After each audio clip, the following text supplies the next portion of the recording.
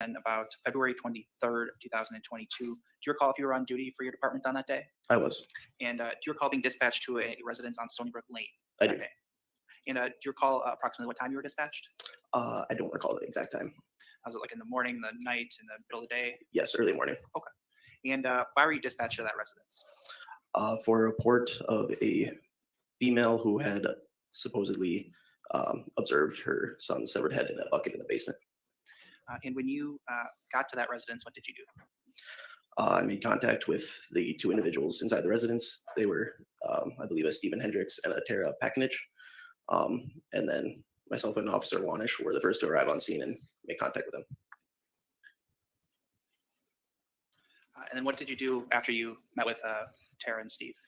I asked them what had occurred, to which Tara began to tell me her side of the story. While she was telling me her story, Officer Wanish had gone into the basement to look into this bucket that she had found. And that's when he told me that he did find a severed head in the bucket. Did you then go down to the basement as well? I did. And what did you observe when you got to the basement?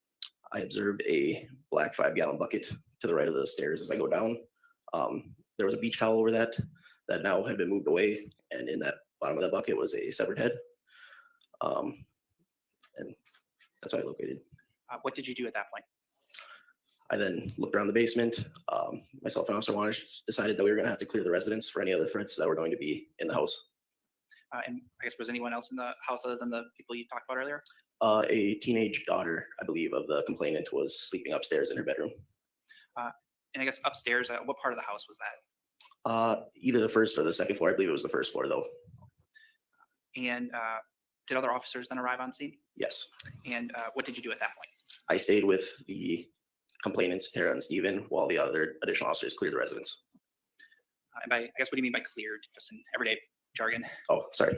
So they would make sure the residents didn't have any other threats, like anybody else that was not supposed to be in the residence were not there. And I just stayed with Tara and Stephen to make sure that they were safe while this residence was being checked. Were they, by they I mean Tara and Steve, were they transported away from the house? Yes, by additional officers that had arrived on scene. What did you do at that point? Well, after they were transported, Yes. I just stood by on scene with Officer Wanish and Sergeant Brester until detectives and more officers could arrive to relieve us. And did you assist Officer Wanish with crime scene tape around the area? Yes, at the front of the residence before we had left. And I guess generally were you sort of monitoring if people were coming and going in the house? Yes, made sure nobody else had entered the crime scene. The people who had entered the house, were they all members or affiliates of law enforcement? Yes. Thank you, Officer. I have nothing further. Cross-examination, Mr. Brill. Thank you. Officer Plonky, a couple questions for you. So on Wednesday, February 23rd of 2022, you were working in full uniform patrol, correct? Correct. Was this zone 4E2? That was my call sign. Okay. Were you dispatched over to 829 Stony Brook Lane in Green Bay? Correct.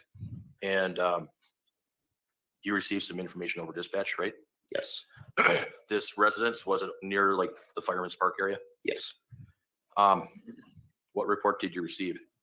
That it was the boyfriend, Stephen, who called, but his girlfriend had woken him up, stating that she had gone into the basement and found her son's severed head in a bucket. So you went over there to that residence, correct? Correct. By yourself in a fully marked squad? I went over there in my own squad, but Officer Wanish came at the same time as I did. Okay. And so then you parked on the street? Yes. And the two of you officers walked up?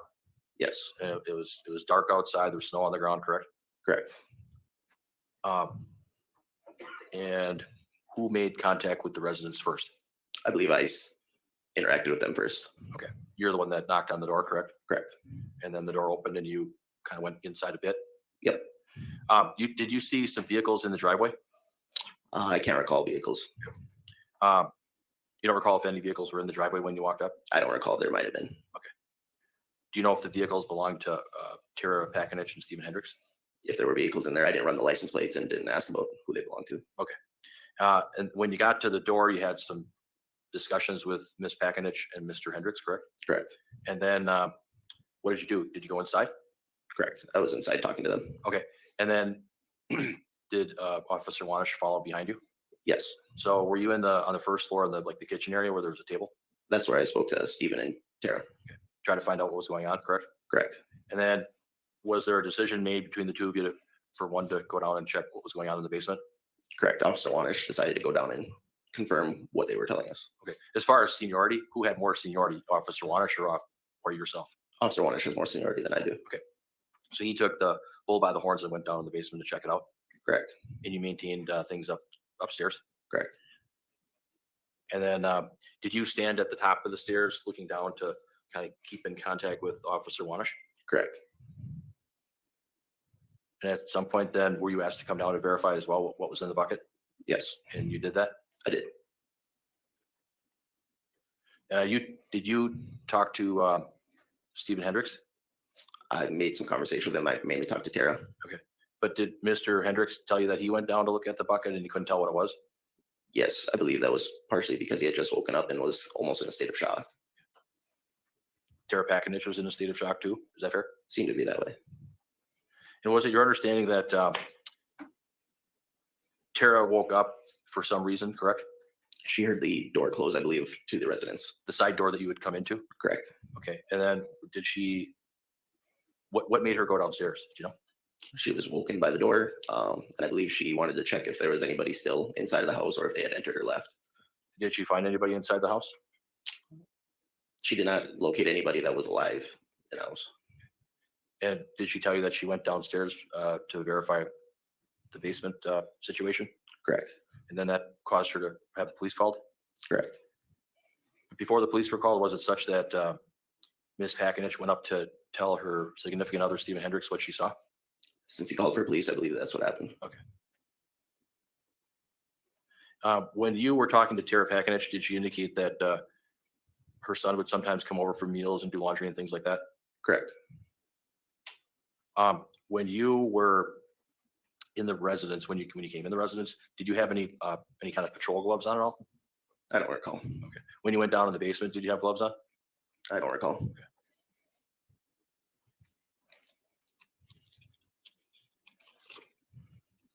After, I'll strike that. Is it fair to say when you went down the stairs into the basement, you looked inside the bucket several times? Yes. Did you have a flashlight as well? I always had my flashlight on duty. Did you use the flashlight? I most likely did, yeah. And then you looked around in the basement, correct? I glanced around the basement, yes. You didn't see anybody down there, correct? Nobody else down there, no. Then at some point you went back up the stairs, is that fair? Correct.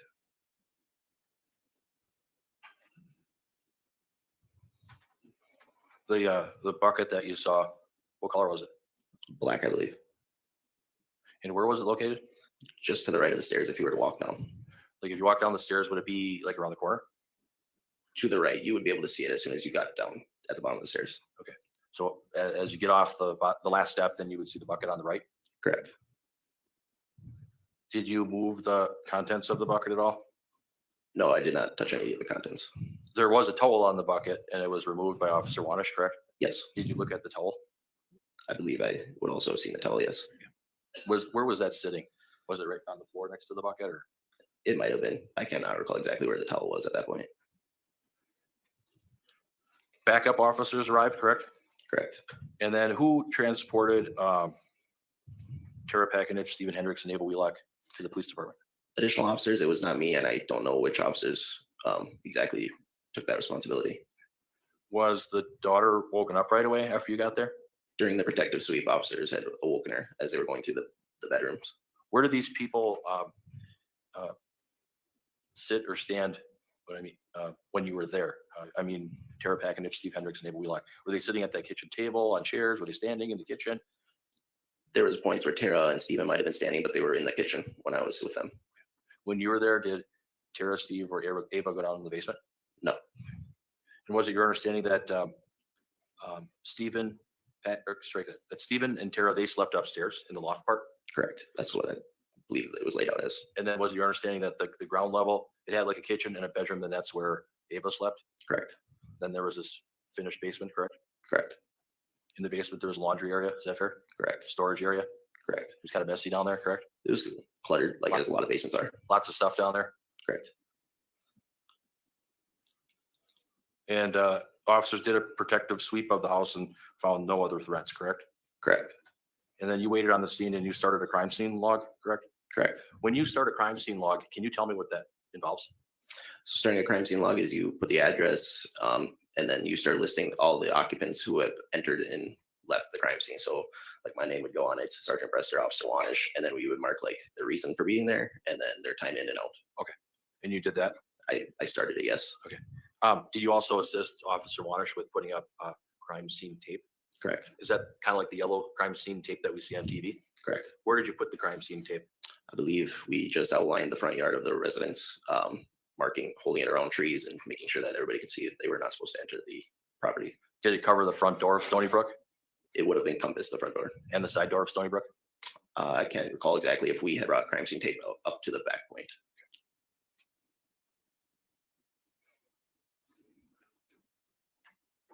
Okay, nothing further. Thank you.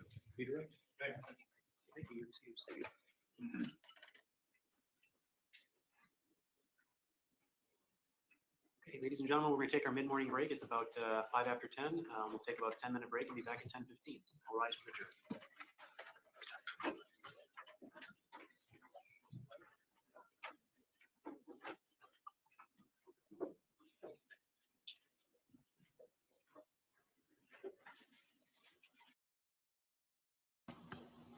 Okay, how sick is this case, you guys? And that is a little tiny courtroom. All right. Let me see something here. I don't know if people know about this case. I've talked about the case. I'm sure everybody's heard about it now because Law and Crime Covenant and other people.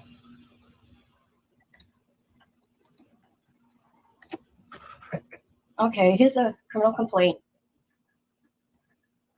Let's see all her charges. First degree intentional homicide, mutilating a corpse, third degree essay, probable cause. This is the sickest case ever. Okay. This happened February 23rd, 2022 in Green Bay, Wisconsin. And it was with her boyfriend. And they're saying this was intent to kill. She could baseline. Okay, it says here she's a repeater. Oh, she's been convicted before in the past of battery and threats to a judge. Oh my gosh. Prosecutor or law enforcement of Brown County case 20 CF 998, which convictions remain of record and unrevised. And she could face 6 years for that. Okay, this is what she did. She dismembered this corpse to conceal her crime. Okay. She could face 12 years to that. $25,000 fine. So she's a repeater. Oh, they talk about the same court case. Now, this is sick. And she did. Okay, what is she facing here? 10 years. Okay, we're hearing from all the cops. I wonder if that's the officer they were on. All right. So they arrived at Alex's home at 3:25 a.m. Found the severed head belonging to him in the bucket in the basement, like we just heard. He observed plastic bucket on the floor, shower bleach towel over the bucket. When he looked at the towel, he seen the severed head. When he looked around the room, appeared to be dried blood on a nearby mattress.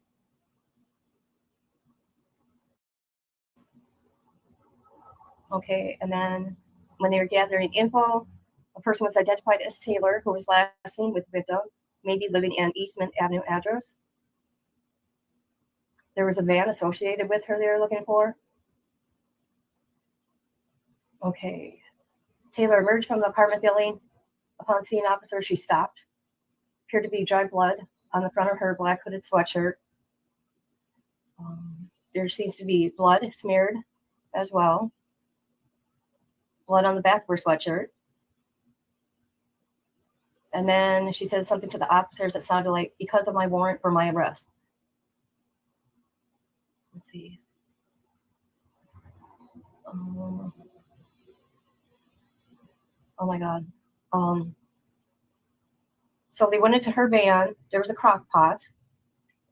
There was human remains also found in the found underneath a laundry basket, including legs. Let's see. They obtained a search warrant to look for more evidence where the victim was located. They found a human head severed from the neck, a bucket in the basement near the stairs. It was identified as Alex. There's visible evidence of strangulation. There's no organs, along with fluid and 2 knives that were found in the basement and bags, including plastic shopping bags with 3 knives, a bread knife consistent with kitchen knives, a tote with an upper torso was located. Can you imagine that, you guys? This family. Oh my gosh, that mother. Well, and the dad too, whoever, anybody, even the cops. And okay, they located a storage tote. An upper torso was located. It had numerous rigid cuts at the site where the head was removed, consistent with a separated head. They found a tote with a carving knife, consistent with a kitchen knife, and several internal organs. This is like Jeffrey Dahmer crap, you guys. Wisconsin has another Jeffrey Dahmer. Hold on a minute. I want to see something. Okay, never mind. Okay. Where was I? Sorry, I'm trying to read. I know, right? Mississippi. There's an unsheet top bed mattress that appeared to be site of previously cleaned up of blood, concrete surface that had portion of the bed, or blood. They're talking about blood here. Evidence of drug use. Top of the entertainment center, they found glass pipe, gem bag containing light powdered material. They found in the stand-up shower located in an unfinished portion of the basement. Numerous blood drops on the concrete floor. Shower had been partially wiped away. And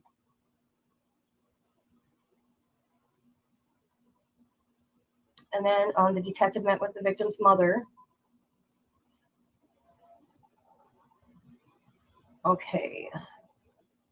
Victim's mother came to pick up victim. Okay, who's TP? Oh, that must be the mom, huh?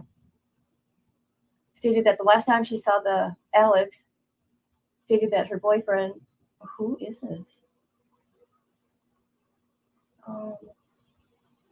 Okay, this don't make sense as I'm reading this. Okay. Boyfriend told her that sometime Monday night into Tuesday, the victim and Taylor returned to the home, went into the basement.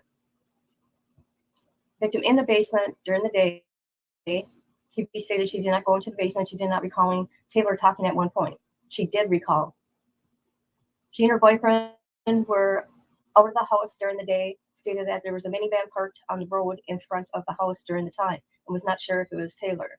Stated that sometime between 2:30 and 3 a.m. in the morning, she was awoken by the storm door being slammed. Then she heard a vehicle and she assumed it was Taylor. Stated that she got out of bed, saw the light in the basement, and was still on. So she went to see if Alex was still there because she thought Taylor had left. She went into the basement, didn't see anybody. So she started to walk back up the stairs and she noticed a bucket next to the stairs. She removed a blanket, and over the bucket was her son's head. Let's see. So they brought Taylor to the police car. She had a large amount of blood on her clothing. She had a cut on her thumb, scratches on her arms, self-inflicted. That's what Taylor said. And a red substance stain somewhere. He advised her of her rights. And then she said, that is pretty fucked up. Detective asked Taylor if she knew the victim. She said she did. She said she lives at Eastern Avenue, and the van located there was her roommates. Taylor stated, is he still in the basement? And the officer asked her to tell what happened. First comment to the detective was, this is a good question, because she blacked out during the time. Okay. And then the cop asked her if just her and the victim in the basement. She said that it was, and nobody else come down.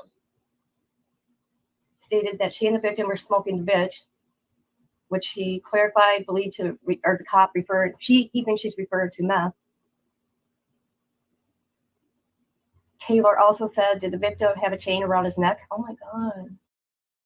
They were going to have sexual intercourse. Strangulation was part of the sex act. And during the act, she said she strangled him because that's what he likes. Okay, I'm looking down here. We will see if I'm able to see in here. Okay, I figured since your phone's working, so I thought, okay, I'll go live. Then she made a statement saying that damn head, I still cannot believe I left the head though. Oh my God. Detective asked her where the rest of the body was, and she stated it was in the basement.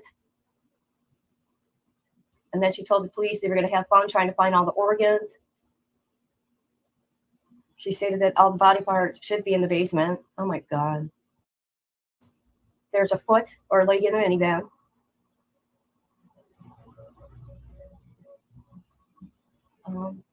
Then she said she obtained the knives from the kitchen. She said she used whatever bag she could find to put body parts in. At one point, she got paranoid and lazy and thought if it was the dope making her paranoid.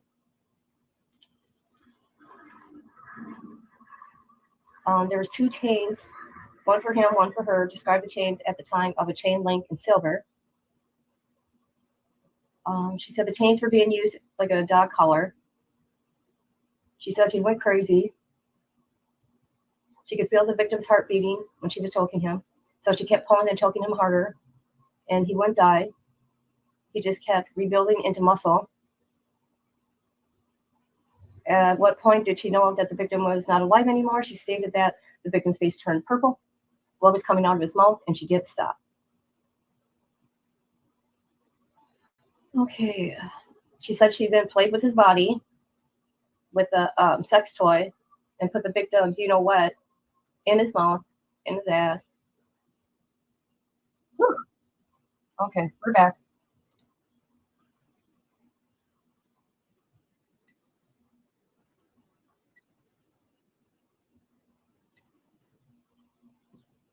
The truth and the truth and nothing but the truth in the matter now before the court shall help you God. Please have a seat and state your name for the record. Kurt Rester, BRESTER. Okay, the witness is yours, Mr. Saunders. Can you tell us how you're employed? I'm a patrol sergeant with the City of Green Bay Police Department. How long have you been employed in law enforcement? Approximately 15 years. Is the entirety of that time with the Green Bay Police It Department? is not. And how long have you been with Green Bay? 11 years. You mentioned you're currently a sergeant, is that right? Yes. And I guess what are some of your duties as a sergeant as opposed to a patrol officer? There's a wide range of responsibilities for sergeant, from administrative and scheduling work to managing larger scale calls. In some respects, do you act as sort of like a supervisor for a shift? Correct. Yes.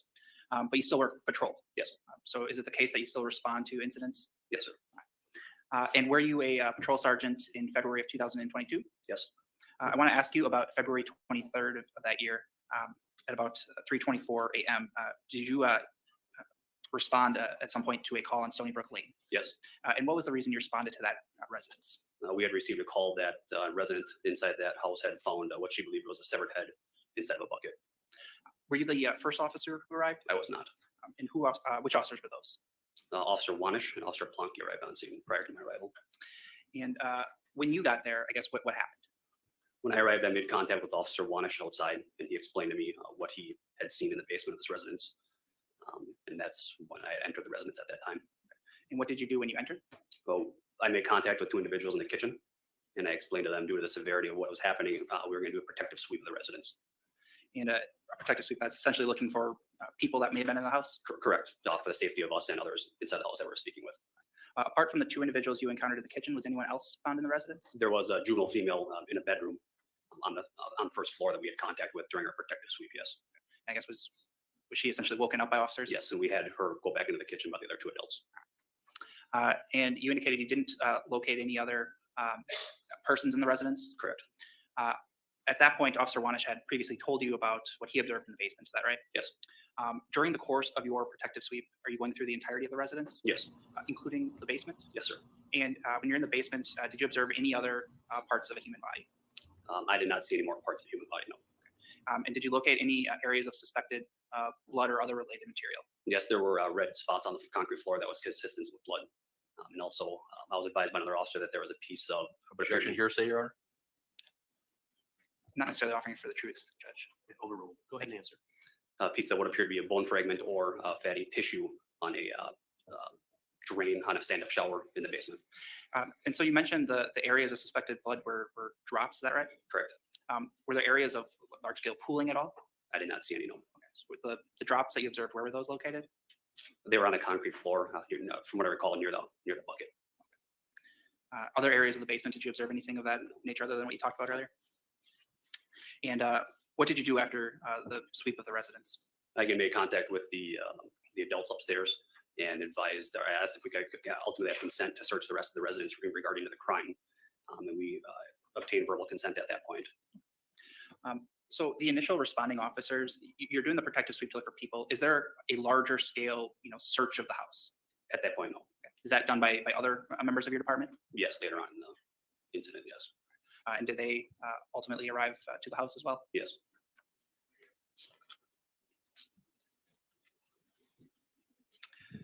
Thank you, Sergeant. I have nothing further. Cross-examination. Sergeant Brester, morning. You were on uniform patrol on February 23rd of 2022. Yes, sir. What was your shift? I was a night shift sergeant at the time, so I started at 10 p.m. and worked until 6:30 a.m. And you were on patrol in a different area in the Adams district, correct? Yes, I was on a other call at the time. And were you asked to come over to 829 Stony Brook Lane? Yes, sir. Who asked you to come over there? Officer Wanish. And was it regarding a suspicious situation over there on Stony Brook? Yes. Did you hear something from dispatch? Did they give you any details as to why you were supposed to go over there? Yes, while I was on the initial call I was on, I did hear the Stony Brook call being dispatched out, and I did hear the nature of the call at that time, yes. So then you left the Adams district, went over to Stony Brook, and where did you park? From what I remember, I parked down the street, not far from the actual address of the incident. And you walked up on the sidewalk? Was the sidewalk into the driveway, correct? Okay.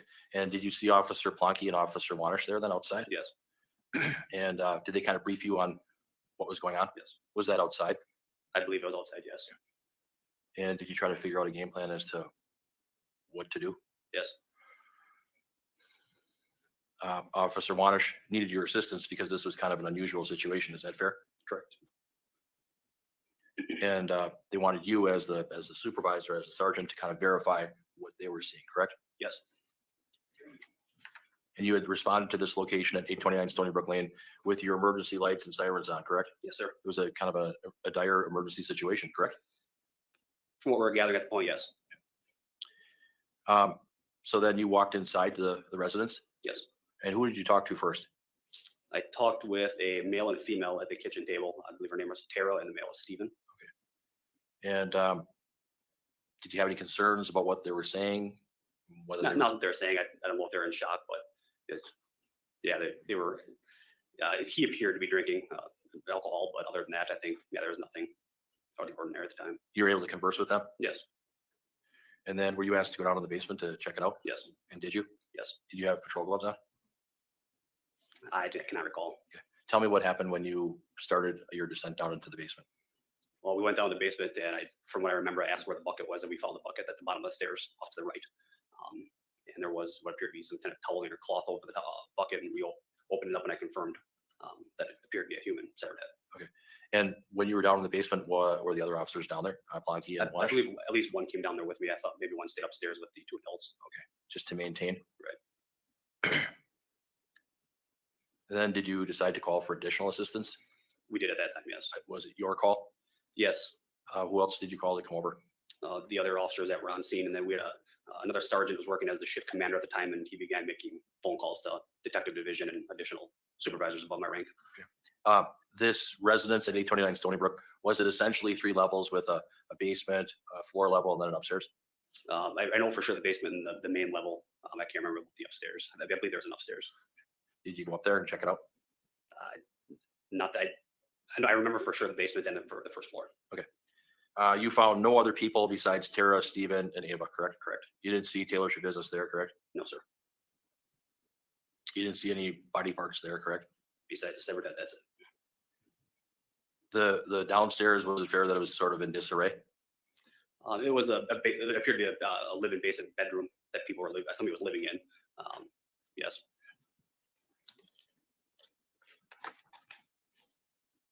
How long did it take before Mr. Hendricks, Miss Pakinich, and Miss Wheelock were, taken out of the home and brought down to the police department?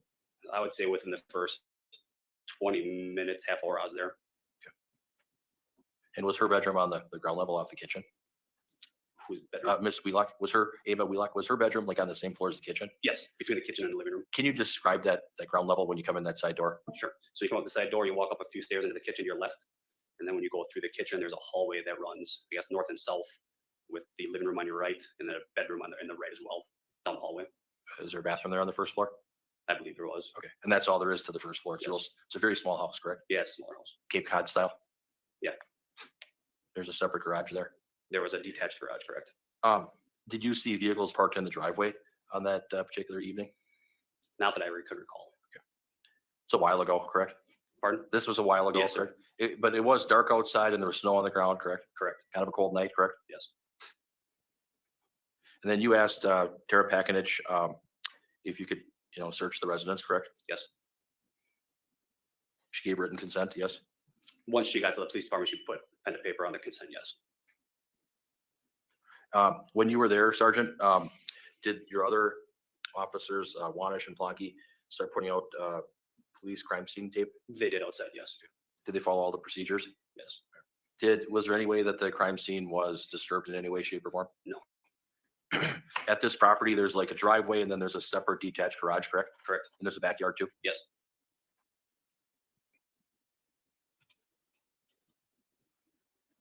Did you ask Tara Pakinich if she had moved the bucket at all? Not that I could recall. Did you ask Stephen Hendricks if he moved the bucket at all? No. Was it your understanding that Ava Wheelock did not even go downstairs? Correct.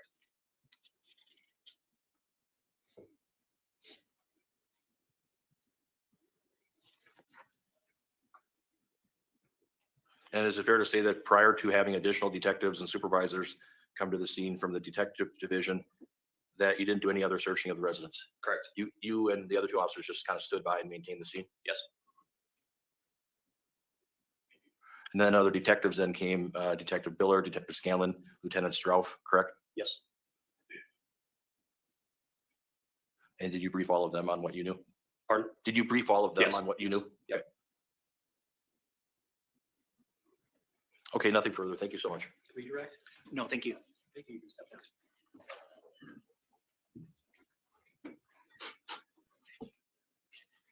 Your next witness, Mr. Saunders. The state calls Stephen Hendricks.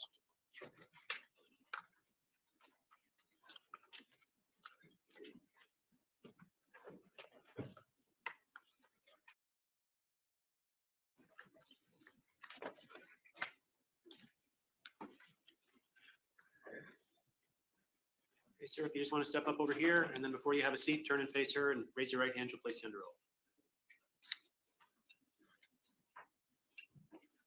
Do you solemnly swear to tell the truth, the whole truth, and nothing but the truth in the matter now before the court, so help you God? Please have a seat and state your name for the record. My name is Stephen Hendricks. And then, sir, if you can move up a little closer to the microphone so we can hear Stephen you. Hendricks. All right, and with that, Mr. Saunders, the witness is yours. All right. Is it okay if I refer to you as Steve? Yes, Okay. Steve, how old are you? 50, And where do you live? Green Bay. And do you still live on Stony Brook Lane? Yes, And that's in Green Bay. What area of Green Bay is that? West Side. How long have you lived at Stony Brook Lane? Almost 3 years. And who do you live there with? Tara And what's Tara's last name? Packney. And are you in a relationship with Tara? Yes, And how long has that been? almost 3 years. And that's, I guess, why you live at that house now? Yeah, Does anyone else live at that house? part-time Ava, And her who's, daughter, who's Ava? Tara's daughter.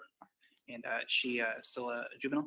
Yes, Did Tara have any other children who on occasion would be at the house? yes, And who is that? Shad.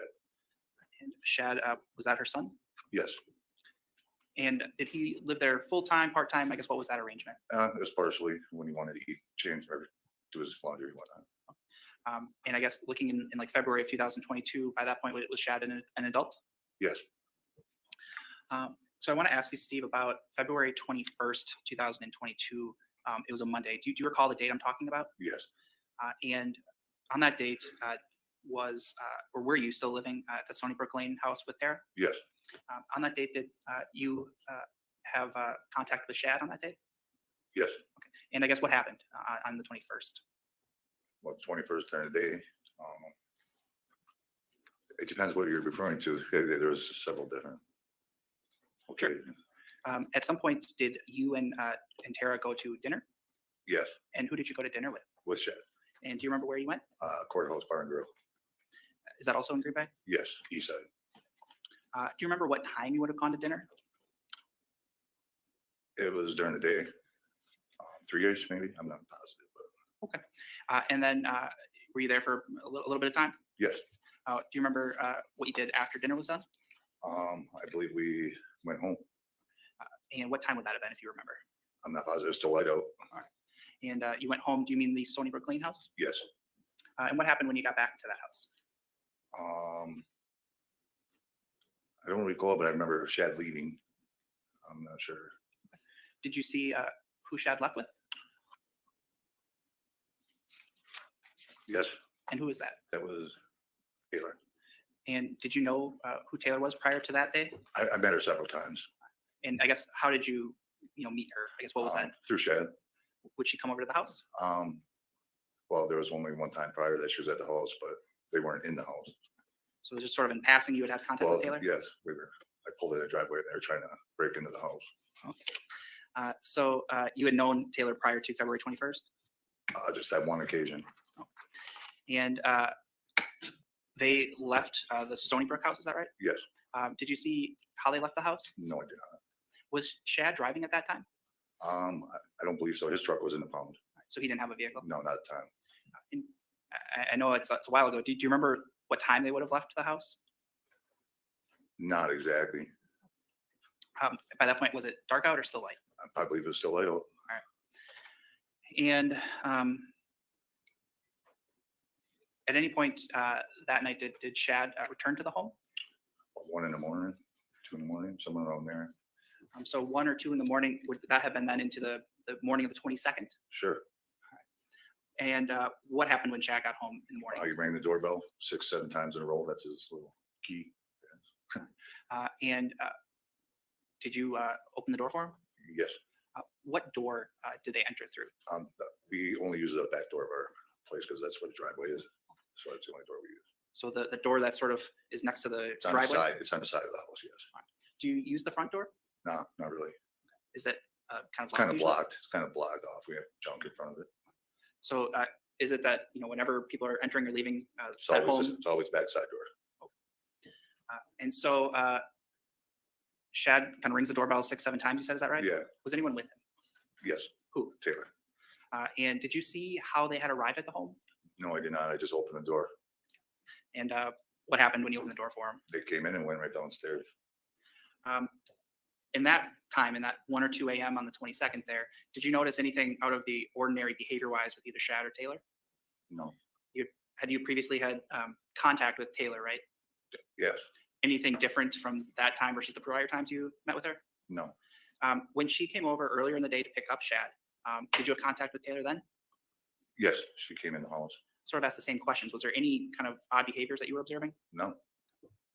So then when Taylor and Shad then go into the basement, how do you get to the basement from that door, that storm door? Straight down the steps. So it's Right by the door. The door continues to go down. If you take a left right at the top, you'll go into the kitchen. But if you go straight down, it goes to the basement.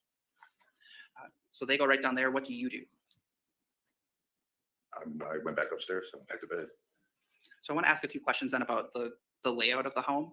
Okay. So the area that you're talking about, the door, is that on the main level? Yes. Are there any bedrooms on that level of the home? Yes. And who is using those bedrooms? One of them is just a empty room, an empty bed that Chet keeps his stuff in, and then Ava's room. That's on the main level. Your room and Tara's room, I should ask first, do you share a room? Yes, it's And on the where's- second floor. Okay, that's on the second floor. Are Yes. there any other rooms on the second floor of the home? No, it's just a long hall, closet space, and then a bedroom.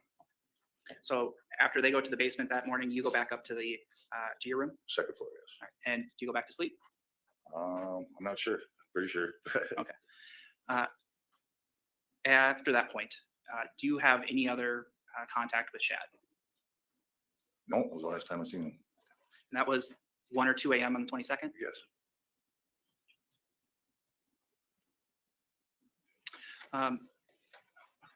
What about Taylor? Had you had any contact with Taylor after that point? At one point, I was in the kitchen and she had come upstairs and I borrowed her a pair of reading glasses. Do you remember when that was? It was about 9:30 a.m. Is it the same day that you're talking about? Yes, Would that be the 22nd? be the 22nd, yes. So you're in the kitchen about 9:30 in the morning and Taylor comes in the kitchen? Yeah. And I guess the kitchen, is that right off of those stairs? It's right off the stairs, yes. And I guess what happens when Taylor comes in the kitchen there? Nothing. She did asked if I had a pair of glasses. I had a pair. I wear readers and I buy them by the case because I lose everything. And then I guess, did she take those glasses? Yeah. Okay, I guess were they like, what kind of glasses were they? They're just black glasses, black frame readers. They're just cheaters. But like a black, is it like a thicker frame, No, not really. but just like more than a wire frame? Yeah, it's just black plastic, but they're not like super thick. And during that time, you had contact with Taylor there. Did you notice anything out of the ordinary? No, Any sort of odd behaviors or anything like that? not that I was wearing. So then the rest of that day, the 22nd there, what are you doing throughout that day? Arguing with Tara. So you had a little bit of an argument throughout the day? Yeah, a little bit. Okay. Did you leave the home at any point? Yes, I did. And I guess at any point during that day, do you go into the basement? No, And you left the residence. How long after that 9:30 a.m. time do you think you left the home? it wasn't far after that. About 40 minutes after that, maybe. And then how long were you gone for? About 6 hours. So you got back to the home sometime in the late afternoon? Oh, yeah. That's it. And when you got home, I guess, what is that evening like? I really couldn't say. I was out drinking and I came home and passed out. Anything, out of the ordinary that you remember seeing? No, Still aren't going to the basement at any point? no. I then want to ask about the following, I guess, morning time. Do you remember anything happening of note in that early morning of the 23rd?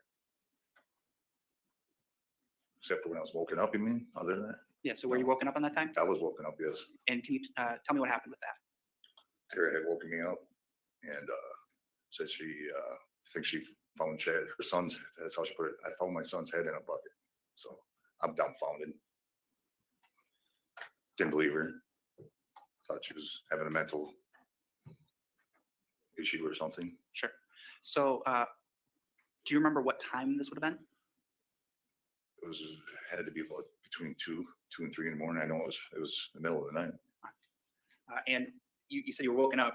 Were you sleeping in that room up in the second floor? Yes, And Tara had woken you up? yes, after she heard her door slam. Is that something you heard, or that's information Tara's I telling you? don't recall if I heard it, but I know that I woke up a little bit when she got up.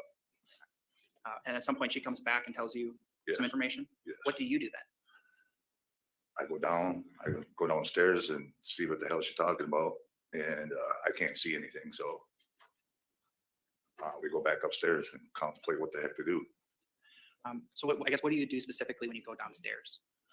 I went to the basement and observed a bucket that she said, but I don't know. My mind blocked it out. But all I seen was like hair, like an animal, or something. I didn't know what the heck. The bucket that you remember seeing, is that typically located right next to the stairs there? No, it just happened to be there that day. So after you see that stuff in the basement, contemplate what to do, I think you Yeah, said? we go back up to the second floor bedroom, and I called the police station, and it took me a while to get through. I didn't call 911 because I wasn't sure what was going on yet at this point. If, it's a ways away, but if you can remember, from when you kind of remember getting woke up when Tara got up to the Yeah. time you call the police, are you able to approximate how long a time we're talking about? Within 30 minutes, I can't really say exactly, but it was within 30 minutes. She woke me up, went downstairs, went back upstairs, and then it took me about 10 minutes to get through because I didn't call 911. I called the police department. You got through to a dispatcher at some point? Yes.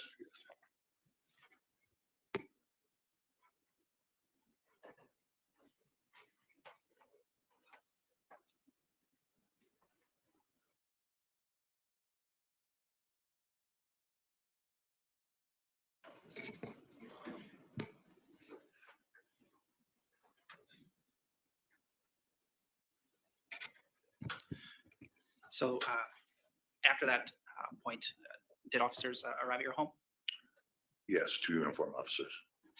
Did you speak with them about sort of what you observed? Yeah. And, And did you go down to the police department then and speak further with officers? well, they had us put our phones on the table and then waited for, I think, to escort us to the Green Bay Police Department at that time. Thank you, Steve. Nothing further, Your Honor. Cross-examination, Mr. Freilich. Mr. Hendricks, good morning. Morning. Shad Therian is the son of your girlfriend, Tara Pakinich, correct? Yes, He's not your son, right? right. And he wasn't living at the 829 Stony Brook Lane property in February of 2022, was he? No. He lived with his father, Michael Therian, correct? Correct. He would come over to the residence on Stony Brook to eat, take a shower, do laundry, things like that, Sure. and to come and visit you and Tara, his mom. Well, more Tara. But you knew him, right? Yes, You had only met Taylor Schabusiness one time before, prior to that, yes, and that was a brief meeting, is that correct? yes, And sir, was it your understanding that Taylor Schabusiness went to high school and maybe middle school with Shad Therian, that was my understanding. and that they went to high school at Bayport together, correct? I understood that. The last time you saw Shad Therian was when? About 2 o'clock in the morning on Monday night, going into Tuesday, February 21st of 2022? 22nd, it was one of them. Okay. On that Monday? I believe so. Monday, And Monday. was it, sir, was it your testimony that you went to the courthouse bar and grill in Green Bay with your girlfriend Tara Pakinich and then with Shad Therian? Yes, You had some dinner there, correct? yes, appetizers, Some drinks? Yep. And then you came back home to Stony Brook? yes, And then at some point, did Shad leave the residence then? Do yes, you know what time? not exactly, And- still light out, Okay. Was it your understanding that Shad was picked up by someone? yes, Who was that? Tara, So she picked him up and they left together? yes, Was anybody else with him? not that I know, no, And then you didn't see him again not until late that night. on February 22nd of Yeah, 2022? I think that's what it would be, 22nd by then, because it was after midnight. Yeah. Okay. So you heard some pounding on the side door? No, I heard the doorbell ring 6 times. Okay. That's kind of his clue to be let in, correct? Yeah, it was key. So then you came down, you opened the door? Yes, And is it your testimony that Taylor Schabusiness and Shad Therian then went right down the basement? yes, And you were tired, so you went back upstairs to bed, right? I went upstairs, yes.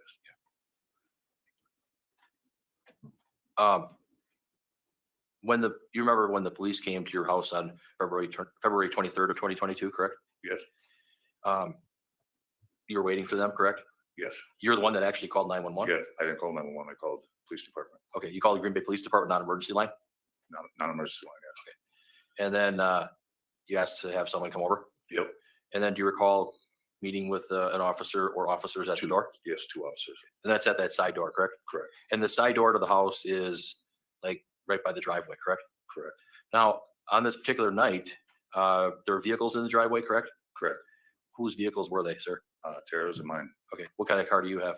I have a Forester, Okay, and Tara? she has a Volkswagen, Okay, and they were parked like off the side door in the driveway? yes, in the driveway, yes. Any other vehicles in the driveway? No, not that I'm aware of, And then you talked to the officers, correct? yes, And you told them what you knew, or is that correct?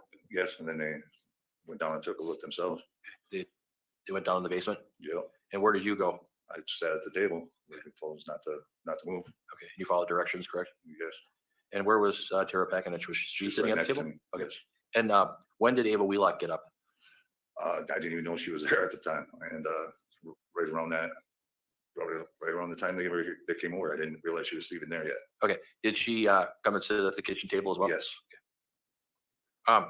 Do you have issues with your vision? a little bit, If you don't have glasses on, do you have a hard time seeing? yes, Okay, glasses help, right? yeah, for reading, yes. Okay, sure. If you don't have the glasses on, is it difficult to see real far? No. Okay. Can you see, are you nearsighted or farsighted? I'm just getting old,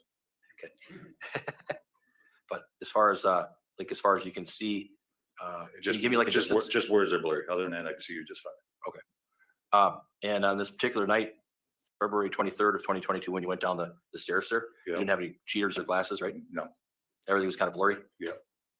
And you thought that maybe Tara Pakinich was seeing things, is that correct? having mental issues. I don't know if she was hallucinating or anything like that. It's just, I got woke up out of dead sleep and I'm tripping out now. You were pretty stressed out there? Well, yeah. She wakes me up crying, telling me she found her son's head in a bucket. Yeah, a little disturbing. When you were, when she was trying to wake you up, were you in a dead sleep? Not really. I mean, I was sleeping, but I was aware that I needed to get up. And is it your testimony that when you looked in the bucket, you couldn't tell what it was, correct? Correct. And after you and Tara Pakinich talked, did you talk in the kitchen? You know, after you went to the basement, you came back up and did you talk No, with her in the kitchen? we went back up to the bedroom. That's where my phone was. Oh, okay. And then you kind of contemplated on what to do. Yeah. You didn't know if you should call 911 or I not? didn't know whether to call 911 or I just called the police department because I didn't want them screaming in sirens and all that crap. How long after you made that call did it take for the police officers to get there? It was late at night, probably 10 minutes, not even. Did anybody move the bucket at all? No. Did you move the bucket? Nope.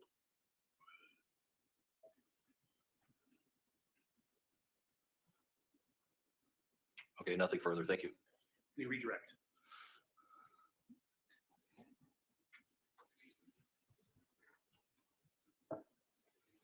No, Your Honor, thank you. Okay, you can step down, sir. Thank you. And I'd ask the witness be excused from any subpoena and sequestration. Your Honor. Any objection? No objection. All right, he's released from the sequestration order. Next witness then? State calls Tara Packen.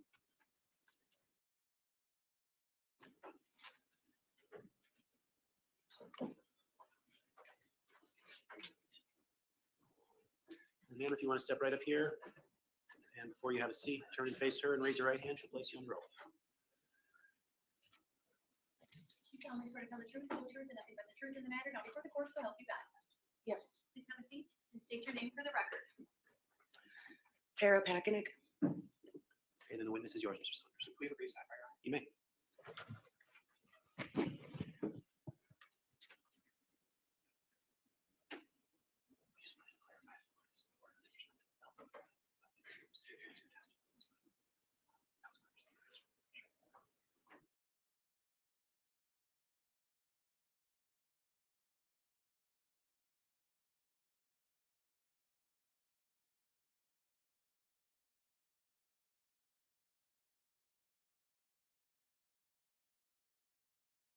So I'm going to have you accompany the bailiff to the jury room, and we'll be back within 5 minutes or so. All rise for the jury.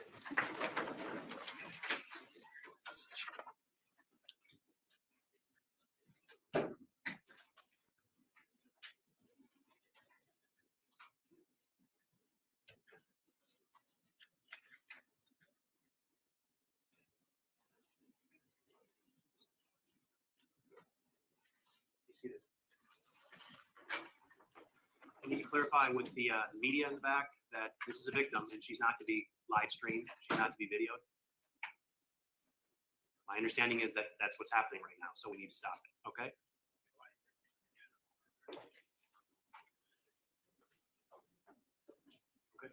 Okay, it's been stopped. We're ready to have it back.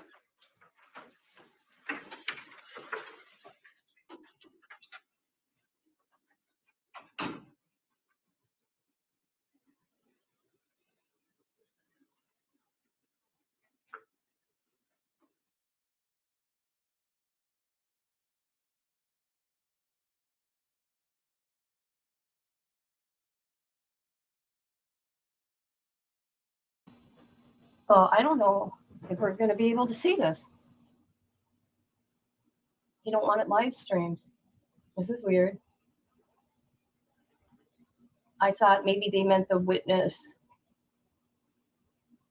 but we could hear the audio. Huh. And sorry about the typos. I'm gonna see if anybody else is not give me a minute.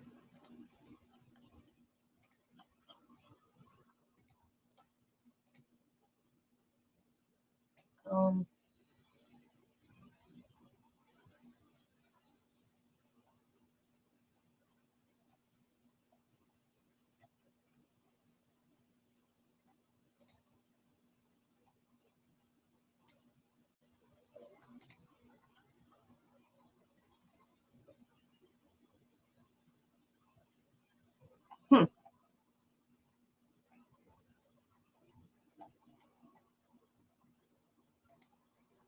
I don't think anybody can.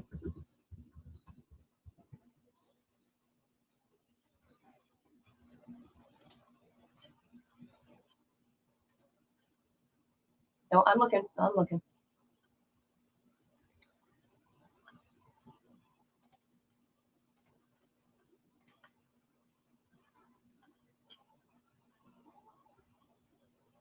Oh, this is weird.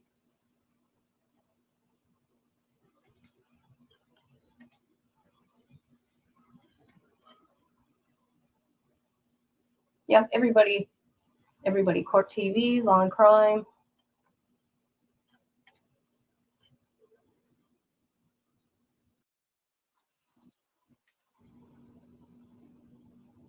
Nothing.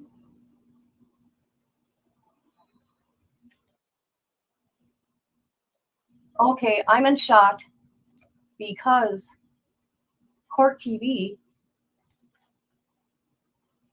is live streaming her testimony.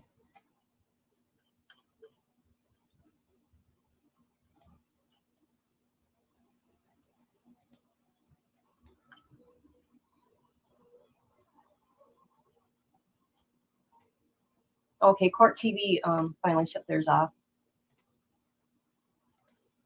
Hi, Journey to Justice. Yeah, I was just seeing if anybody else's was shut off, and court TV still had theirs going, and then they turned it off. Okay, it's live. Yes, they're letting everybody live stream.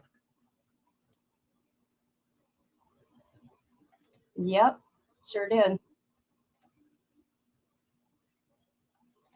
Yeah, that's why he was rolling his eyes. So we don't get to hear this witness. So who knows how long this is going to take. So with that said, I got some things to show you. All right. This is her Facebook. I don't know if anybody has seen her Facebook, but let me show you. Okay, this happened February 23rd, and look at this post. Okay. On January 13th, 2022, went off and told an addict, "I'll never stop buying you dope so I could sit back and watch you die."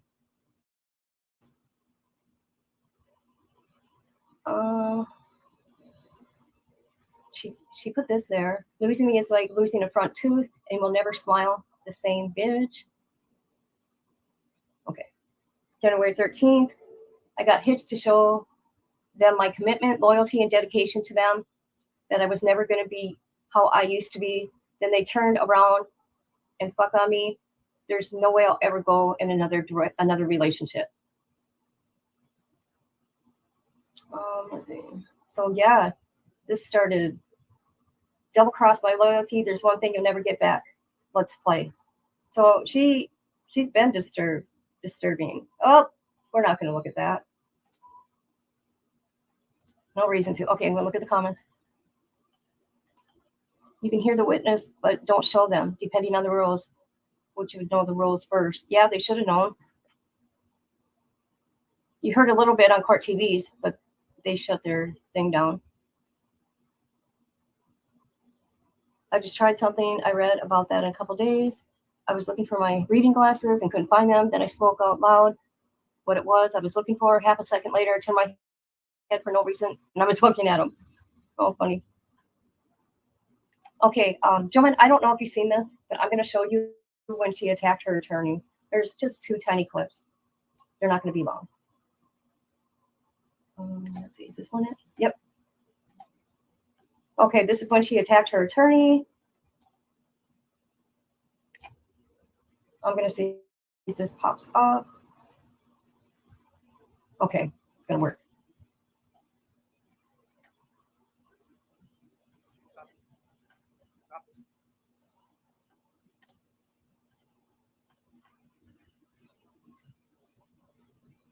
Rachel, call.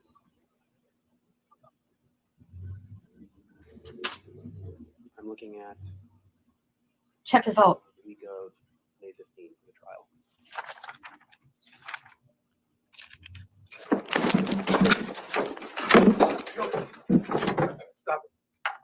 Stop it.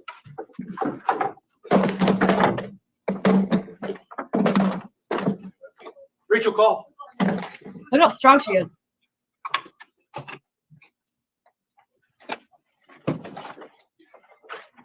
Taylor, relax, Taylor. Good, stop.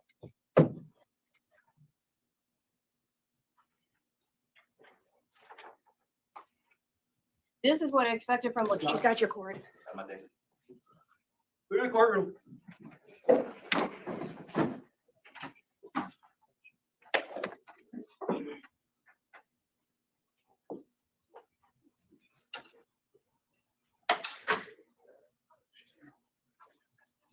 Good, stop. Ma'am, stop. Just stop. Taylor, it's me. Oh, you have to go out, sir. Peter, settle down. Clear the courtroom. Peter, settle down. Calm down, Mina. Calm Go down. out. Peter, settle down. Peter, settle down. Love you. Get your headboards back. Only gonna get her out of here. 205 passports. We'll need you back your ASAP for transport. Get her, get her on the ground. What do you have? I'm on the ground. She must want to, Susan.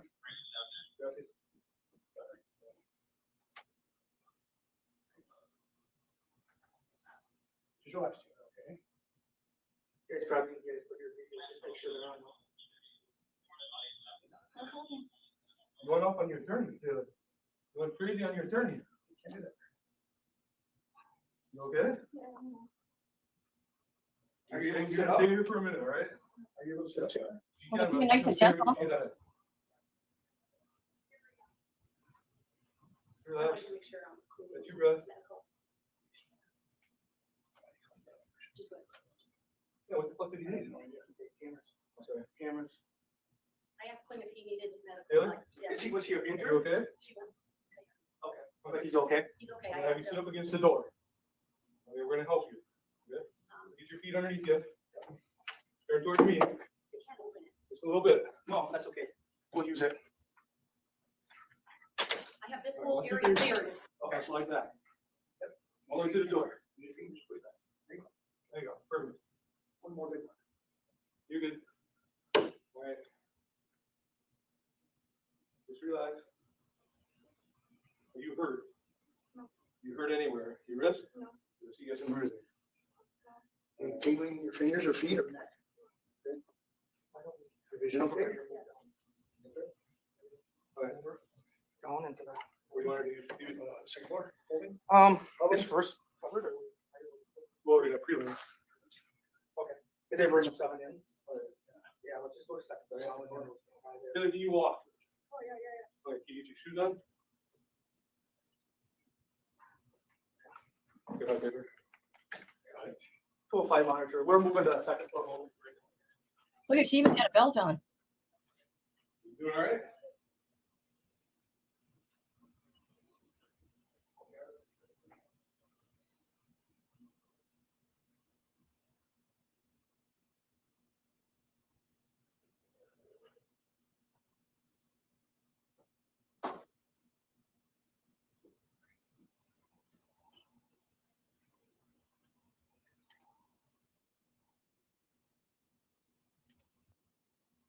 Okay, so I see she was wearing a belt, but don't those belts have chains that go to your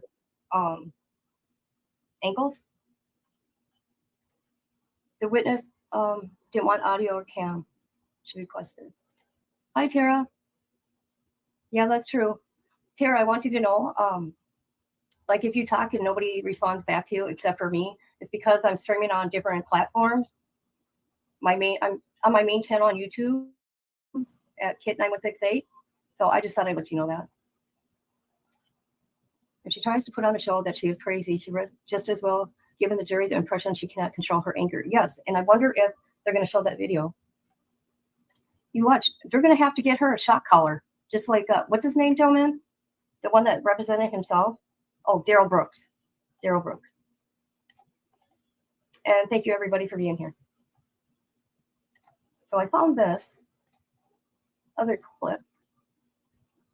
It's a different view. So let's look at that real quick.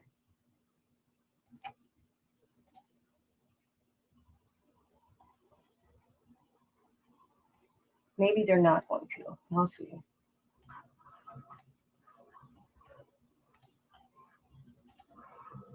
Okay, let's see what they say. In the news tonight, after an attack in a Brown County courtroom, 2 sheriff's deputies will always be in court with a woman accused of killing and dismembering a Green Bay man. Brittany Smith was in court yesterday to witness that attack and brings us new video from a courtroom camera as changes are being made in this case.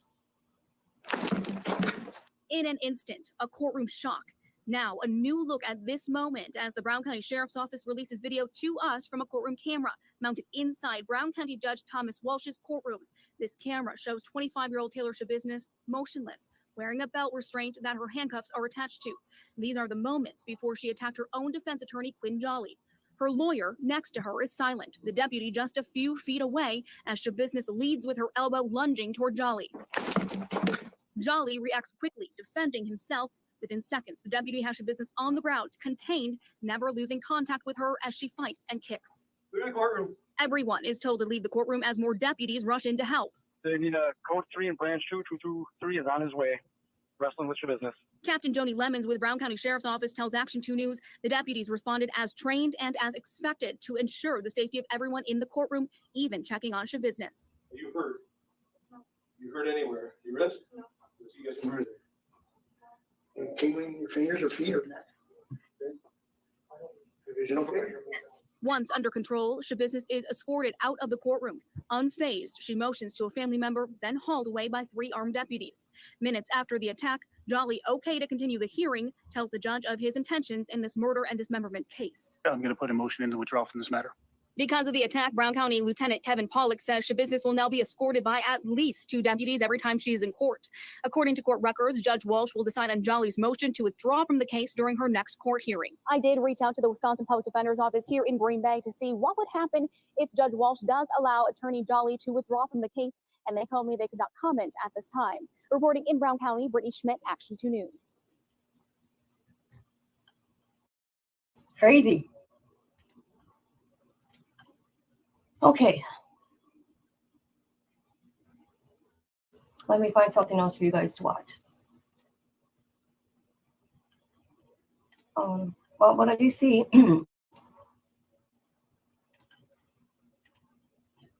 this here says she lives in Sacramento, California. So she's in Green Bay. Maybe she moved to there at a different time. I gotta get that baby off the screen. See if we can find more on her.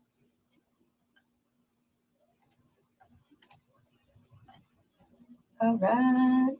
Oh.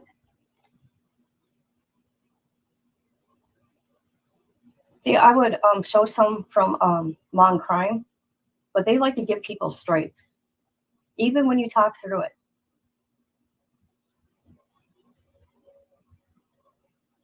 So to me, this is like some Jeffrey Dahmer crap.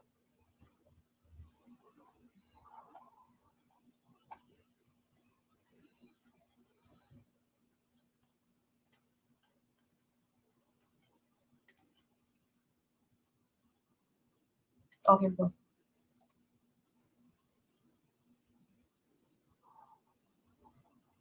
Where's that coming from?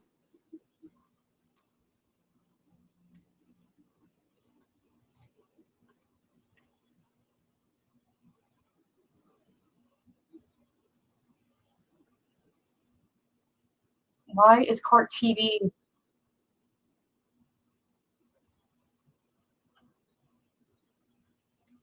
Why is Court TV doing this?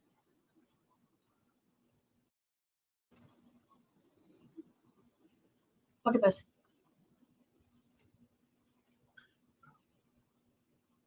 Court TV, turn that off. We went back upstairs Why are they doing that? to the second floor because that's where our phones were plugged in. Jeez. We were You know what? on emergency number. Let me say something about court TV. There's not supposed to be audio of the victim. Now, if you guys remember, the reason why we were unable to watch Lori Ballow's hearings or trials because court TV zoomed in on her and kept the camera on her. Now they're playing the audio from this witness. Wow. Okay, because this here is the Wisconsin channel, and they're not. I can't believe Court TV is doing that.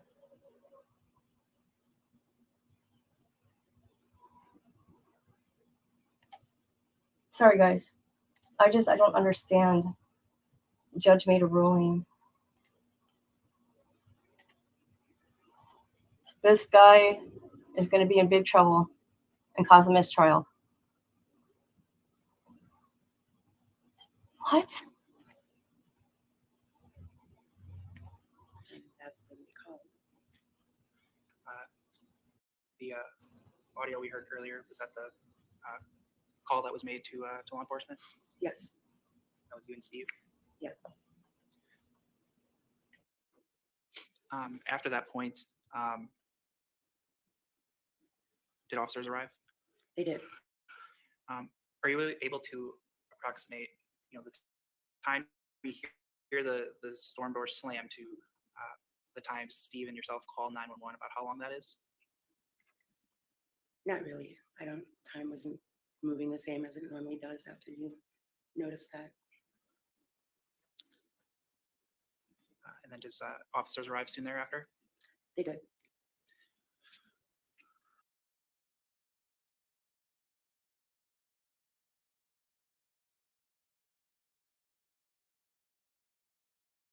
Yes, And then you have a backyard. Is that fair?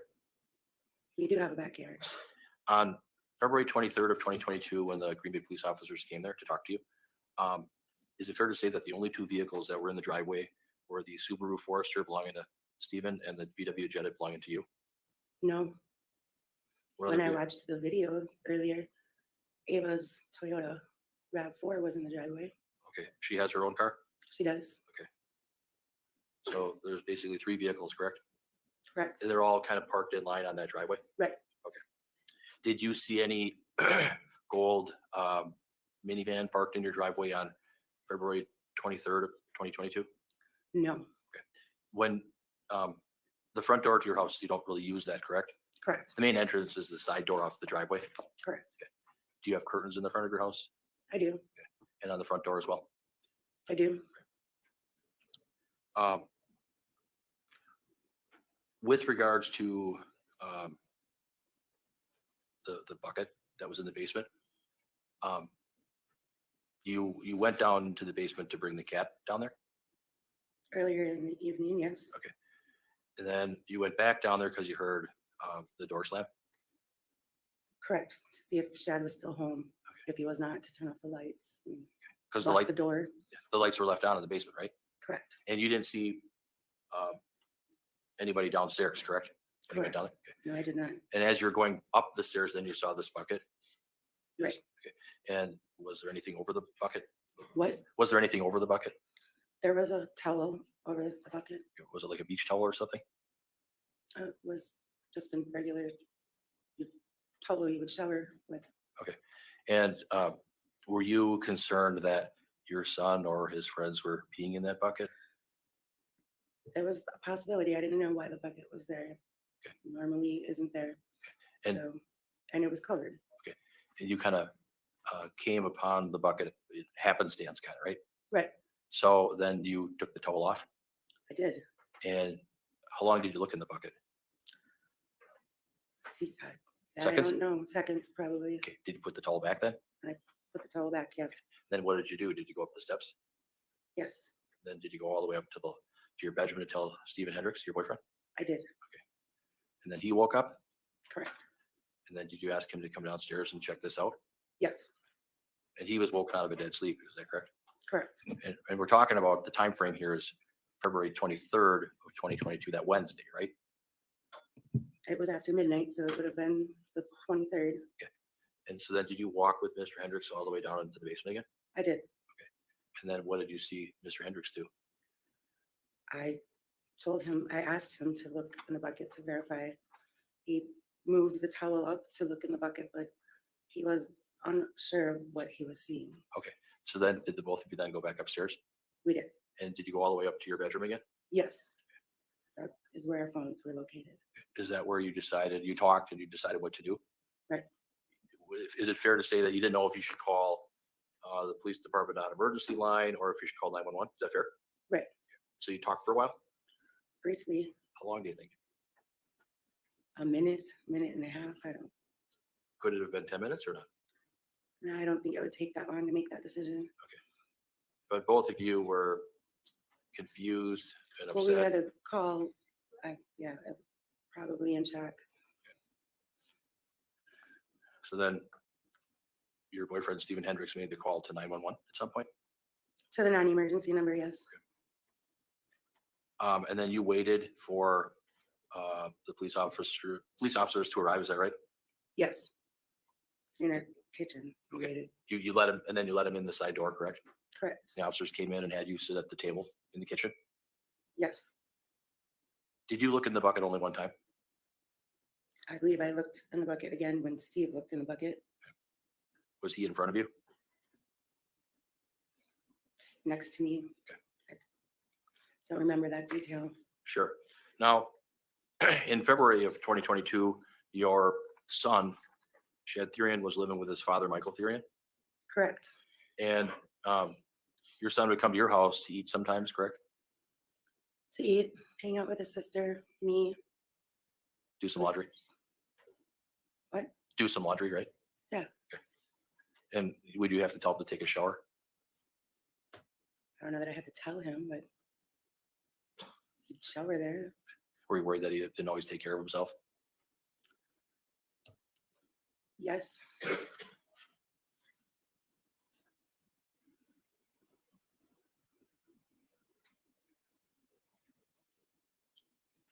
When you heard the storm door slam, excuse me, when you heard the door slam, did you see anybody go outside? No. Did you see anybody drive away? No. Did anybody come upstairs by you and Stephen on February 23rd of 2022? No. Did Ava get up at all and go downstairs or come upstairs by you on February 23rd of 2022? Ava's room is on the main level of the house. Yep. She was woken up after the police were already at the house. She never went into the basement. Okay.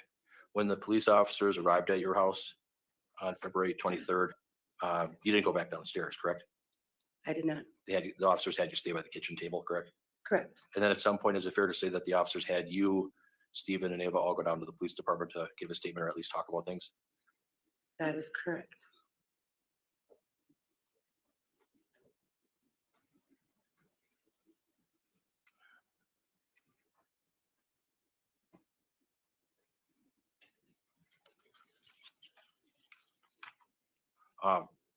In your neighborhood, ma'am, the houses are kind of close together. Is that fair?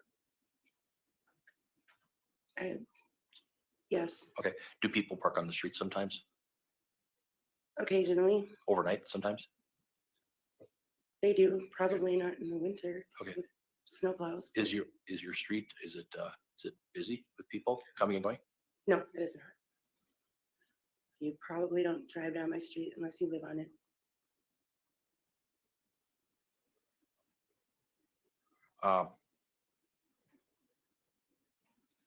On February 22nd of 2022, when you and Stephen had a little bit of an argument, that was on that Tuesday. In the morning, He left and went to a bar. he did. Was he drinking all day? I wasn't with him, Did but he- he was at a bar, so When he came back, had he told you that he had some drinks? he did. Do you know what time he got back? I do not. It was still light out in February. That's got to be 5 o'clock or something. What time did you go to bed on February 22nd, that Tuesday? Do you remember? I do not. What time do you typically go to bed?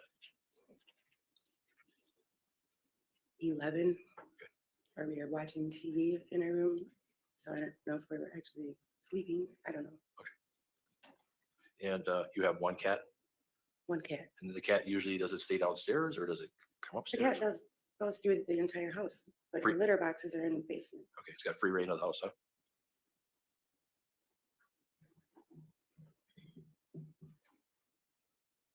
Did you hear any talking on either Tuesday, February 22nd or Wednesday, February 23rd, prior to that storm door, slamming? I did not. If you were upstairs in your bedroom, would it be fair to say that it would be difficult to hear anything going on downstairs or hear conversation downstairs? I would not be able to hear anything in the basement, no. All right, nothing further. Thank you. Can you redirect, Mr. Saunders? No, thank you. Okay, thank you, man. You can step down.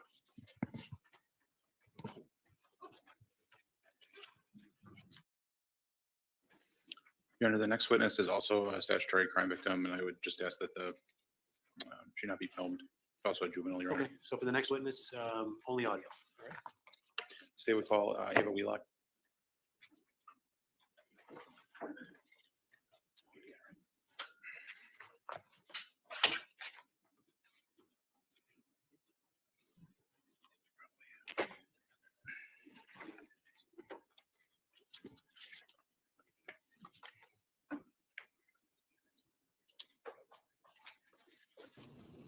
Come on now, shut down the audio. That's what the judge wants.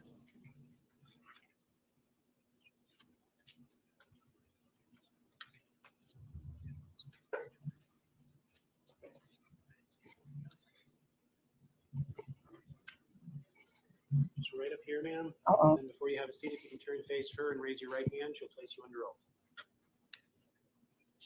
You solemnly swear to tell the truth, the whole truth, and nothing but the truth in the matter now before the court, so help you God.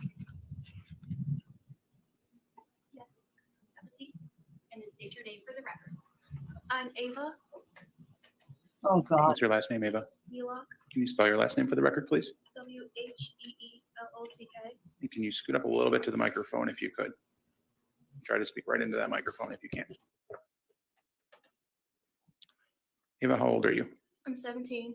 Are you still in school? Yes. And I know it's summertime, but what grade will you be in next year? Senior. And who do you live with, Ava? Both my mom and my dad. Do you split time between the two of them? Yes. And who is your mom? Tara. Where does your mom live? Stony Brook Lane. And I'm going to ask to have you recall February of 2022. Did you have that same living arrangement in February of 2022? Yes. So at that time you were living half time with mom and half time with dad? Yes. And do you have any siblings? Yes, two. And are they older or younger? Both older. You have a brother or sister or both? Brother, sister, yeah. And how about your older sister? How old is she? I believe she's 25. And how about your older brother? 25. And who was your brother? Shad. That's Shad Therian? Yes. Did you have a pretty good relationship with Shad? Very close, yes. Is he a nice guy? Do Yes. you know where Shad was living in February of 2022? I believe with his dad. Would you see Shad occasionally at your mom's house? Yes. What were the nature, or what were the reasons why he would come visit at your mom's house? To hang out with me, to do laundry, and to hang out with us. I'm going to ask you to specifically remember February 22nd of 2022. Do you remember that day? Yes. Started out as a day of celebration, right? Yes. What was going on that day? I was at my dad's traditional wedding. And was that in the general Green Bay area? I don't know. How far away was it from your mom's house? I don't know. At some point on that same date, did you return to your mom's house from the wedding? Yes, at the end of the wedding.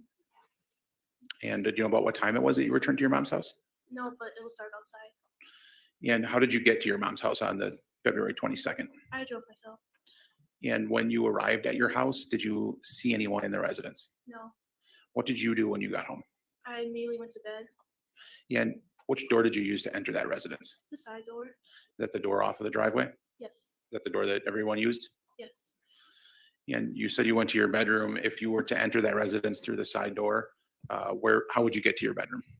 I entered the house and down to the basement is right in front of me. And to the left is the kitchen. So I went to the kitchen and there's a hallway. We go more into the kitchen, I went down the hallway to my room. And that's on the first floor of the residence, your room? Yes. And then there's a basement, and is there also a second floor? Yes, there's a second floor. What's on the second floor? My mom's room. What's in the basement generally? Where we do laundry and sometimes people stay there. That where Shad stays when he comes over usually? Yes. On that night, you said you went right to your room. Did you go to the basement at all on February 22nd? No. And you said you didn't see anyone in the residence when you came home, is that right? Yes. At some point, did you hear other people in the residence? Yes. What did you hear? I just heard footsteps downstairs. When you say downstairs, are you talking about the stairs from the second floor to the first floor, or the stairs from the basement up to the first floor? The basement up to the first floor. Is that something that you heard frequently throughout that day? Yes. How about people's voices? Did you hear any people's voices on the night of the 22nd to the 23rd? I heard a female voice. Did you know who it was? No. Did you ever see a female in the residence on that day, the 22nd or the 23rd? No. You recall specifically anything that the female voice had said? No. Did you hear two voices or one voice or more than two voices? Just one voice. Did you know anything about who the female was talking to, or if she was talking to anyone? No. At some point, did you fall asleep on the night of the 22nd into the 23rd? Yes. And how were you awakened on that day? I was awakened to a bang at my door from the police. What happened when the police banged on your door? I woke up and they told me to come to the kitchen. And did you do that? Yes. Who was in the kitchen when you got there? My mom and Steve. And did Steve live with your mom at that time? Yes. And you had not seen either of them prior to that time frame, is that right? Yes. And did the police want to speak with you at that time? No. Did you ultimately go to the Green Bay Police Department and speak with police about what you observed that night? Yes. Did that occur that morning, the 23rd? Yes. And you told them what you could remember? Yes. Thank you. No further questions, Ava. Mr. Fairley, cross-examination. Ava, how are you? All right. Do you know Taylor Schabusiness? Yes. When I was a kid. How do you know her? My brother's best friend. Okay. Where did your brother go to high school? I don't remember. Okay. But you're going to be a senior this fall? Sorry? You're going to be a senior this fall? Yes. Where do you go to high school? Objection, relevance. I'll withdraw. Sustained. I can withdraw. So you have a car, correct? Yes. You have a RAV4, Yes. and your mom has a car, right? Yes. It's a VW Jetta. Yeah. Maybe. I'm not sure. Okay. You've ridden in it? Huh? Have you taken a ride in your mom's car in the past? Yeah. Okay. And then Steve Hendricks, that's your mom's boyfriend, correct? Yes. He's got a car, right? Yes. So when you're at the house, when you're at your mom's house, do you all park your cars in the driveway? Yes. When you went to your dad's wedding, that was on February 22nd, is that right? I Yes. think it was a Tuesday, right? I believe so. At some point, the wedding was over and you went to your mom's to spend the night, correct? Yes. And did you pull into the driveway at your mom's house on Stony Brook? I don't remember. Typically, when you go to your mom's house, do you park your car in the driveway? Yes. Did you see any other vehicles besides your car, your mom's car, and Steve's car? Yes. What else? What other cars did you see? A van Where was it? in the driveway. When did you see it? Sorry? When did you see the van? When I came back from Dad's wedding. Okay. So did you pull behind the van then? No. Okay. Where did you park your car? The side of the road. Okay. Did you went in the house then after the wedding, correct? Yes. And what did you do? I went to my room. You went straight to your room? Yes. Did you talk to your mother at all? No. Did she know that you were home? I don't know. How about Steve Hendricks? Did you talk to him? No. And you went in your bedroom. Did you leave the door open or did you close the door? I closed the door. And then did you go to sleep? Yes. What time did you go to sleep? I don't know. Okay. Do you remember what time you got to your mom's house that day? No. But it was in the evening Yes. after dinner time? I don't know. When you came in the house, did you ever see Taylor Schabusiness in the house on Tuesday, February 22nd of 2022? No. Did you see your brother shed urine in the house on that date? No. Did you ever hear his voice? No. How about Taylor's voice? Did you hear her voice? Mumbles. You didn't know what it was though, correct? Yes. Did you go in the basement on February 22nd, that Tuesday? No. Did you go in the basement after you woke up when the police came to your house on Wednesday, February 23rd of 2022? No.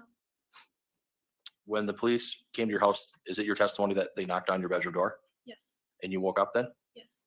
And then you went to the kitchen? Yes. And did they have you sit by the kitchen table? Yes. And then you waited for further directions, correct? Yes. And then is it true that at some point then you, your mom, and Steve were all taken down to the police department to talk? Yes.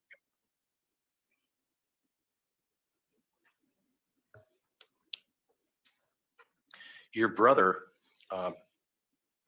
shed theory, and would he have people come over oftentimes to play video games or hang out in the basement? Object relevance. Well, it goes to people coming in the house, people that he would invite Sustain over. the objection. Ask another question. How often would your brother come to the house? I don't know. Was it just kind of sporadic, like kind of whenever? Yeah. Okay. There wasn't any kind of set schedule. Is that fair? Sorry? There was no set schedule. Is that true? Yeah.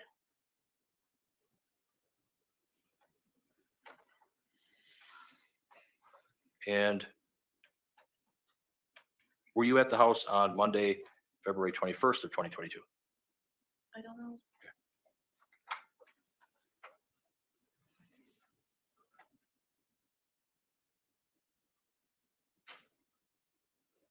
Did you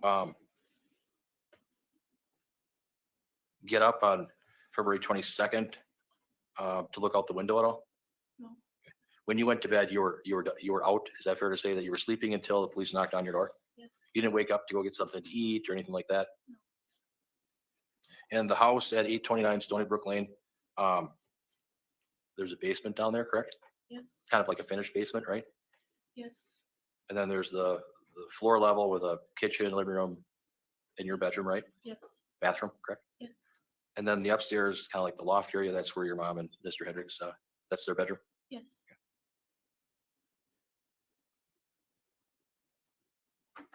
And when you were there on February 22nd, you couldn't hear any conversations or anything like that, correct? Yes. That's true, right? Yes. Okay, nothing further. Thank you. Redirect. I have no redirect. I just want to confirm that the state had not subpoenaed this witness. I want to make sure that she's released from the defense subpoena. Yes, she can be released. Right. Very good. You can step down.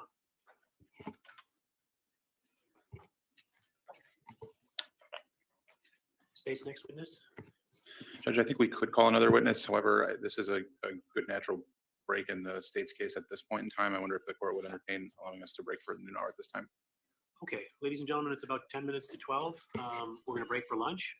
And I'm going to ask that you get back in the jury room, ready to go at 1 o'clock. All right? All rise for the jury.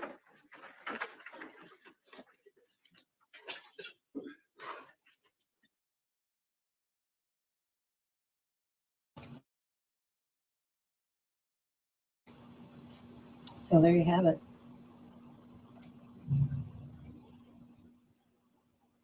All right, let's see.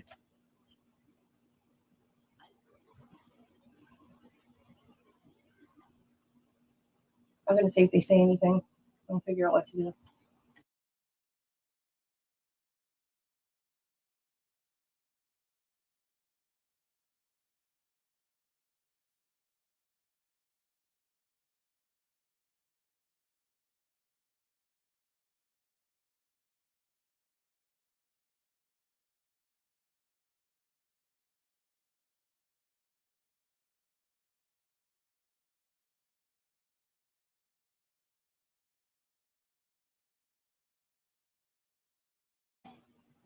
So here I was talking and nobody could hear me. So I got to figure out something here to put on while we wait.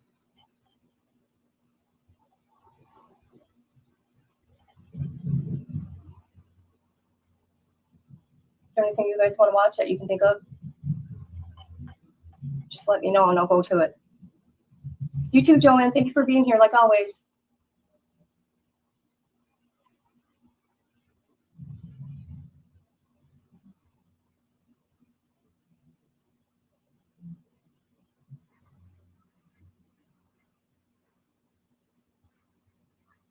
Do you guys know who Critical K is?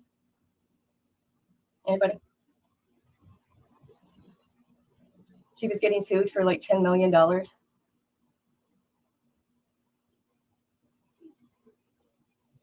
Well, she obviously she didn't win her case because she never showed up. So the judge awarded $500,000 to Andriaco's mom. Boy, that's a hard name to say.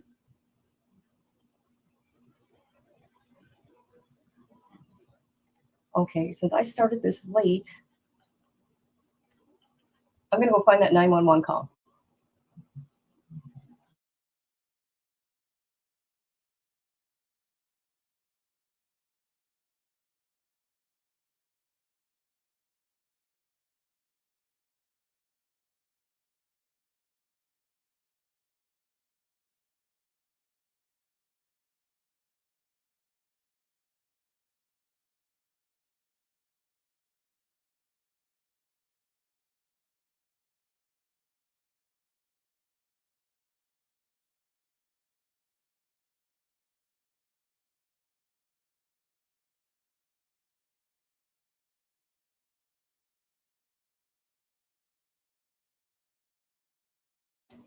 Still looking.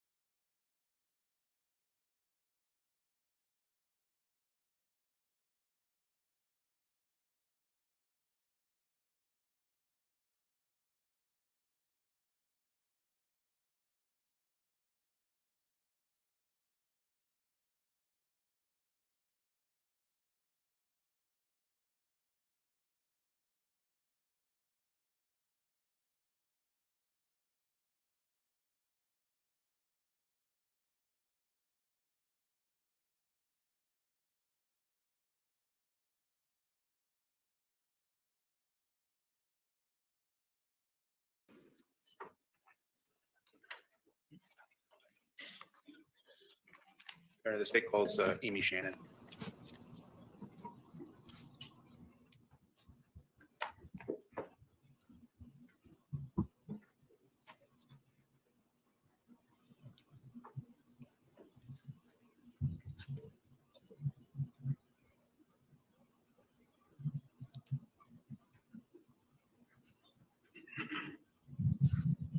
Raise your right hand. You solemnly swear to tell the truth, the whole truth, and nothing but the truth in the matter now before the court, so help you God. Please have a seat and state your name for the record. Amy Shannon. Before we go on, it will be a jury trial. So there's going to be an audio play shortly. We'll have a hard time getting the audio on. So I'm just going to ready to take a minute and see if we can get it done quickly. I'm going to excuse the jury and call somebody after this.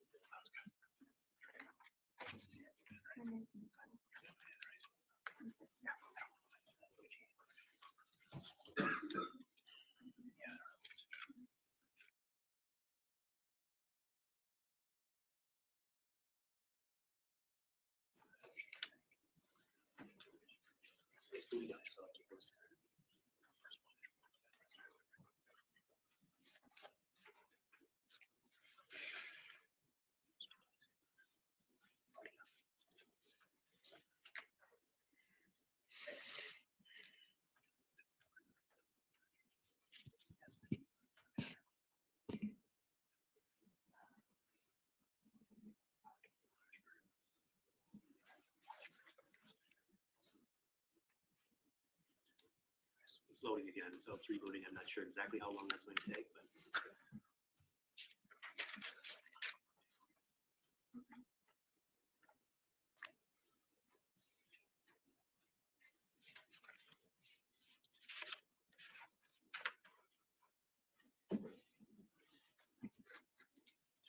Does the court wish that I make the sort of foundational questions? They're relatively brief. Sure, why don't we do that? That will give us some more time, so go ahead, Mr. Jose. Thank you. Ms. Shannon, can you state for the record how you are employed? I'm the Assistant Director for Brown County Public Safety Communications. It's the 911 Dispatch Center. Can you just explain for the jury how the 911 dispatch center works in Brown County and how it relates to the other law enforcement agencies? So the 911 Center takes the calls for all law enforcement, ambulance services, and fire departments within Brown County. As part of that, all calls and radio traffic that come in through our center are recorded, and then they are held in our center as evidence for 120 days. As were requested by agencies, we release that evidence back to them because it's technically their evidence. We are just the holders of that evidence. And if a law enforcement agency makes a request that you retain a particular call or record, is that something that your agency does? We do. And are those calls, are they something that are easily discernible by the date and the location of the call? Yes.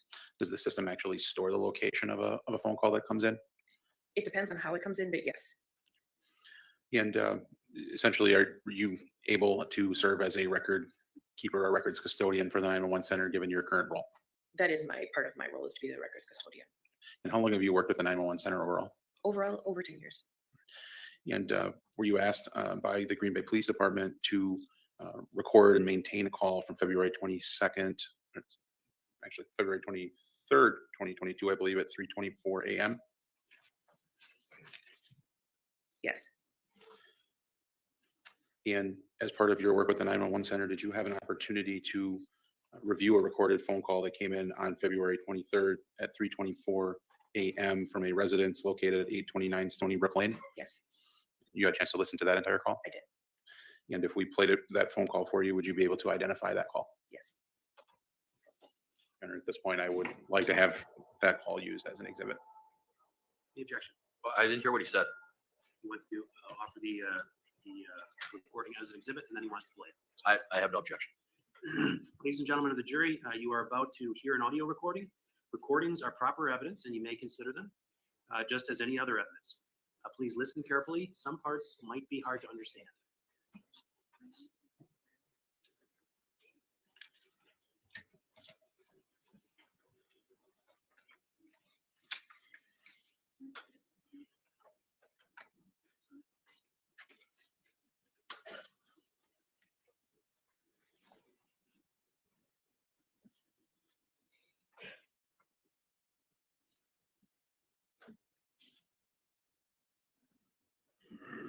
Brown County Public Safety, how may I help you? Yes, I'd like an officer at 829 Stony Brook. My friend just woke me up and swears that she found her severed head of her son in the basement. Okay, can you repeat the address, sir? 829 Stony Brook. Okay, S-T-O-N-E-Y? Is it EY, right? Yes. No E. Just a Y. Is that a house, apartment, or duplex? It's a house. What's your phone number? My number is 327-3748. My name's Steve. 327-3748? Yes. What's your last name, Steve? Hendricks. Okay, tell me what's happening there again? I have no clue what's happening. My girl swears that she's found her severed head of her son in the basement.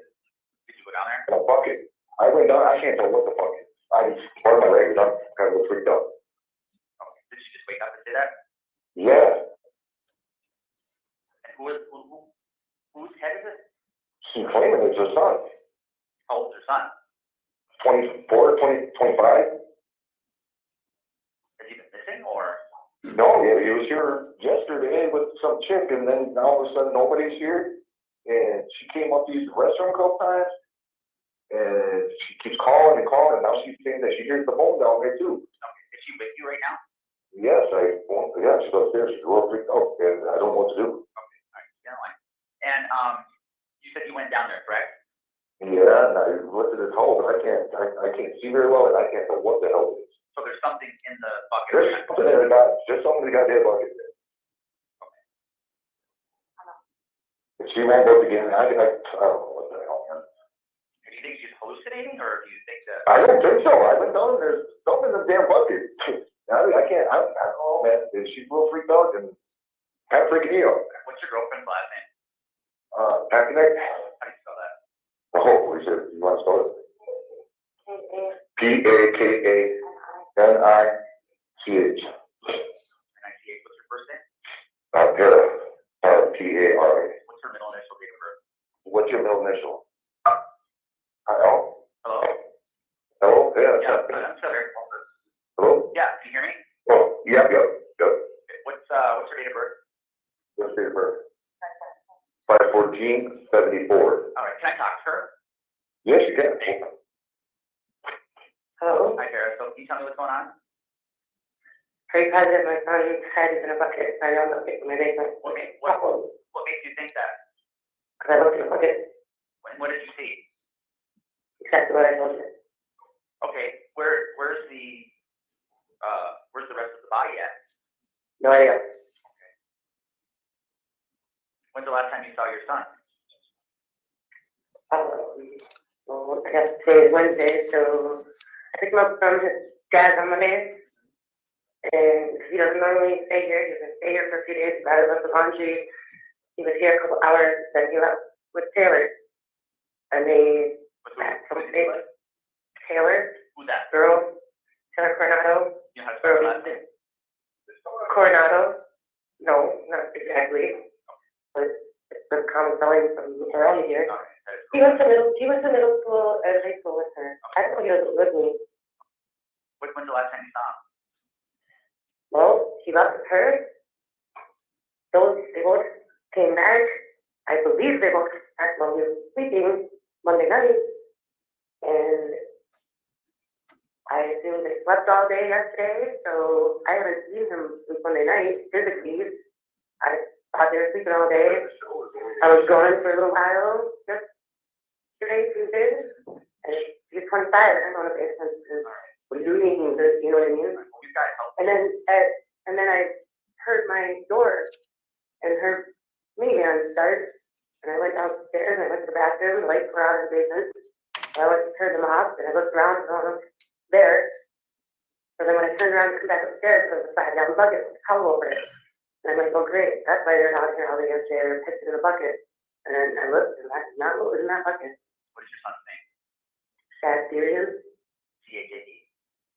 S-H-A-D. How do you spell his last name? T-H-Y-R-I-O-N. What's his date of birth? 9797. Is there blood down there? No. Okay. All right, ma'am. I have officers that are headed over to your house right now, okay? Head over. Okay, I'll go down there. I guess just stay away from it. Just stay away from it. From that area, but where I was for a second. I level, we're gonna go down to the kitchen and not to the basement. Okay, yeah. We can answer the door and stuff. Okay, all right, ma'am. My 16-year-old daughter is sleeping. Excuse me? My 16-year-old daughter is here sleeping. So they do not make a lot of noise. I don't know. Okay, just let them know that. I'm sure they won't try, okay? My head is jump out of my head being so. And I mean, you're sure it could be like a fake head or something? Not just in it. I'm not looking at it again. Okay. All right, ma'am. Just go ahead and wait for the officers, okay? Okay. All right. Thank you.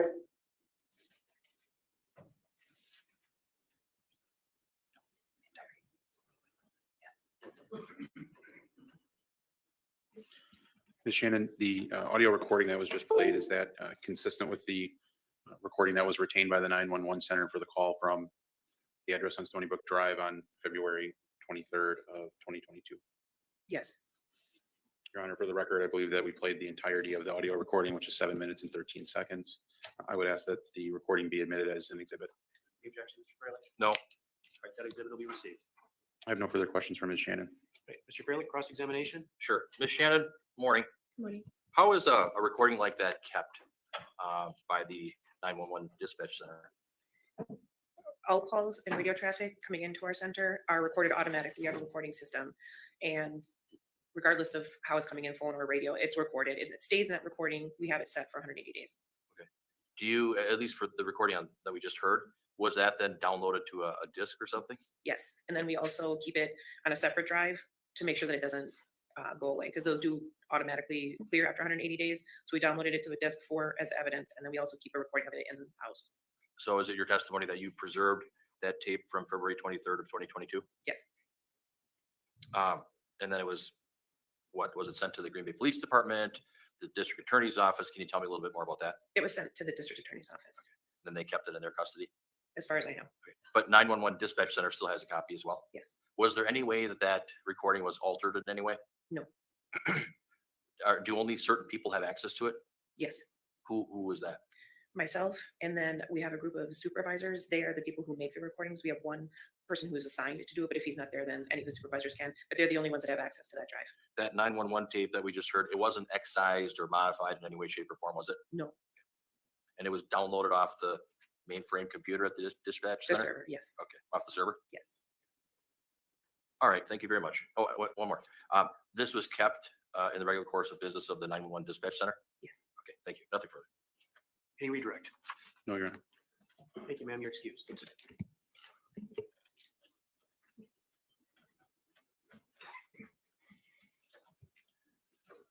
State's next witness. The state calls Officer Alex Wanish.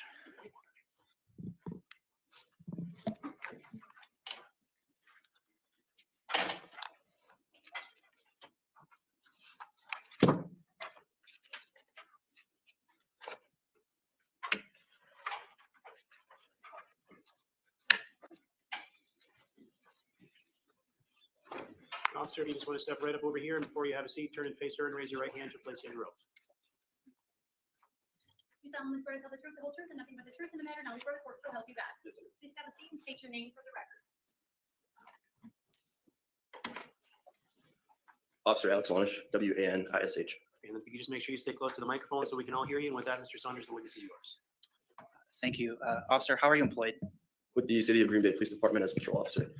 And how long have you been employed as a patrol officer with Green Bay PD? Since April of 2019. And is that the totality of your law enforcement experience? I worked about a year and a half prior to that with City of Manitowoc.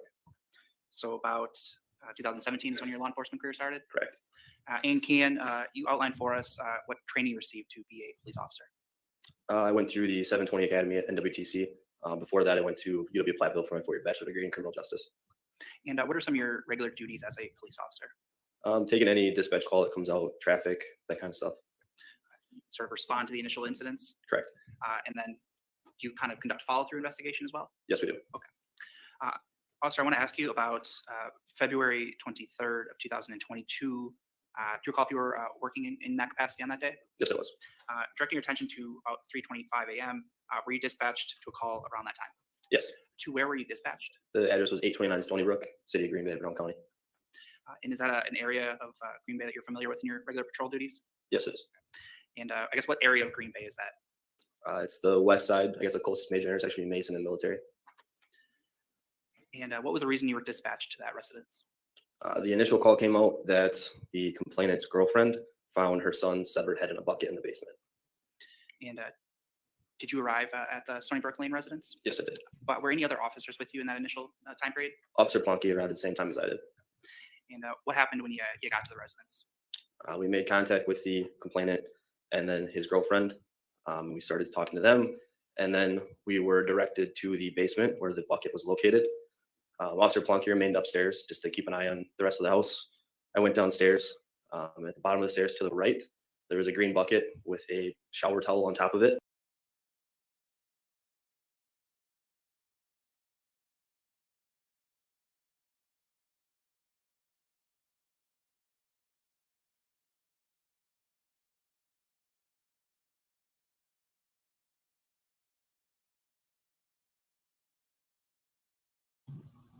Sorry about that.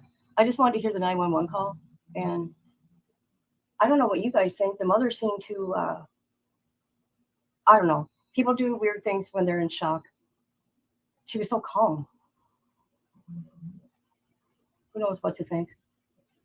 I wouldn't want to be in that predicament. Okay, let's see here. Trying to find something. Hold on.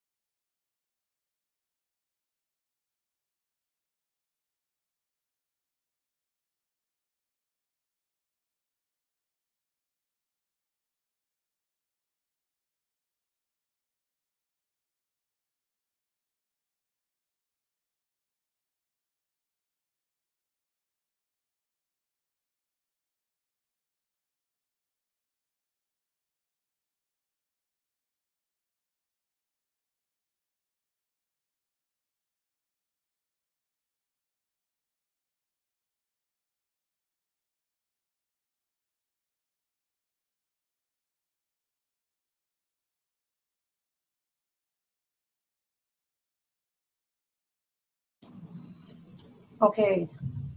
While we wait, let's do some Lori Bello. Because that's coming out July 31st. So this is just clips from her being on Wheel of Fortune. She was extra on a sitcom called Family Hitman and other miscellaneous videos. Oh.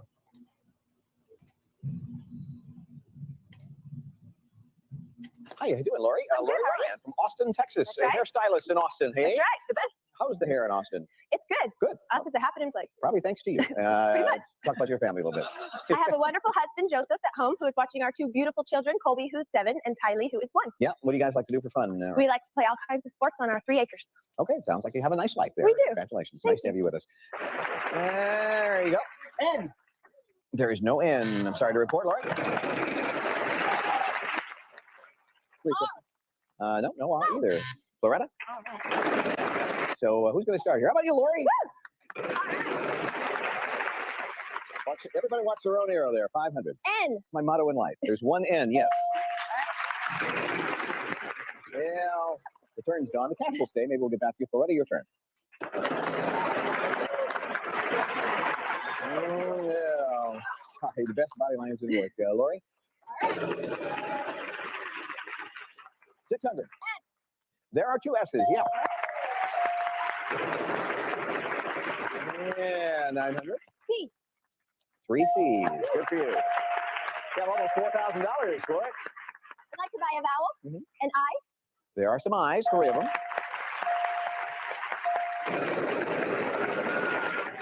Ooh, 800. D. There are 2 of those. 300. N. Yeah, 3 N's. Wow, 6,000. Another vowel? Sure. An A. There are 5 A's for it.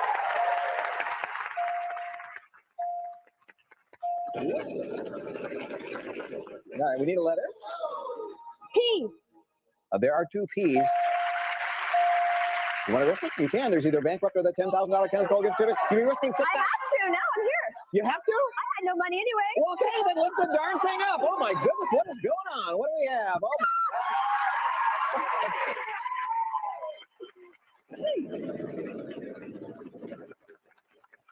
800. G. Yes, there are 2 G's. I want to call. Okay. Gopher, Doc, Isaac, and Captain Stubing. Yeah. Thank you. You're letting me do that. Oh, it's a free country. Wow. Of course, those are all correspondents on 60 Minutes too. You got $7,500, and you got this gift certificate. I wasn't trying to talk you out of it. I just thought that was a lot to risk. But what do I know? The important thing is she has $17,500 just by not listening to me. What are you thinking? Yeah. What do I know? She has the lead. Believe it or not, we'll be back. What a comeback. Right, Closed captioning sponsored by Lori? N. 1 N.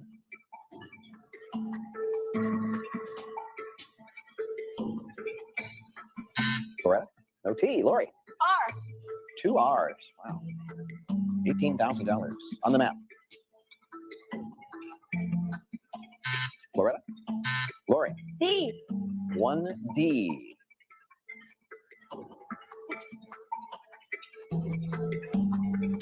Loretta? Luis, a letter. I. 2 I's. No money for vowels, but maybe they'll do it for you. Republic of Ireland. Yeah. Hi, Lori. How you doing? I'm good. You should be. I know you're ready to take that one away. Wait and see. Luis, don't get it, but he did. Good. And we're happy for you. You did very well despite my advice. $17,500. Okay, look behind the 2 people waving. There is Lori with her sunglasses, Colby, and Tylee. I did slow-mo, and then I did regular speed. And the other clip is them walking in front of the camera. Cause I don't give a fuck what you say. Yeah, I'ma do shit my way. So you can go kick rocks, I'ma stack bricks up, build what I want to make. Yo, I got a lot of shit. We're on vacation right now with Al. Al is a gun expert. We're at range 54. Here's Al. There's the target. And look how big this gun is that he's about to shoot. What's that bullet? That is a 50 caliber semi-automatic. And it's going into this humongous clip, and he's going to shoot this outlawed gun. It's not outlawed. It's legal. That gun is legal. Yes. It's a 50 caliber semi-automatic. Look how big these bullets are. They're bigger than your finger. That's bigger than Stanfield's PD. This is a standard 45. I'm gonna set that down. That's a standard 45. That's a 50 cal. That's the difference.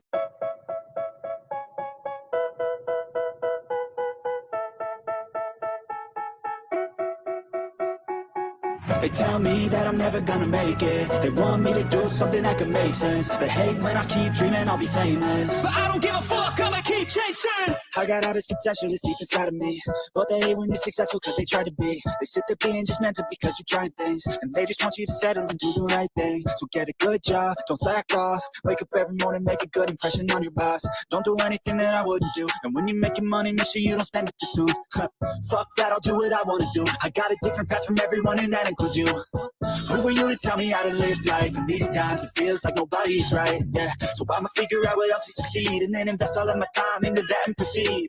I need whatever the hell can make me happy, and I don't think you have a clue what could that be. They tell me that I'm never gonna make it. They want me to do something that can make sense. They hate when I keep dreaming I'll be famous, but I don't give a fuck, I'ma keep chasing. They tell me that I'm never gonna make it. They want me to do something that can make sense. They hate when I keep dreaming I'll be famous, but I don't give a fuck, I'ma keep chasing. Cause I could be special if I get rid of the devils. They think that I am a rebel. I think they want me to settle. There's nobody on my level. They think that work is too stressful. I think that work is essential. The grind is all in your mental. Man, I don't think you understand what I'll go through just to be in control of my life soon.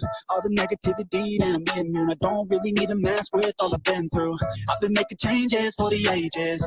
5-10 year plans are contagious. I attack that shit, I'm tenacious. And if you ain't, get the fuck out of my way then. Got one life, I won't regret it. I will fight until I get it. I'll look back one day from heaven and say, damn, I learned some lessons. And say, damn, I had no questions. I had fun in every second, and the journey was a blessing, yeah. They tell me that I'm never gonna make it. They want me to do something that can make sense. They hate when I keep dreaming I'll be famous, but I don't give a fuck, I'ma keep chasing. They tell me that I'm never gonna. Chad, do you have anything to say?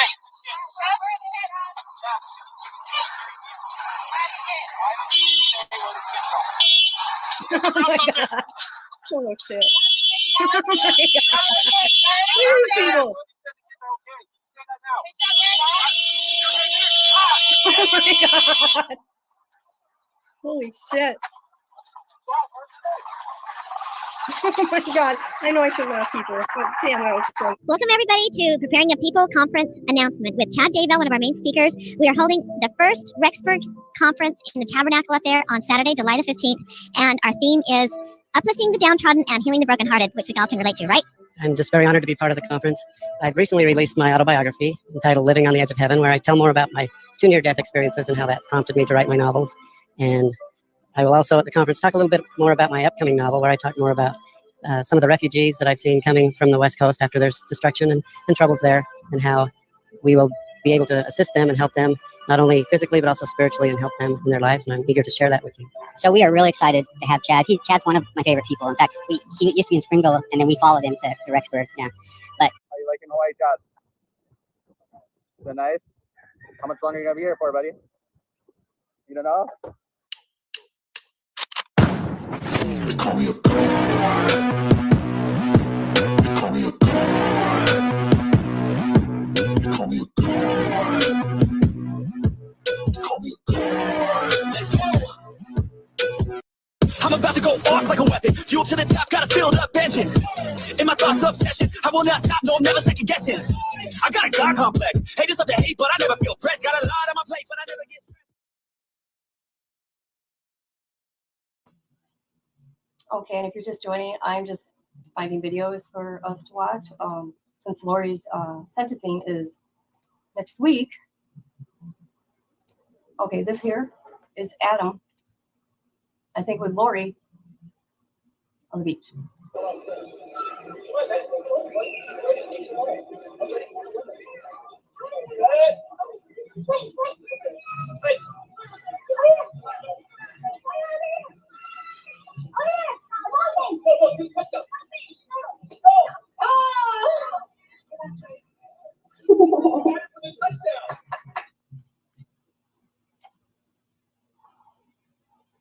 Hold on.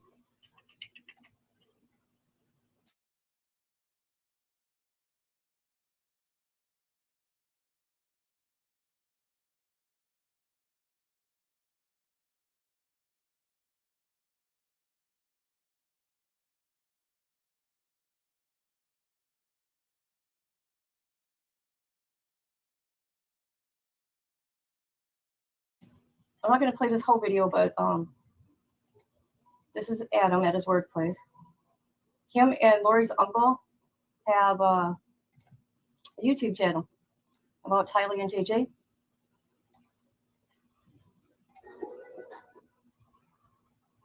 And we did something. Oh, we dab. And then so after we dab, okay, we're gonna do two things. One is we're gonna pop and point. So bam, bam, bam, bam, and then we're gonna do Q-tip, Q-tip. That's from Kevin James in the movie Kids when he's like, Q-tip. You didn't see that though. And then we'll hug it. Yeah.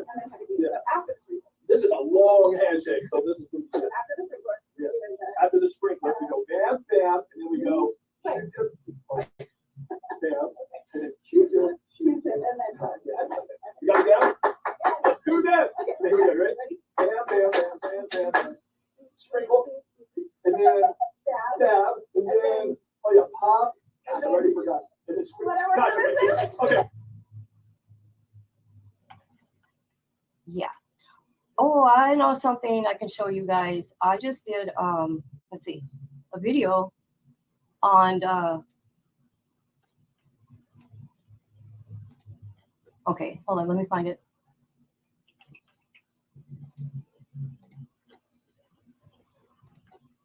Let's see here. Oh, here we go. This is sick, you guys. This has to do with okay, here we go. Hold on. It doesn't really have to do with Lori, but kinda. You never know.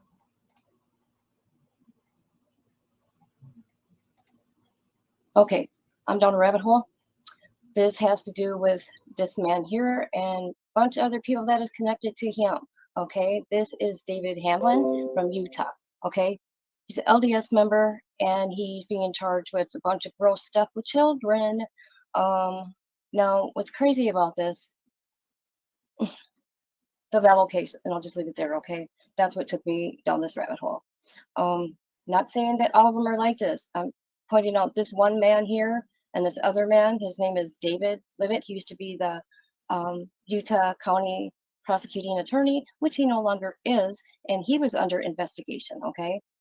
And when he was in office there, do you know how many cases people didn't get charged or convicted? It is disgusting, people. Now, this animal here, in the 1990s, he was being charged with 12 counts of of a child, sodomy of a child, attempted sodomy, aggravated SA of abuse, and it happened between 1991 and 1998. Okay, and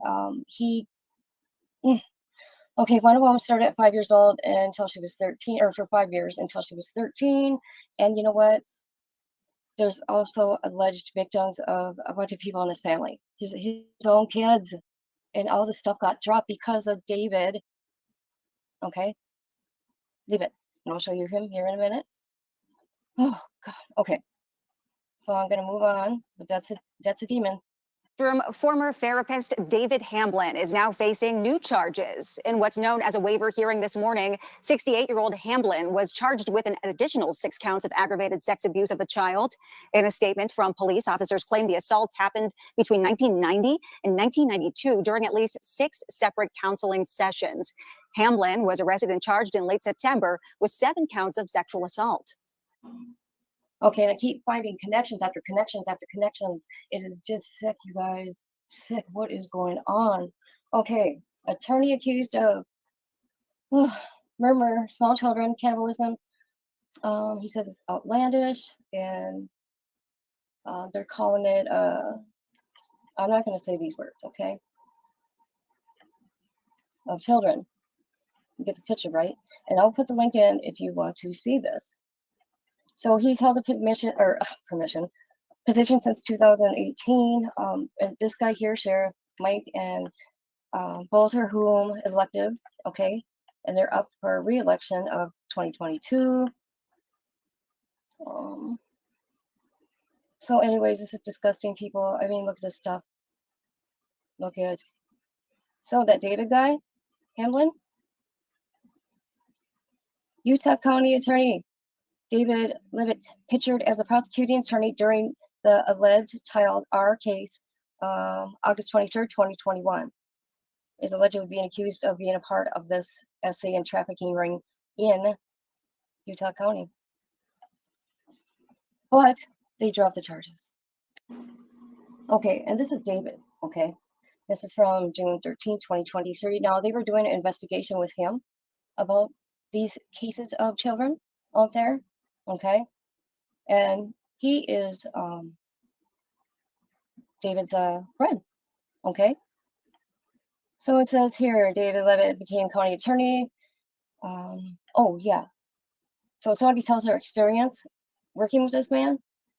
24 prosecutors have fled Utah County Attorney Office ever since this guy here, David, began his term 3 years ago. Okay. It says here, 2 attorneys a year would leave. This is crazy, you guys. Some might be into this and some might not, but I don't know. I'm just thinking of the Vallow case, and I'll leave it at that. I'm not gonna go into why I'm looking into this. Just trust me, people. Oh my God, let me correct it. They're not investigating him no more. There was no charges. He's being investigated and questioned. And he's a little angry man ever since his name got brought up in it. Well, look at the people you're connected to and how many cases you dropped. Yeah. And I found a little clip here. Well, not a little clip. Well, it's going to be a tiny clip, but I'm playing when he was running for office. I find it pretty interesting. So anyways, look for more to come. It's going to be really, there's a reason and a purpose why I'm doing it. Okay, and I'm going to be playing a little clip of this guy, David Hamblin, which is David's friend, that county attorney in Utah. So this is his friend, and remember I told you in 212 that he dropped charges against him or whatever. So these are his charges. He had court today, but I'm going to be keeping an eye on this case. There's going to be a status hearing, I think, in September. However, I wanted to say with these kind of charges, and I think it was March of this year, the judge let him out on bail. Okay. Now I'm not 100%. Is this the same judge as Jared Lysick by any chance? Yes. Sexual abuse of children and women are by far the most serious cases that we deal with. I would say that this may be a controversial statement for me to make, but they may be more damaging to our society than murder because of the ripples that go through our society. I will tell you a very troubling statistic, and that is a very low percentage of cases that get reported to the police of sexual assault ever make it to my office because they languish at the police department, and that's something that I need to be working on with my local with our local police agencies. How sick is that? And the reason why I brought this, okay, Gigi Santi Kersha, she's been investigating the church. So it has to do with the church and all the connections, how these people come together. And it's really scary. It's a scary thought, you guys. Very scary. Okay.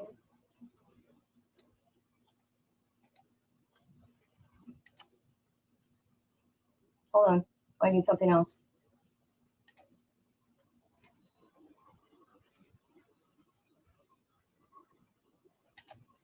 Okay. This was a shooting. Hold on. And it's the dispatch, traffic, and body cam footage.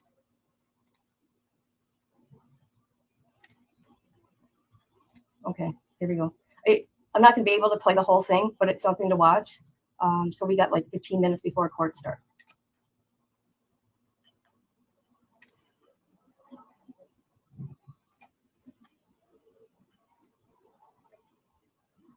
United States Park Police Community Briefing. Officer involved shooting, body worn camera recording. 3400 block of Baker Street Northeast, Washington, D.C. Saturday, March 18, 2023 at 8:50 a.m. This briefing is intended to provide the public with information about an officer-involved shooting that occurred in Washington, D.C. on Saturday, March 18, 2023. You are about to see relevant video recordings to gain a better understanding of what occurred. This incident is still under investigation, and all statements in this briefing are based on the details we know at this point. We are committed to being transparent with our community, and it's our priority to release this information and inform our community as soon as possible. For privacy purposes, we have concealed audio and images of the individuals captured in this video. A word of caution: this video of an officer-involved shooting contains graphic content and strong language. Viewer discretion is advised. The United States Park Police is a federal law enforcement agency that supports and furthers the mission and goals of the United States Department of the Interior and the National Park Service by providing quality law enforcement to safeguard lives, to protect national treasures and symbols of democracy, and to preserve natural and cultural resources.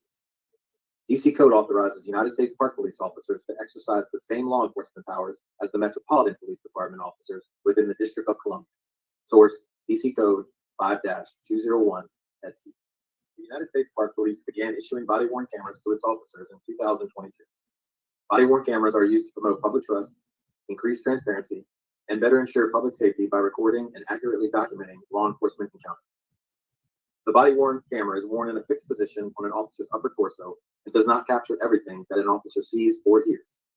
The movements of the wearer and others may sometimes obscure the camera's field of view. The recordings you are about to see are from the body-worn cameras of the United States Park Police officers, referred to as Officer 1 and Officer 2. The other officers you see are members of the Metropolitan Police Department. This incident is being investigated, and all statements in this community briefing are based on the details known at this point in the investigation. As the investigation continues, more details may be learned that change the understanding of the incident. At approximately 8:51 a.m., a Metropolitan Police officer responded to the 3400 block of Baker Street, Northeast, for a call of a suspicious vehicle. Upon arrival, this officer located a vehicle that was occupied and running. The officer observed the occupant of the vehicle was asleep and the ignition was punched.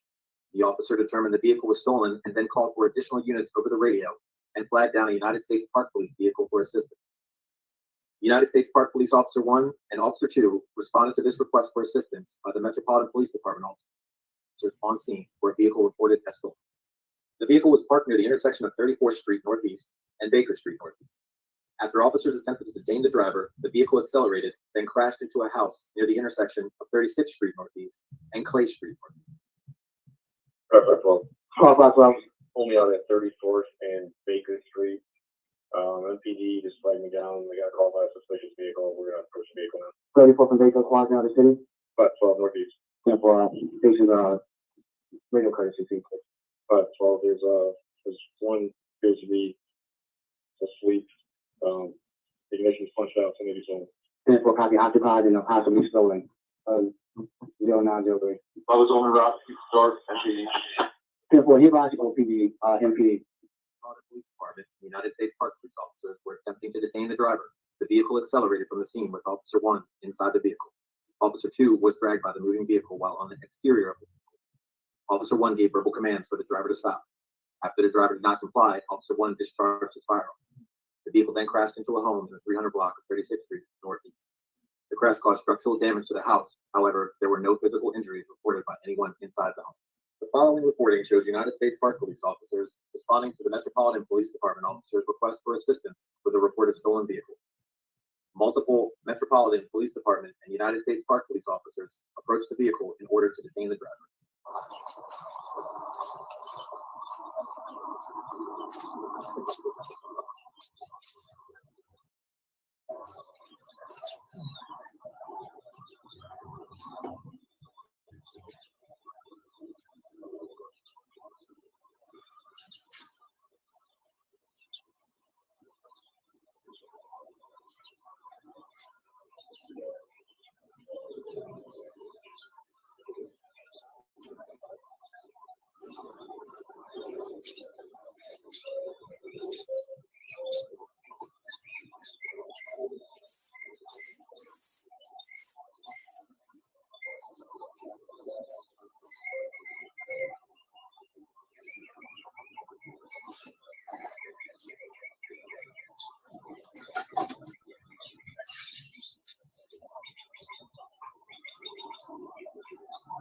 The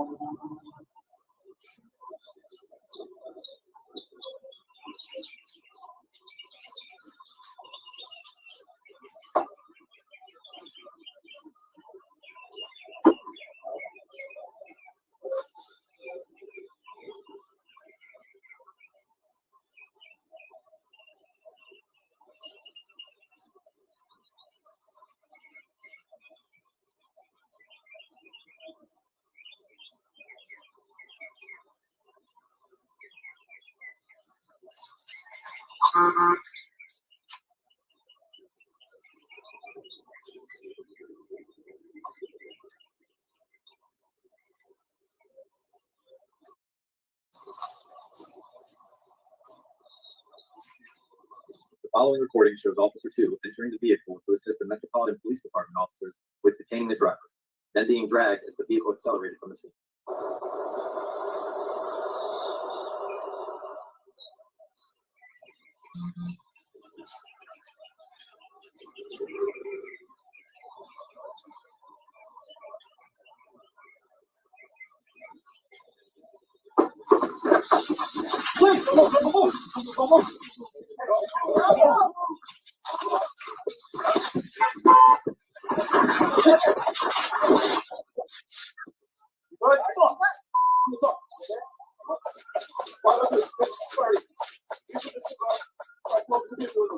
The following recording shows Officer 1 entering the vehicle to assist the Metropolitan Police Department officers with detaining the driver. While Officer 1 was still inside, the vehicle accelerated from the scene. Officer 1 attempted to communicate with the driver and issued multiple verbal commands for the driver to stop before discharging their firearm. Reminder that this video contains graphic content. Your discretion is advised.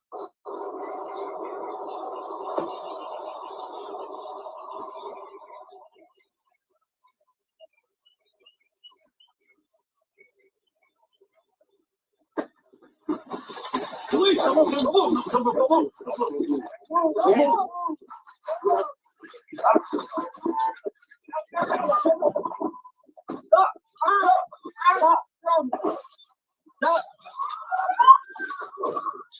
Stop, man, it's on me up. Stop.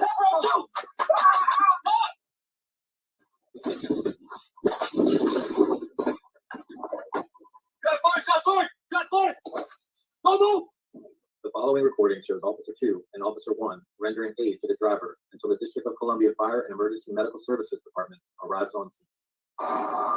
You want to let see AD? Got AD? Funny. Hey, let people know you can do an LC right by the house behind glass. I don't know where else it could be.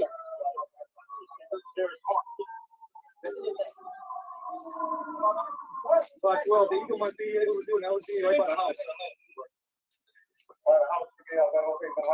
Hey, you got an AD? No problem.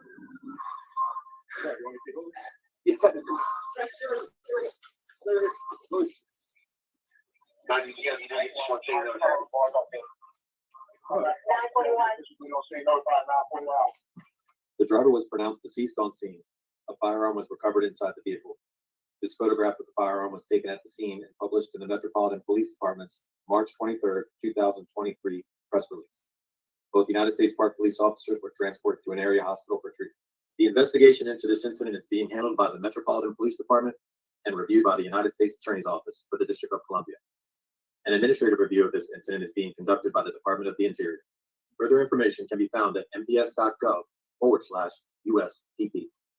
The United States Park Police's policies for body-worn cameras and use of force can be found on the National Park Service's frequently requested documents page at nps.gov/us/FOIA-FRD.htm. Yikes. What a situation. I mean, scary. The guy took off with the cop in the car. So they did put up, also, let's see, let me find it. The complete body cam from to the officers. Hold on. All right. I'm going to share this.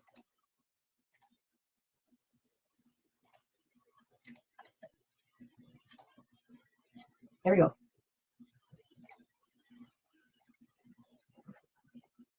And they have some of this muted, by the way.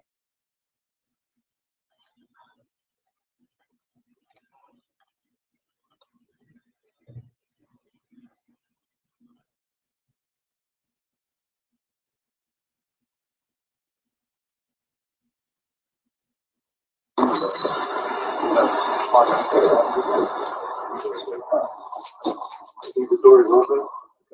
If it is, you know, pull it open, I'm gonna grab it. Just want to get it up and get on that.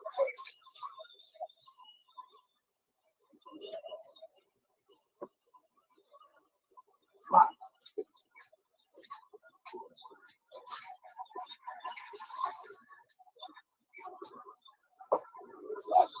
Let's see.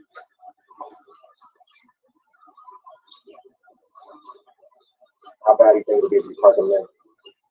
You gotta get started. You gotta get started. All right. 3-1. Yeah. You get the range, the range from that point.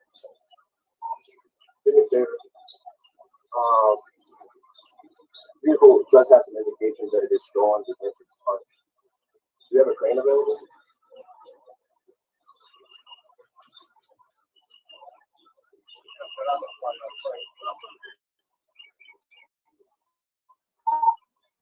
Yeah. We're gonna be right here on front of. That's gonna be for a white color highlighted beach.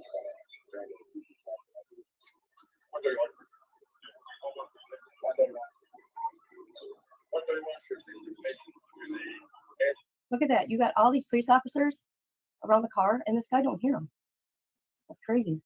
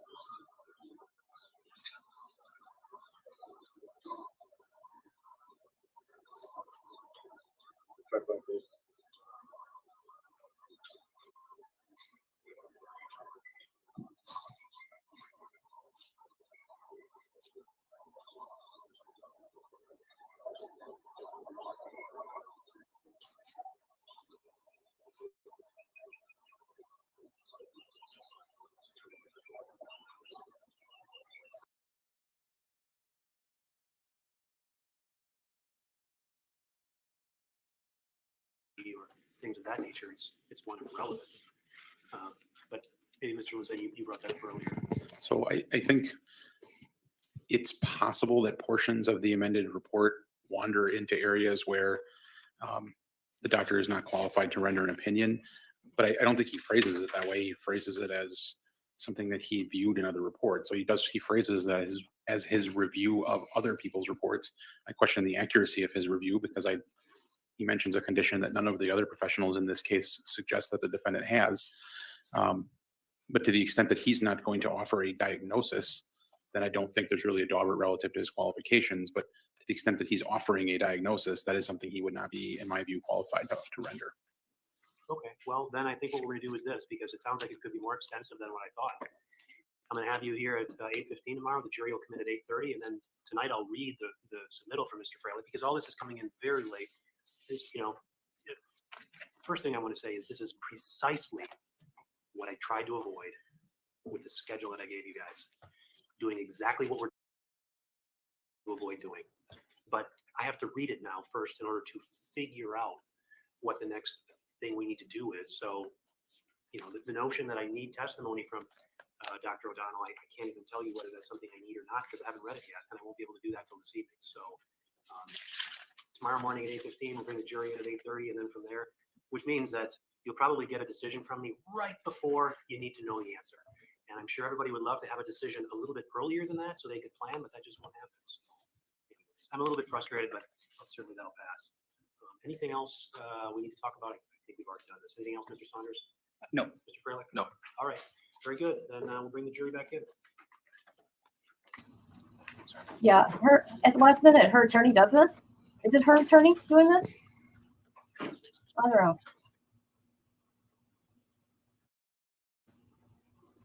So we'll find out, is court gonna be done for the day then?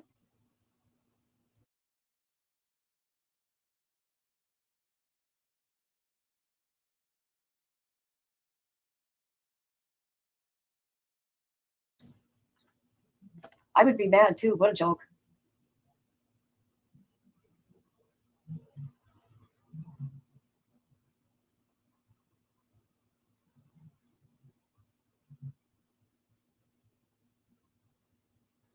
Oh, okay.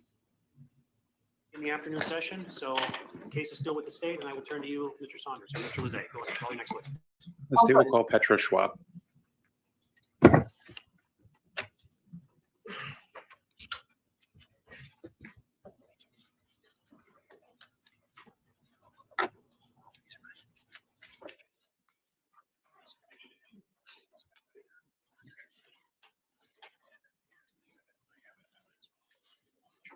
If you want to step up right over here and just walk right up here, and then before you have a seat, if you could turn and face her and raise your right hand, she will place you under oath. You solemnly swear to tell the truth, the whole truth, and nothing but the truth in the matter now before the court, so help you God. I do. Please have a seat and state your name for the record. My name is Petra Schwab. And then if you could just make sure you stay close to the microphone so we can hear you. All right. And then with that, Mr. Lizette, the witness is yours. Ms. Schwab, can you state for the record how you are employed? I'm employed by the Brown County Medical Examiner's Office. And what is your position with the Brown County Medical Examiner's Office? My current position is the Director of Operations. And how long have you been employed with the Brown County Medical Examiner's Office? About 6.5 years. And do you have experience in that general field prior to your work with the Brown County Medical Examiner's Office? Yes. And what is that experience? I did both my studies and initial employment in Cape Town, South Africa. And what type of work did you do in Cape Town that was consistent with this type of medical examiner work? I was mainly involved in the investigation of deaths which were fire related. And can you describe your educational background? Sure. I have a Bachelor of Science degree in Human Life Science. And in South Africa, we have a one-year postgraduate degree, which is called an honors degree. And that degree is in biological anthropology. I then did my master's degree in biomedical forensic science. And what other positions have you held at the Brown County Medical Examiner's Office? I started off as the deputy lead medical legal investigator. I then moved up to the lead medical legal investigator and have since been moved into the director of operations position. And what was your position with the Brown County Medical Examiner's Office in February of 2022? In February of 2022, I would have been the lead medical legal investigator. And what is a medical legal investigator? So essentially, you could see us almost as a nurse in the hospital. We're the eyes and ears for the doctor, for our forensic pathologist. So we do that initial investigation on scene, the initial assessment on scene, and then that is reviewed by our chief medical examiner. And you talked about a forensic pathologist. What does the forensic pathologist generally do? So generally, a forensic pathologist, if they're board certified, they are the ones that actually perform the autopsies and oversee all of the investigations the office does. At the time of this event in February of 2022, who was the chief medical examiner that you were working under in Brown County? There was a transition between chiefs, but the medical examiner that I was working with on this case was Dr. Vincent Tranquita. I apologize for not remembering if he was the chief at the time because there was a switch over in leadership. But Dr. Tranquita was the forensic pathologist who was assigned to this case? Correct. And at the time of this event in February of 2022, which office was Dr. Tranquita stationed out of? Dr. Tranquita worked for the Dane County Medical Examiner's Office. At the time, Brown County had a contract with Dane County for oversight from forensic pathologists, and they provided our autopsy services as well. And that's not currently the setup, is that right? No, we have since hired our own chief medical examiner, who is a forensic pathologist. So we are now independently performing autopsies here in Brown County. But as it existed in February of 2022, that was the standard practice for Brown County, correct? To use the Dane County Medical Examiner's Office for autopsies? Correct. And talk generally about the process that you use when you are called out to the death scene by law enforcement. Generally, it can happen in different ways, but the most common would be that the 911 dispatch center, they give the on-call investigator a call and they let them know what they are responding to and where the address of where they're needed. Sometimes we get calls directly from detectives. Sometimes we get called from the hospital or hospice agency. But for scene responses, most commonly it's through the 911 dispatch center to the on-call investigator. And on this particular day, February 23rd of 2022, what was the process for you to get called out to the scene at 829 Stony Brook? So that morning, I believe a call was placed to our office by a detective with the Green Bay Police Department, just informing our office of the situation. That call was taken by the on-call investigator that was in the office at the time. And the policy at that, which is still in place, is that they are to then notify the lead medical legal investigator, which would have been me at that time, of such a case. And once you were notified, what did you do? I then tried to gather a bit more information. Things were very preliminary at that stage, and we asked to be notified once they were ready for us. And did you receive follow-up notification from the Green Bay Police Department? Yes. And what did you do then before going out to the scene? Before going to the scene, I just made sure that I had all of my supplies. We had a general understanding of what the case was that we were going to, so I made sure that I had all of the supplies I may need, and then using the on-duty vehicle, I would have traveled to the scene. And were you or was law enforcement responsible for notifying then the actual medical examiner or the forensic pathologist? I was actually, when I was initially notified that morning, I would have notified Dane County's Director of Operations, and they in turn would have notified Dr. Tranquita, the forensic pathologist, that his response would be needed. And we kept in touch that morning with regards to a general time, seeing that they would be coming up from Madison. We just wanted to make sure that we timed things out correctly. And obviously with law enforcement needing to do what they need to do prior to us coming, we were just waiting for that notification when they were ready for us. Do you know about what time you arrived on scene that morning? It was probably around 11 o'clock in the morning. When you arrived on scene, what did you do? I would have introduced myself to police officers on scene, and I believe I placed PPE on and entered the living room area of the residence, where there were various members of law enforcement, and they briefed me on the scene and what information they had at that point. What was your understanding about the information law enforcement had collected at that point? My understanding was that the head of a male individual had been found in the basement, and that they had reason to believe that there were additional human remains within the basement. They had informed me that they had a suspect at that time, and they informed me that they might be a secondary location for human remains as well. And you mentioned PPE. What is PPE and what is the purpose of using it? Sure, I apologize. PPE would generally be personal protective equipment.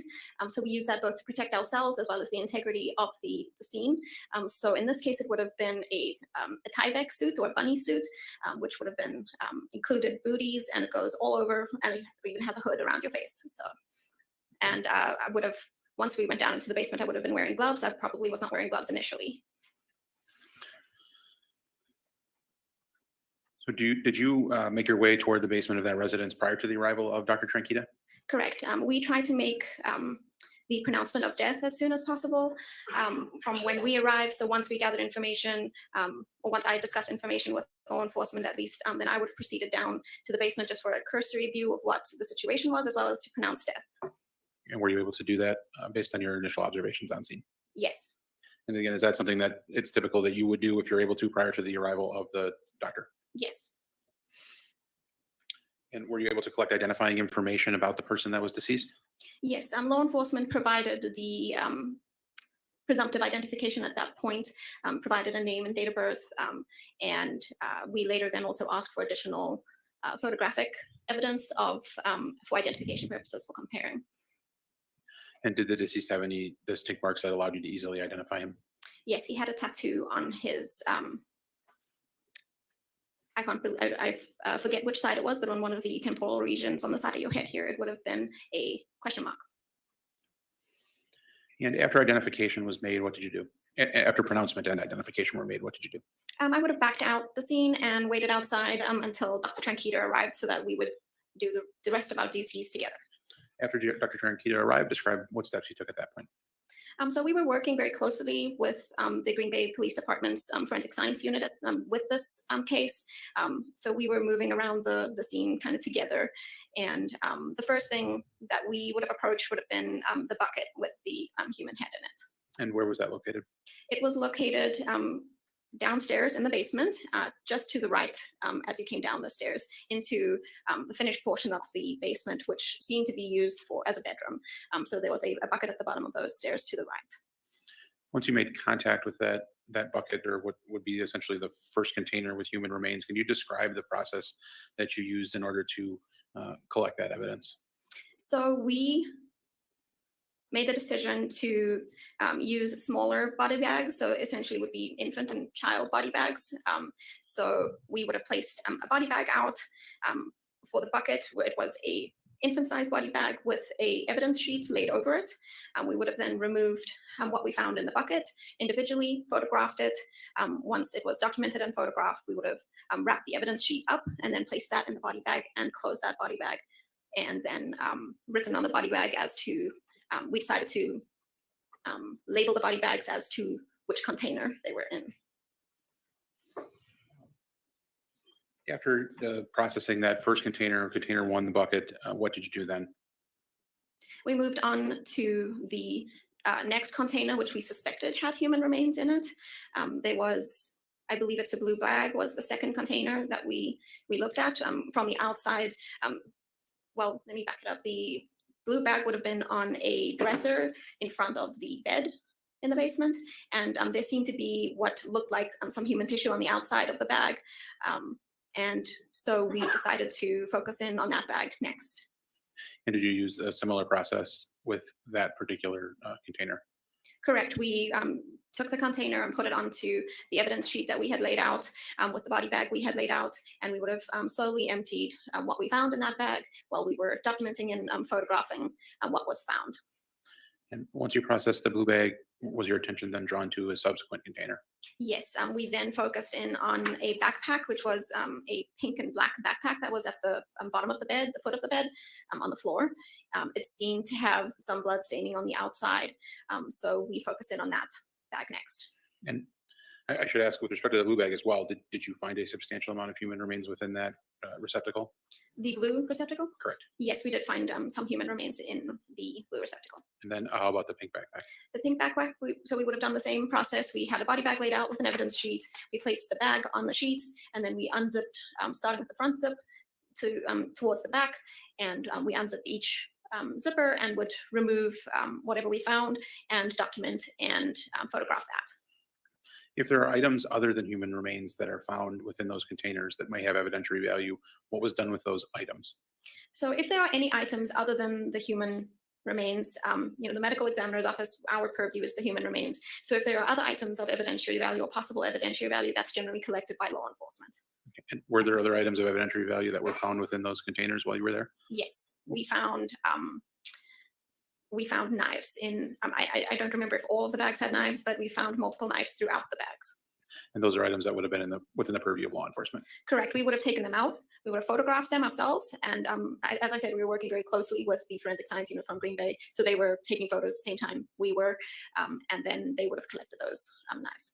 So after you found and processed the human remains that were contained in the pink and black backpack, what was the next container that you noted? The next container we moved to was a blue tote bin that was on the floor at the head of the bed, and it had a bunch of laundry or, I can't remember if it's clothing or blankets, but something on top of it, and they seemed to be a small amount of blood on the outside of the tote bin, and so we would have moved our attention to that at that stage, and we slowly removed what was on top until we could see what was in the tote bin. And what did you note in the tote bin? In the tote bin, we found a substantial amount of blood at the bottom of the tote bin. We also found a torso of a human male. In terms of the other significant body parts that would have been located within the tote bin, do you recall what was located within the tote? So the torso with the arms attached, there would have been other fragmented remains. There was some muscle tissue and certain organs. So those are the four containers that we've discussed already. In addition to the four containers, were there any other containers located in the room that had a substantial amount of human remains? No, there were some other containers or some other backpacks that we peeked in, but there was no other remains found in the basement. And so you found remains in 4 separate containers in the areas that were not the containers. So in general, in the living space in the basement, what were your observations about the living space? So one of my first observations, I guess, would have been that they really, as you walk into the basement, there really wasn't a significant amount of blood that we could see as you walked in. We would have later noted, once we moved some things off the bed, that there was some what appeared to be blood staining on the mattress, and perhaps some small little pieces of tissue that were suspected to be human tissue in the carpeted area. But there was a shower in a laundry room nearby, and there seemed to be, again, some small pieces of what could have been human tissue. Was it fair to say that relative to the amount of damage to the body that you observed, there was not a lot of blood or tissue that was readily available outside of the containers? Correct. I would definitely say that I would have thought there would have been more blood on the scene outside of those containers. And from a medical legal standpoint, what is the potential significance of that? Objection calls for speculation. I think it calls for a professional opinion. Foundation. Overruled. Go ahead and answer if you can. Could you repeat the question? Sure. So from a medical legal standpoint, when you see as much damage to the body as you noted, but then don't see as much tissue or blood throughout the room, is there any potential significance from an investigative standpoint based on your training and experience? There are various things that it might spark me to think. One of the things would be, did it happen here? Another thing would be, how, just would make me think, how did this happen? How did this take place? In such a way that the blood was collected, and not all of the blood I would expect to have been in the human body was necessarily in that tote bin or amongst the other containers. So it would just spark questions as to how this would have occurred. Did you locate all of the significant body parts that you were looking for that were associated with the deceased at that scene on Stony Brook? Yes. Did you know what parts were missing? Yes. What did you know was missing from the body? So as we were going, we were trying to make sure that at least the remains that we were finding were consistent with one person. And by the time we were done processing the human remains in the basement, we seemed to be missing a significant portion of the lower limbs. And did you obtain any information about where those items may potentially be located? We were informed that they may potentially be. Say your honor. Not as offering it for the truth of the matter asserted, I'm offering it to support how she later goes to a different location, how she gets there. Overruled. You can answer the question. We were informed that there were potential human remains in a van that had been towed by the Green Bay Police Department to their evidence storage unit. Did you ultimately respond to that location? Yes. And who went with you to the evidence storage unit? Dr. Tranquita would have been with me too, as well as various members of the Green Bay Police Department. And upon arrival at the storage unit, did you continue to use your PPE and all of the other evidence processing techniques that you discussed earlier? Correct. We would have used a new set of PPE once we arrived at that location. And what did you do once you arrived at that location? So we initially just took photographs of the outside of the vehicle. I don't believe that the police had processed the vehicle yet at all. They were waiting to do that in conjunction with us. So we kind of peered in, just noting what was in the vehicle, and then we would have opened the doors and the trunk to take a look just at a general view of what was in the vehicle. And did you locate anything of significance or any human remains within the vehicle? Yes, we ultimately did find a crock pot box that had human remains in the box. Do you recall specifically what you recovered in the crock pot? We would have recovered the full set of we would have recovered parts of both lower limbs. And were those then collected using a similar methodology as what you described at Stony Brook? Correct. So we took the crock pot box outside of the van and we placed that on some paper material next to our evidence sheet. And then we unpacked what was found in the crock pot box and documented and photographed that as we had previously. What did you do once you packaged the human remains at the scene at Green Bay Evidence? So we would have closed the evidence sheet, put it in the body bag, sealed that body bag, and transported the remains to our the Brown County Medical Examiner's cooler. Where is that located? Or was it at the time? We have changed locations since, but at the time we had a temporary cooler out at the Brown County Highway Department. And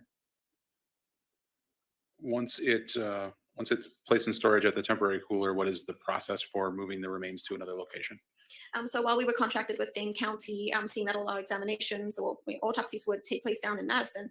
So Dane County, as part of their contract with us, had a transport van and an individual that was hired as a driver. So they would have come up and collected the body bags from us, and it's a cooled van, and then that's transported down to Dane County for further examination. And I should backtrack because I don't think I asked this question with respect to Stony Brook.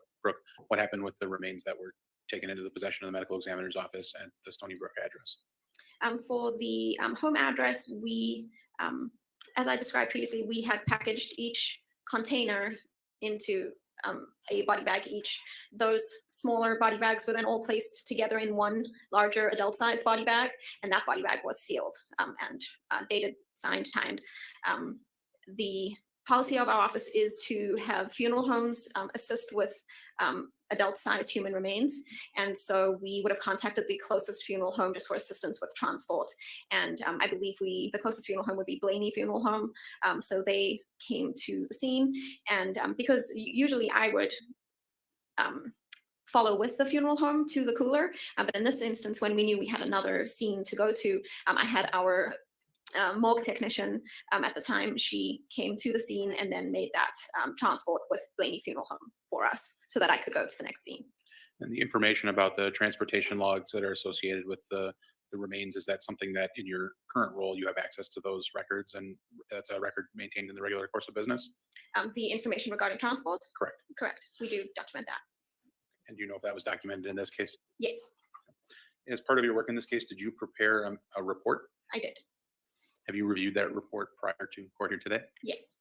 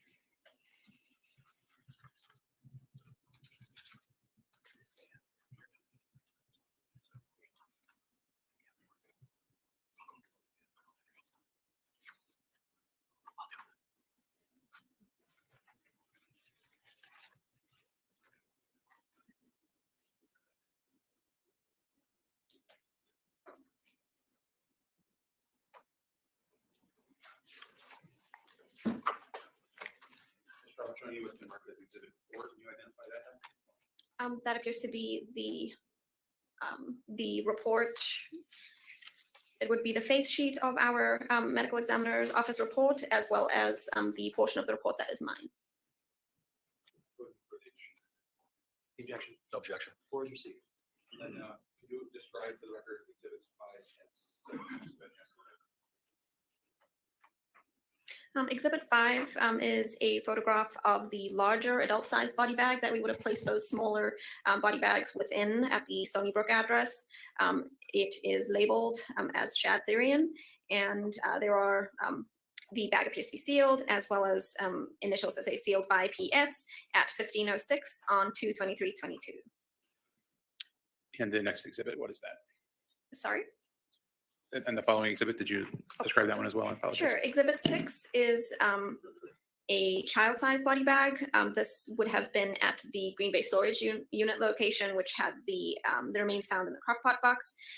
This is sealed, and it is labeled as container number 5, crockpot box van, and by the seal number, it says sealed by Petra at 1634 on 2/23/22.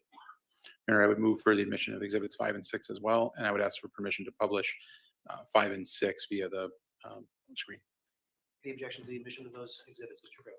No objection to admission of exhibits 5 and 6, but I would object to publication, Your Honor. It's already been described. We'll overrule the objection. You can now publish those.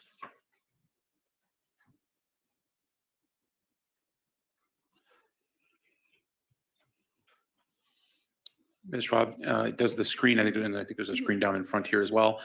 Is the screen accurately depict what is contained in exhibit 5? Correct. And then I think if it's toward the right-hand side of the screen or the photo where it indicates the name and then the information that you indicated about the date and the sealing. That's toward the right side of the photo. Is that correct? Correct, near the zipper there, but with the seal. And the purpose of the seal and signature again? It's to document chain of custody, essentially. When I seal that bag, and then once it gets to Dane County for autopsy, does that seal tag still match? There's numbers on that seal tag, so that is documented both on scene and then again prior to autopsy before cutting that seal. They make sure that it is still that same seal that I initially had placed, and they document it too. And then the photograph that's now depicted on the screen, is that Exhibit 6? Yes. And again, contains the information that you indicated about what is contained inside and then the signature and seal. Correct. I have no further questions, Your Honor. Cross-examination, Mr. Frelick. Ms. Schwab, good afternoon. Good afternoon. Different parts of the body of the deceased were in different areas, correct? Correct. Some parts were at the Stony Brook Lane property, correct? Correct. In the basement? Correct. And then some other body parts were inside of a gold Town and Country minivan, correct? Correct. And that minivan was found in the parking lot of Eastman Avenue apartment complex? That would have been found by law enforcement. The street name does ring a bell, but they would have towed it from that location that they found it to the storage room or storage warehouse that I responded to. You saw the minivan at the police storage unit, correct? Correct. And that was with Dr. Tranchita? Correct. Is it Tranquita? Tranquita. Okay, thank you. You were given some information as to what may or may not have happened at the 829 Stony Brook Lane property, correct? Correct.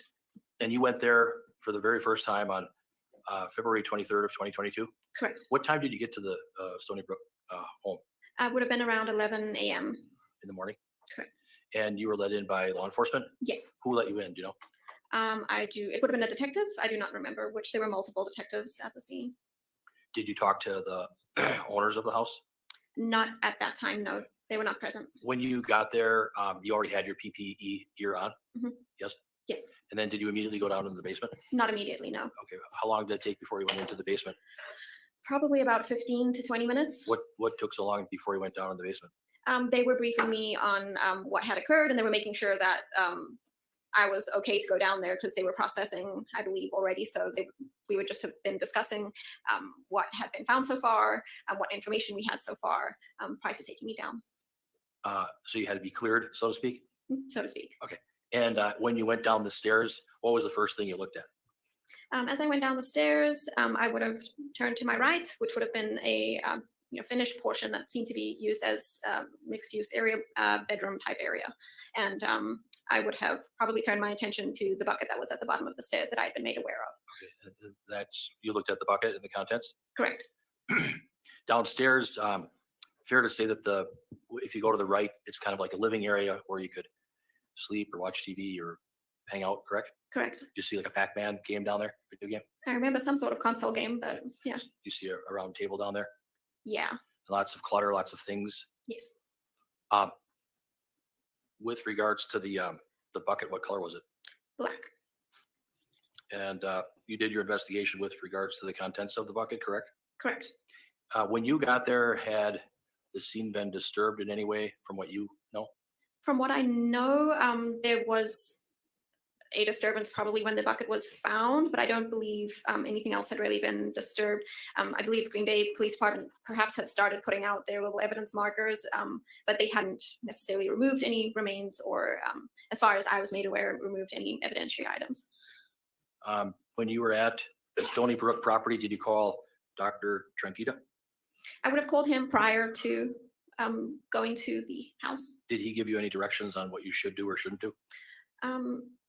I think the directions would have come through their director of operations, and we have standing policies that in cases where homicide might be suspected, that we go into the scene, pronounce death, exit the scene, get some basic information for them, and wait for their arrival before proceeding with any further examination.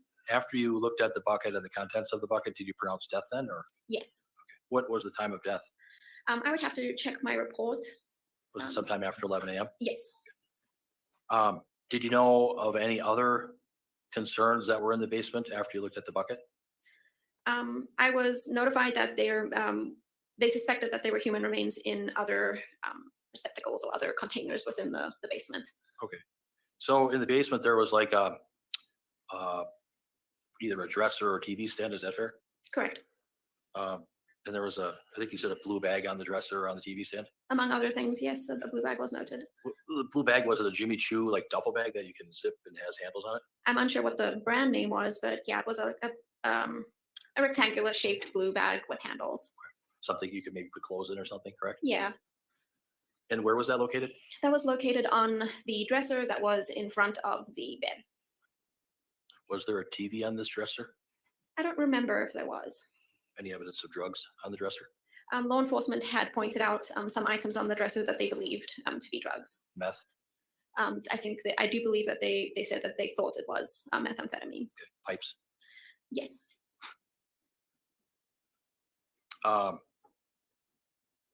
With regards to the bag that we're talking about with the handles, you had gloves on at the time? Correct. When did you put your gloves on? Sorry, could you When did you repeat? put your gloves on? Do you remember? What did I put my gloves No, on? when? Oh, did you put- when? Yeah. We would have put gloves on in the basement prior to touching any items. So you had the gloves on before you inspected the black container or bucket? Correct. Did anybody assist you with removing items from the duffel bag? Dr. Tranquita and I were removing the items together. Had you ever seen anything like this before in your experience? I have seen mutilation, but nothing to this extent before. Never saw a head in the bucket, correct? Correct. So after you looked at the bag on the dresser, then is that when you turned your attention to the backpack? Yes, after the blue bag on the dresser, we would have then turned our attention to a black and pink backpack that was on the floor at the foot of the bed. Now, the bed in this basement, were there mattresses that were stacked on top of each other, or what can you tell me about that? I remember that they were 3 items. I don't know if it's 2 mattresses and 1 base versus 2 bases and 1 mattress, but 3 things stacked as a bed. There was no, it wasn't like a headboard and a footboard, correct? No. Just basically mattresses, correct? Yeah. And you went over to this backpack, right? Yes. Was it an Under Armour backpack? I would probably have to check photographs for the brand. But it had some colors to it? It had, Did it have colors like black and pink or yes, something? it was black and pink, and there was some red staining on the outside, Why did you focus on that? probably because of the red staining. Did you discover that, or did someone else point that to your attention? When we were walking around looking at the scene together, it would have been in conjunction with law enforcement. Okay. And we would have, tried to lift it, and it seemed suspiciously heavy for a backpack. And then, did you have to unzip that Under Armour backpack? Yes, we unzipped each zip from front to back and looked at the contents. And you removed the contents from that Under Armour backpack? Correct. What did you do with it? We placed everything that we found within the backpack on an evidence sheet that was then placed into a body bag. And you took some photographs, right? Correct. What were these items in that Under Armour backpack? There were various fragments of human remains. Tissue? Yes, human tissue. I think the other container you said was a blue tote. Yes, And where was that? that would be on the floor at what I consider the head of the bed. Was it by the wall? Yes, between the bed and the wall. Was that area of the basement kind of dark? Yes, The lighting wasn't very good? no, And there was items on top of this tote, yes. If I remember correctly, it was laundry items. blankets? It could have been blankets, it could have been clothes, or a combination thereof. And did you see some blood on the outside of the tote? Yes, Would you say it was a teal tote? yes. And are you the one that took the blanket or the clothes off of the tote? I believe we were doing that in conjunction with a detective from Green Bay Police Department. Do you remember the name of the detective that was with you? There were multiple. It was Detective Cassie Pakala and Phil Scanlon that were mainly assisting. They were both there? Correct. Was that tote difficult to see? No, Would it be difficult to see if you were coming down the stairs as you get off the last stair? not necessarily, no. But it was towards the back of the basement, is that correct? Yes,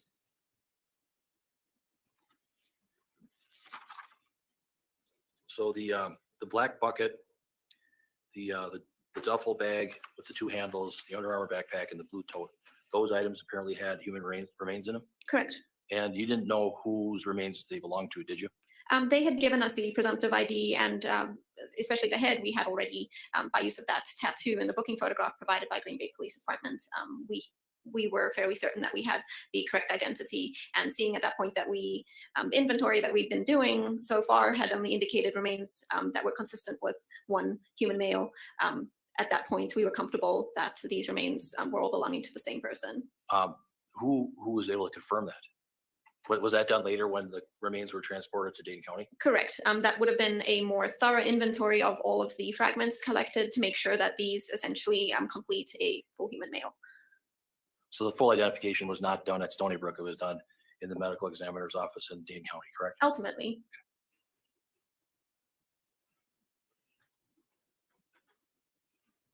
And fair to say that both you and the detectives had a lot of questions on what occurred and how this could occur, true?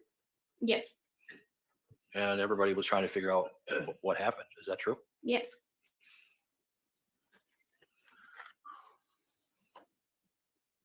Chain of custody was followed?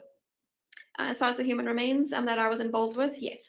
And the bucket, the duffel bag, the Under Armour backpack, and the blue tote, were those all taken from Stony Brook, from the Stony Brook Lane home, and brought to the police department for further examination? I did not remove them myself, so it was likely removed by the Green Bay Police Department, but we, as the medical examiner's office, do not collect those sorts of items. Okay, nothing further. Thank you very much. Redirect. No, Your Honor. Okay, you can step down. Thank you. You can do as he says. You can just- Okay, thank you. State's next witness. State calls Michelle Zarneski.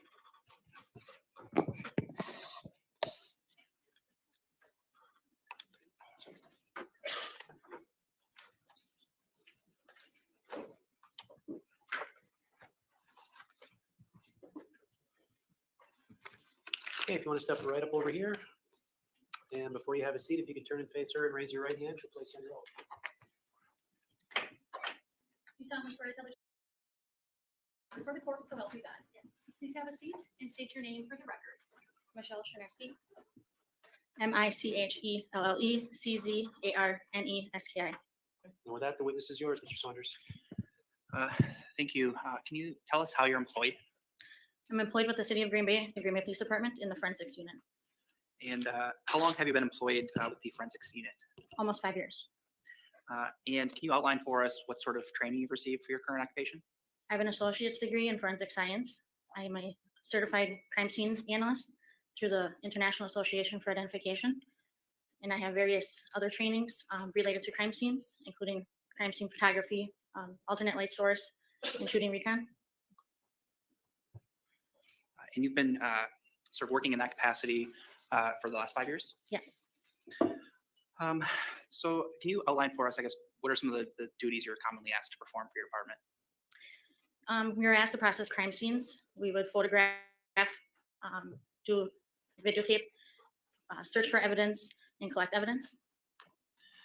And you kind of use the we. Are there other members of your team that you commonly work with? Yes. And who are they? Kristen McMullen and Bailey Andre. And is it commonly the case that you sort of work in tandem with those people in the performance of your duties? Yes. For instance, if one person's photographing things, the other's collecting it, things like that? Correct. All right. So then I want to ask you about February 23rd of 2022. Were you working in that same capacity on that day? Yes. Do you recall responding to a residence on Stony Brook Lane on that day? Yes, I do. And was another member of your team with you? Yes. And who was that? Forensic specialist Bailey Andre. And what sort of information did you learn when you arrived at that residence? That there was a body part located in a bucket. And I guess at that point, that's the sum of the information you had at that point? Yes. What did you do at that point? Once the warrant was signed, I was able to videotape the exterior and interior of the scene. And then Bailey Andre did the photographs, and then I labeled the evidence. So at some point when you're at the Stony Brook residence, are you involved in evidence collection. Yes. And can you outline for us what goes into you collecting an item of evidence? Once we locate a piece of evidence, we would label it with either a evidence placard, or if it was a swab that needs to be collected, it would be labeled with a sticker. So each exhibit collected would have its own separate number or exhibit. Then it would be photographed, and then it would be collected. And what sort of outfit or attire are you wearing when you're collecting these items of evidence? We had a Tyvek suit on and rubber gloves. And that's commonly in your practice what you wear during processing crime scenes? These type of scenes, correct. All right. And you did so in this case too? Yes. So you mentioned part of what you're doing was collecting items of evidence. Were you also taking swabs of various surfaces as well? Yes. And what sort of areas did you swab in this case? If we located any kind of red substance that could possibly be blood, that was swabbed. And did you collect a fair number of those swabs in the basement? Yes. Those were items that you were responsible for collecting and maintaining? Correct. Can you generally for us describe the process of what we mean when we're using the word swab? It's like a Q-tip with a cap on it. It's in a separate package, so each swab is individually packaged. It's sterile. We typically have an assistant help us. So if I were swabbing, I would have clean gloves on and I would not touch anything.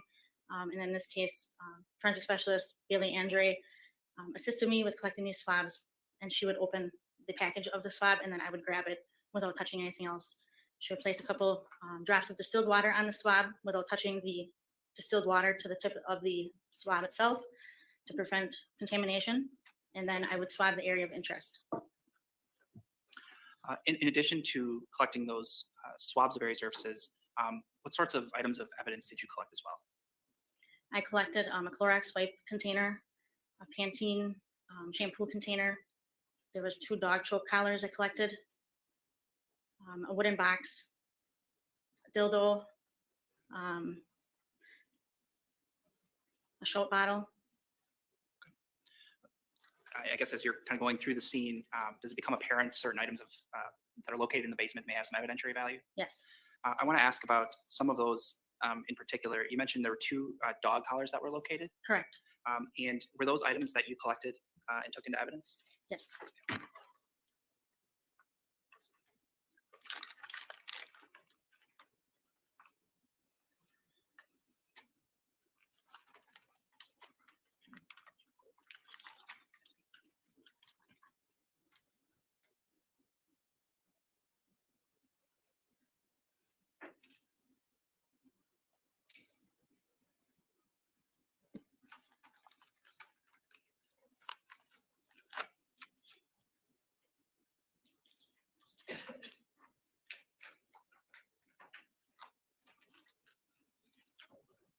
All right, so I'm going to show you what's been marked as exhibits 7 and 8.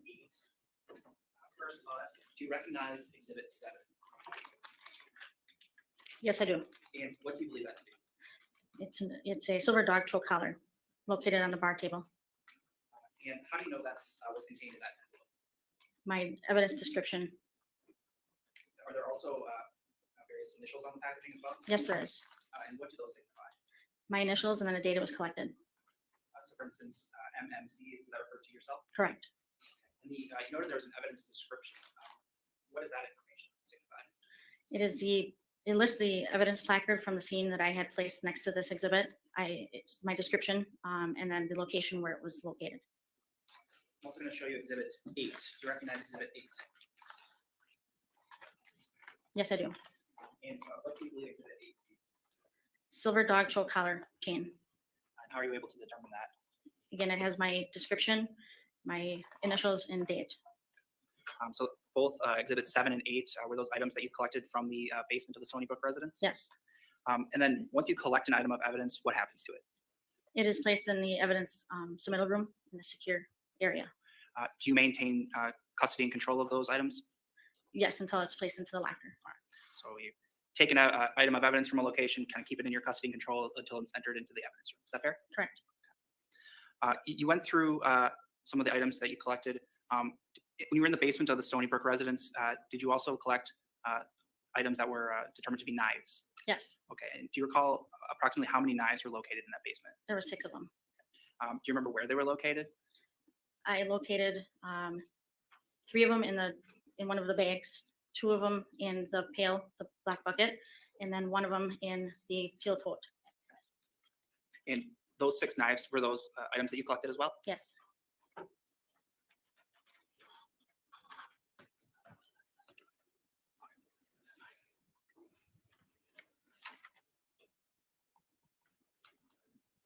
I ask you about one of those in particular. First, I'll show you exhibit number 9. Do you recognize exhibit number 9? Yes, I do. And what do you believe that to be? It's a knife with a silver blade and brown wood handle with red substance. And is that an item that you collected? Yes. And if you recall, where was that knife collected from? This was collected from a Jimmy Choo bag that was located on a TV stand in the basement. And is that an item you collected from the basement and entered into evidence as well? Yes. Apart from your sort of description of what's contained in there, are there any other unique identifiers that helps you classify what that exhibit is?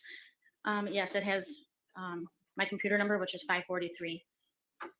And then is that sort of a way for you to identify this is an item I collected? Yes, each employee with the police department has its own 3-digit code.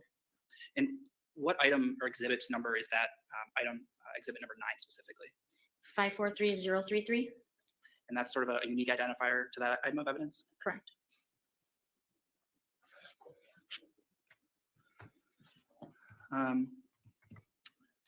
Apart from your time, and before I leave actually the basement, when you're collecting these items of evidence, you mentioned Miss Andre is with you as well. Yes. Is she photographing essentially what you were doing? Correct. And apart from your time in the basement of Stony Brook, did you process any other scene on February 23rd, 2022? Yes, I did. And where was that? It was in our offsite storage location. And I guess what did you process? It was a Chrysler minivan. At that point, it had been brought to the your, I guess, secure facility? Yep. Okay. And what did you observe or locate in the van? We observed a crackpot box with a human remains in it. We collected several swabs from the door handles of the minivan. The crockpot box that was located, did that contain any objects? Yes. And what did that contain? I'm sorry, say that. What did that box contain? I believe it was human remains inside of it with some clothing.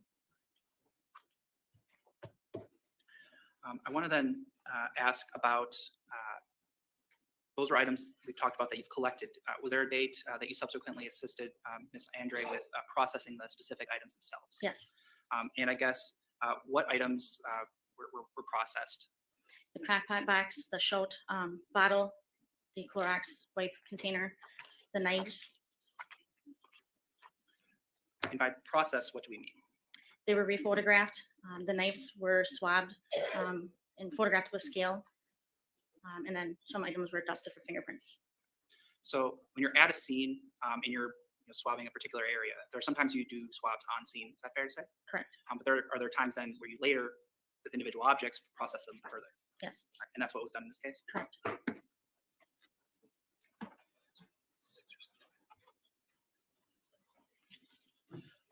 While council's reviewing those exhibits, were you the one physically processing those exhibits on that date?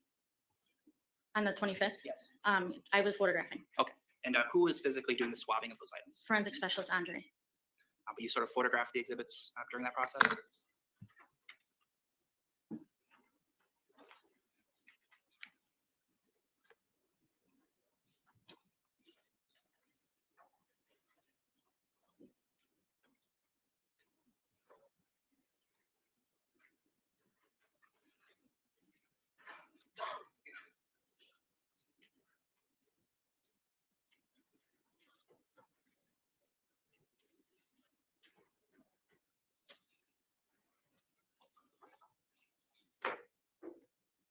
I'm going to show you exhibits 10 to 15, and I'll ask you to thumb through those, and then let me know when you're completed.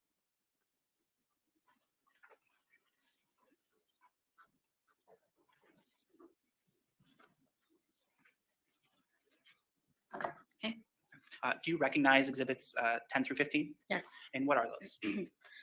Exhibit 10 is a photograph of a Clorox wipes container. Exhibit 11 is the shot bottle. Exhibit 12 is a photograph of the back of the shot bottle. Exhibit 13 is a photograph of a knife. Exhibit 14 is a photograph of the knife with scale. And Exhibit 15 is a photograph of the crackpot box. Are all those photographs that you took in this case? Yes.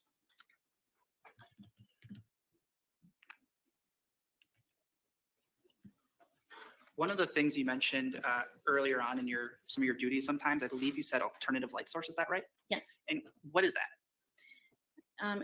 ALS is a light that uses specific wavelengths to detect certain kind of materials like biological fluids, like bone, latent prints, anything that's not visible by the naked eye.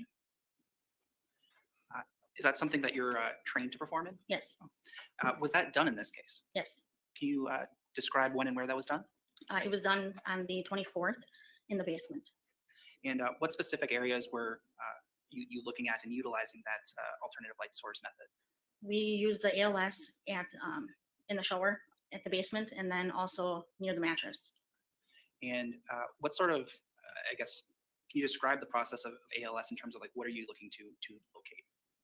We were looking to locate any type of biological evidence, specifically blood. When you use an ALS, the blood actually will absorb, so it'll appear as a dark color. At that point, then if we locate anything, we can swab it. It's more of a presumptive test, and those swabs will be sent to the crime lab. Essentially, you're detecting things that you can't see by your naked eye. Correct. All right. And that was done on the 24th? Correct. Thank you. Thank you, Mr. Niski. I have nothing further, Your Honor. Cross-examination. Thank you. When you say the 24th, are you talking about February 24th of 2022? Yes. And you utilize the alternate light source method to as part of your investigation? Correct. Tell me a little bit more detail about that. Is it a light or what is it? What kind of device is it? We actually had Schwaber and Public Safety come in with the Crime Light Auto. Holly Moss is the one who conducted that. So I just assisted her with it. It's a light that uses different wavelengths to be able to detect anything that you can't visually see by the naked eye. What was that lady's name? Holly Moss. Holly Moss? So she was the one doing the ALS at Stony Brook in the basement, correct? Correct. And you were there to kind of observe?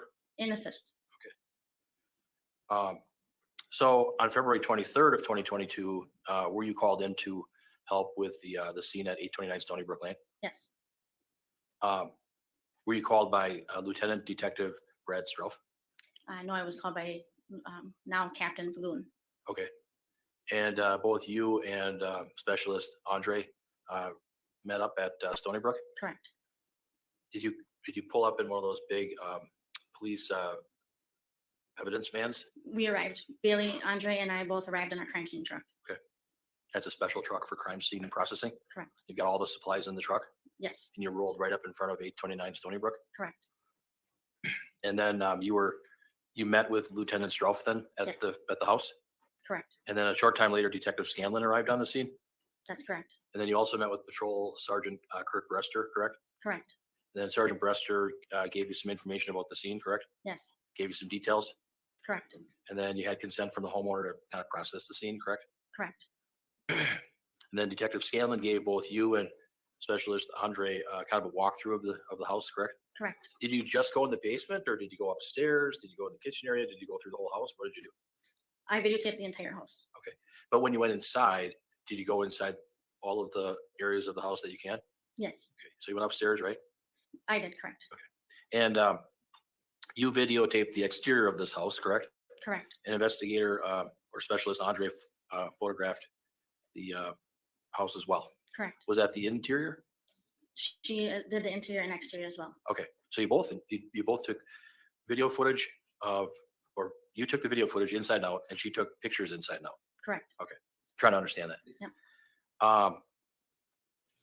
And then were you told that you had to wait because the Detective Scanlon was waiting for a search warrant? Correct. And you were told to wait until that process was complete. Is that right? Correct. And after that, then you had the green light to go and do your investigation, correct? Right. At some point, Detective Cassie Pacala arrived as well. That's correct. So then you went upstairs and videotaped upstairs. Correct. Did you see anything that was concerning upstairs? Not that I recall. You had to turn on some lights in multiple rooms to get a better view, correct? Correct.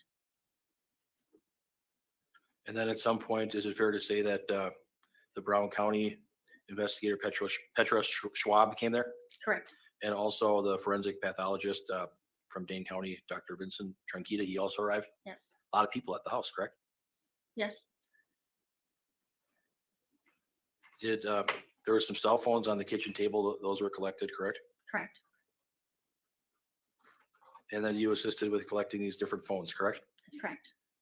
One maybe it was a blue one, or two blue ones and a black one. I don't recall the colors they were. They each had a different colored case, correct? Yes. Then you did some swabbing of DNAs on these cell phones, is that right? I don't recall if I swabbed the cell phones. You did a lot of different swabs of the door and the locks and the handles and all of that, correct? That's correct. You did swabs of diapers downstairs, toys, flooring, correct? Correct.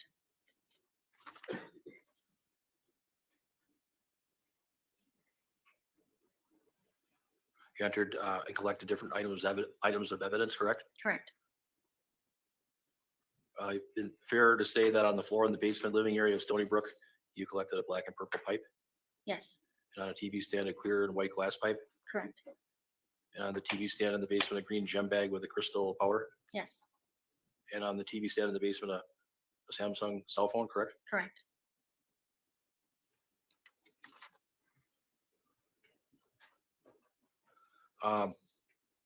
Did you go with Dr. Tranquita and look around in that basement area as you come down the stairs and go to the right?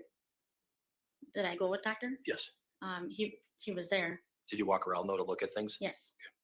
Did you see a black and blue Jimmy Choo bag? Yes. Was that on the TV stand? Correct.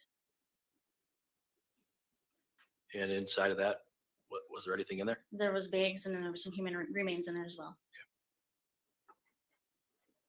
And then did you see a pink and black Under Armour bag? Yes. Where did you see that? That was on the floor next to the bed. And when you say bed, are you talking about stacked mattresses? Correct. And Dr. Tranquita moved that Under Armour bag, correct? Yes. And he was the one that removed the contents? Correct. Were you there when he was doing that? Yes. And where was that Under Armour bag, do you know? It was on the floor By a dresser or a bed? next to the mattresses on the Okay, floor. thank you. And did you list all of the different things that you observed down there Yes. and gave them all exhibit numbers, correct? Correct.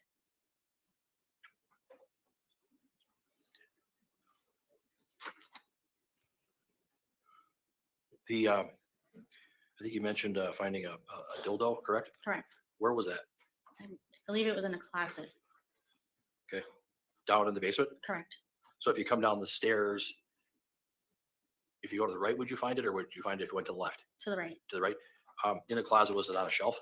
It was in a brown box, wooden box, Okay. on a shelf. Was the box open or closed? I don't recall. I think it was closed. Did you open it? Did you open the I box wasn't to the see one what who was in it? located it.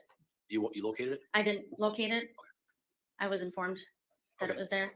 but then you went and take a picture of it, correct? Correct. And did you open it to see what was inside the box? Yes. When you photographed it, did you take it out? Yes.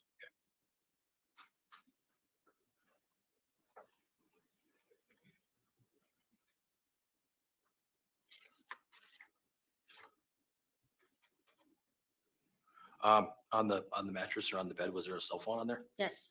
Did you label that and take a picture of that? Yes.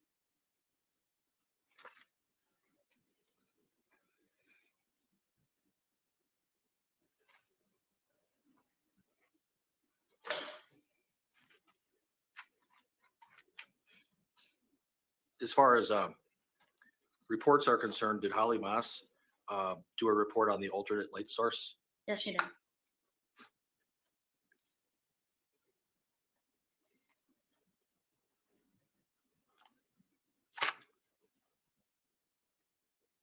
On the shout bottle, did it have like charcoal on the outside of the bottle? Could you take a look Are at you that exhibit? referencing this picture? Yeah, that exhibit, I think it's 11. Is that charcoal or what is that? No, that'll be fingerprint coater. Okay, what is that? Tell me what that's for. It's to enhance fingerprints. To see if there's fingerprints on there? Correct. Okay, did you see any? Yes. Did you dust for fingerprints on any of these other items that have been offered in evidence exhibits 10 through 15? I did not dust for fingerprints this day. Forensic specialist Bailey Andre did. Okay. Which items did she dust for fingerprints on? Do you know? I don't know. When you went to the off-site storage, was that on the same day on February 23rd of 2022? Yes. What, do you remember what time you got to Stony Brook? I don't recall. Was it in the morning or afternoon? Do It you was know? morning. Morning. Were you done by noon? No, How long were you there, you think? quite a few hours. Okay, into the afternoon? Yes, And then after that, did you go right over to the storage unit? we did. And in the storage unit, there was this gold Chrysler Town and Country minivan. Correct. And were you told by investigators that you need to take some photographs and look at the contents of what's inside of that minivan? Yes, And then you dusted for fingerprints on the van as well? correct. Was Specialist Andre with you when you went to the storage facility? Correct. So it was you, Investigator Andre, Dr. Tranquita, and then some detectives? Yes. Who were the detectives that were there? Detective Scanlon, Detective Cassie Pacula. There was a few others as well. Detective Ruff or not? I don't recall. How long were you at the storage facility looking at the contents of the van? A few hours. Were you done by 5 o'clock or did it go after 5? Do you I know? don't recall the exact times. It was a long day though, correct? Correct. And when you got there, you had to put on new PPE gear. Correct. And what were you told to do when you got to the storage facility? Swab the door handles, interior and exterior, the steering wheel, search for items of interest, photograph it. Had anybody been inside the minivan before you got there? Not to my knowledge. The back hatch was closed. Correct. When you got there, then you saw it opened. We opened it. Who opened it? I believe I did. And then take me through what you did from there, could you? Once we processed the back of the minivan, then we went to the passenger side, or the driver side. Opened the door and I seen the crock pot box there, and we searched that and located human remains in there. In that minivan, there was all kinds of stuff in there, wasn't there? There wasn't too much stuff in there. Well, there was the crock pot box, correct? Correct. Was there a laundry basket in there? There was. And then there was all kinds of other items in there, correct? There was like a cooler in the back hatch, just some other odds and ends, but it wasn't terrible. Clothes, Yes. flag, I'm sorry, what? a flag. I don't recall. But it filled up the back of the minivan, didn't it? For the most part, I guess. And the minivan windows, were they tinted? I don't recall. But the human remains were in this crock pot box. Correct. And who processed that? Dr. Tranchita removed it from the vehicle and then removed the contents from it. You didn't touch it, correct? I touched it initially and realized that it kind of shifted and just kind of had an instinct that there was body remains in there. When you opened the hatch, did you know what was in that box? The crockpot box Yeah. that was in the driver's side passenger, the middle seat. Okay. Did you know what was in the box before you opened the No. hatch? You were surprised? Yes. Who did this minivan belong to? Do you know? I don't know.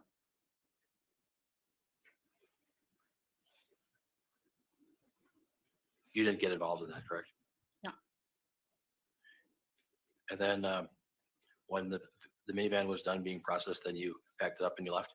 Correct. You and Investigator Andre? Correct. And your title is forensic specialist, correct? That's correct. Can you tell me what does that mean? We process crime scenes, process evidence that's collected by officers in our lab. We process evidence that we collect in our lab, document crime scenes. Take samples, Correct. dust for prints. Correct. Are you fully trained to do alternate light source testing on your own? Yes. Why did you have Holly Mays there for Matt Schwaber on that? At the time that she had a better piece of equipment than we had. It was more up to date. And can you tell me about that equipment quickly? It's called a Crime Light Auto. It has a built-in camera. So for us to be able to do what she did, we would have had to photograph things with our separate camera and use flashlights to be able to identify what she was able to identify all in one. Okay. What is the device like? What does it look like? Does it look like a flashlight or what does it look like? It's kind of like an iPad. Okay. It's got a camera lens in the front. Okay. All right, nothing further. Thank you very much. Redirect? No. Okay, thank you. You can step down.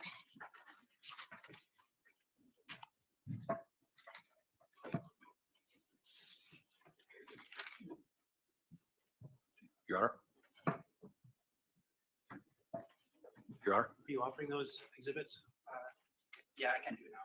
I would move 7 through 15. Any objection? No. Those will be received. Your Honor, could we take a short break? I need to. Okay, ladies and gentlemen, we're going to take an afternoon break for about 10 minutes. I'll rise for the jury. Thank you.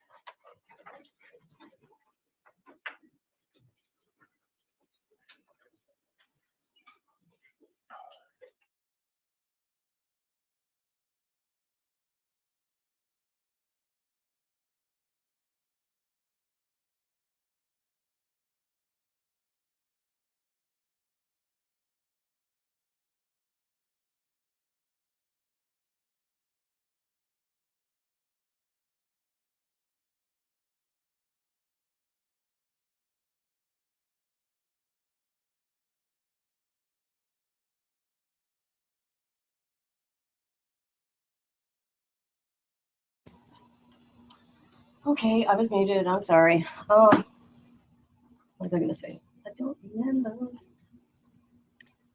Now, what is up with the people that commit crimes in Washington or Wisconsin? I mean, this is Jeffrey Dahmer kind of stuff. It's unreal that this stuff really happens. Being on drugs at the time of the murder, does that qualify as being mentally incompetent at the time you did it? That's interesting. That I don't know. I mean, look at, I don't want to compare her to Letitia, but look at Letitia. And I only say that because of her plea, the NGRI. They never brought up drugs for Letitia, so I'm not sure. Should not, yeah. Hi, Smiley. How are you, Mama?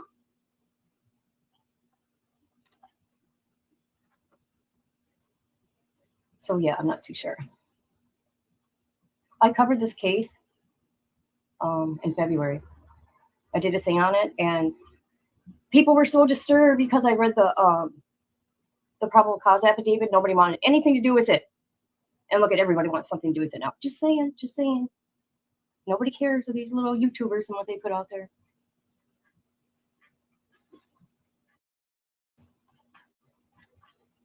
As far as I understand, it does not qualify for it. Oh, okay. Thank you.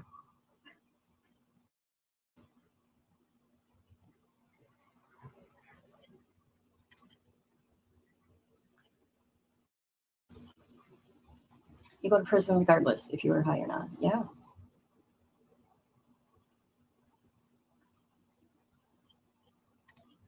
And I haven't been able to tell. I thought her attorney, the one that she hit, didn't want to represent her no more. However, this guy here looks like the same guy. I could be wrong.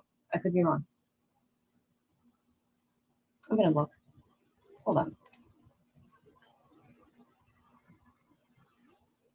I'm looking right now.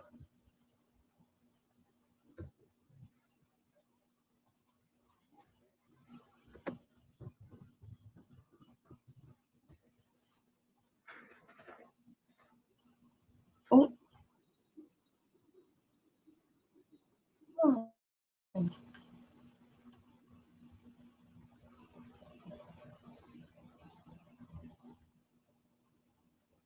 Oh, it does look like the same guy. Wow. It is. Let me look. Okay, since they're on break, we'll look at that.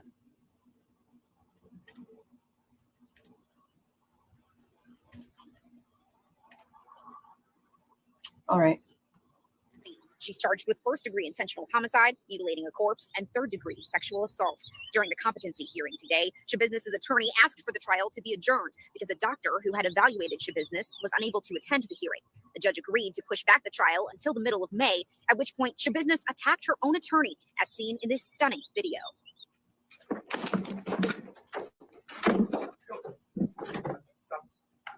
Stop it. Officers restrained her and removed her from the courtroom. The judge ultimately decided to reschedule the competency hearing to March 6th. In Green Bay, Noelle Friel, NBC 26. Looks like the same guy. Well, you're welcome. So I think it's the same guy. They said, I don't know, I have no clue about the laws in different states, but I do know high on drugs, been sent to prison, and it has not been a reason to soften the sentence. Yeah. MMA finals? What's that?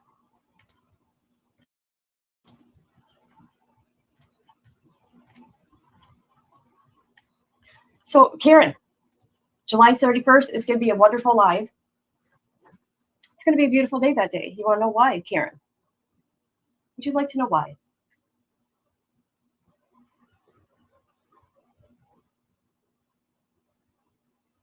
Oh, martial arts. Oh, okay. Okay. Gotcha.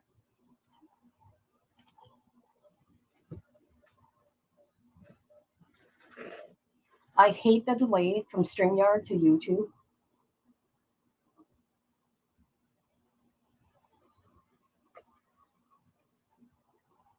Karen, my friend, you still here? Okay, here we go. Charge: first degree intentional homicide, mutilating the corpse, third degree sexual assault, allegedly attacking Shay Tyrone. Pleaded not guilty by the reason of insanity. Oh, mental defense defect, just like Letitia. I bet you though their special is in Dorothy Lewis. Mixed martial arts. Okay.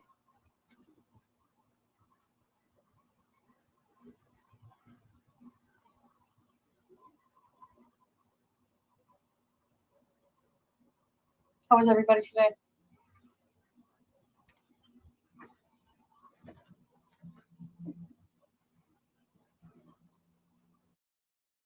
See, I don't know what I feel about that lady. I started to try to do research on her, see why she's so messed up. I haven't found really anything much except for this right here. But she's from California, so who knows what happened in Cali.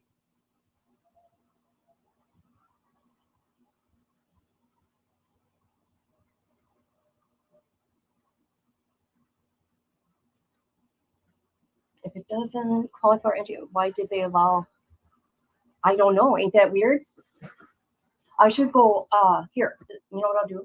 Like the next break, I'll look up a motion that they did. How about that?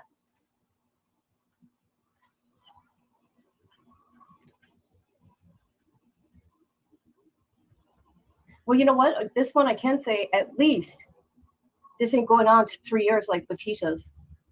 I mean, this just happened February of this year. A defendant has a right to plead for anything, don't they? I guess. But I don't know what the doctor said. Oh, God, that's right. Competent and mental defect, is that two different things, you guys? I can't remember now. Can't remember. Shoot. Motions. I'm looking up motions right now, you guys.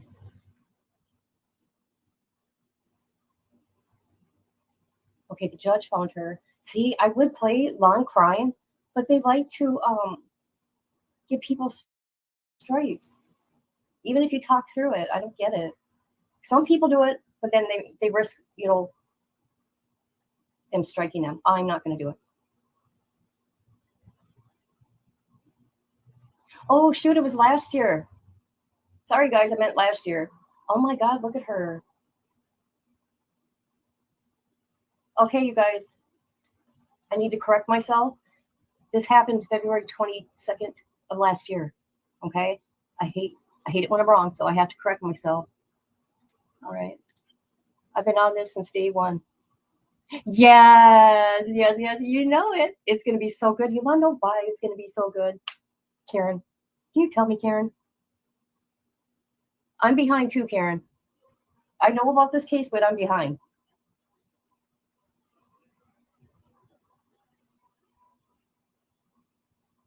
So if I have any new people watching, just so you know, I like to do parodies, skits on dumb criminals, okay, criminals and other people that, you know, do crime just to laugh, you know, because some of these cases get dark. I make fun of Lori Vallow, and I love doing Lori Vallow skits. I can do her so good. But I always put a little twist on it for me. Since birth. Oh my God. We got to hear victim statements. Yes. But no. Also, Karen, I'm going to have a brand new parody of that hearing. I can't wait to look at her. And I want to go live and do it. What do you think about that, Karen? You go live? Go live just like Lori Vallow? And let the chat ask me questions? What do you think about that, Karen? Just so everybody knows, I know Karen, and that's why I keep saying that. Uh-oh, look at her. Look at her. See, her neck's going to start spinning. Stay ready to call your next witness? Yes, stay close. Okay, I'll shut up now.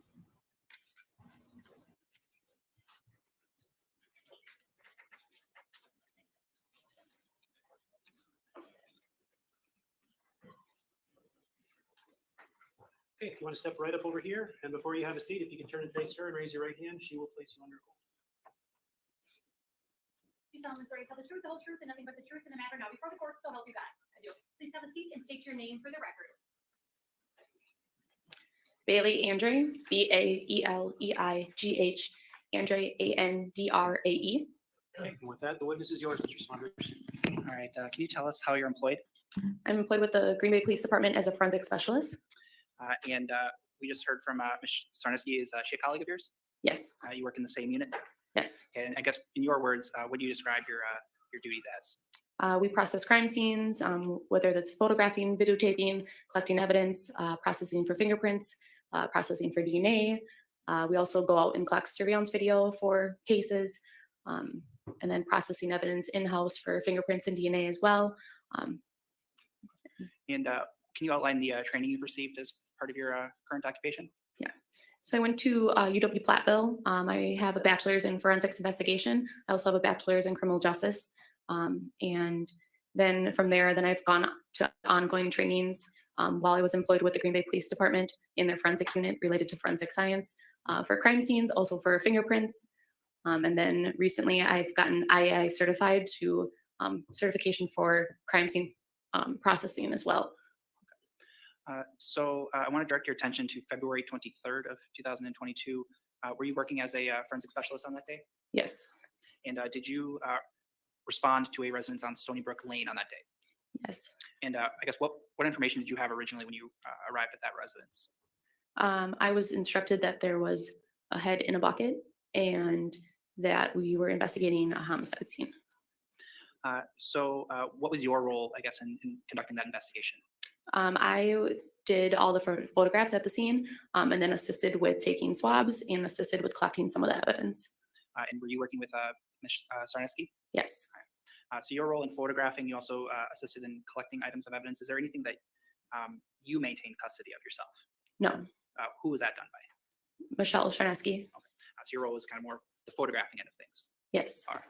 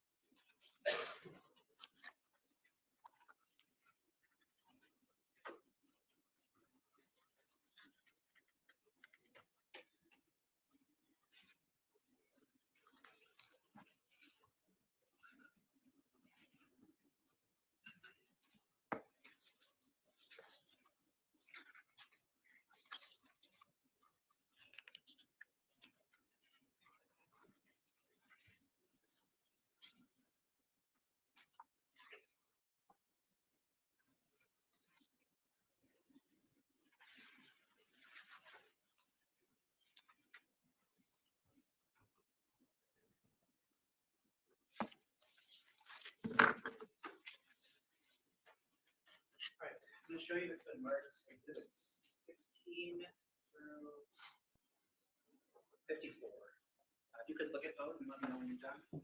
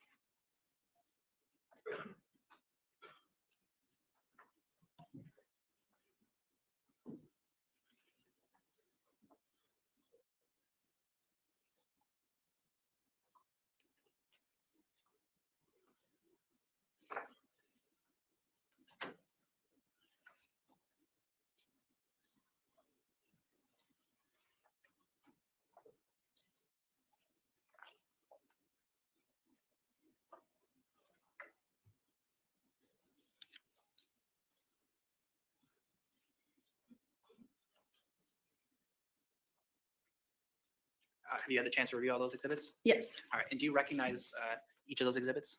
Yes. And what are those?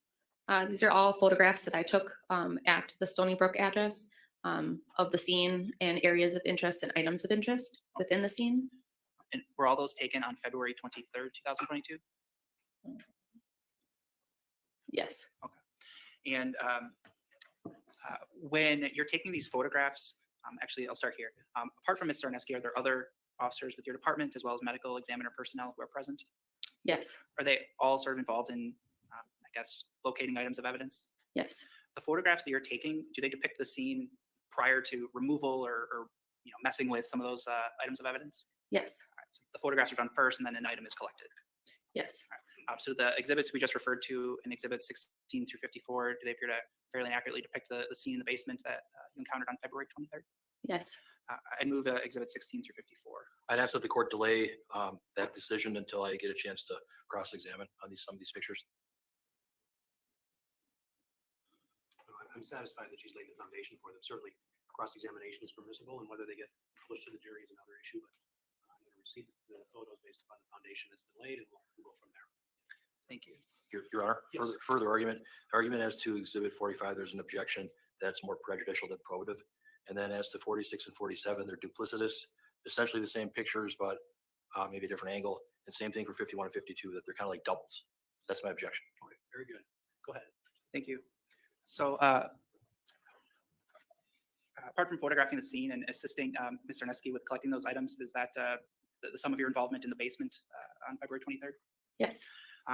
Were you involved in part of this investigation in another location on that day? Yes. And where was that? It's an offsite storage facility.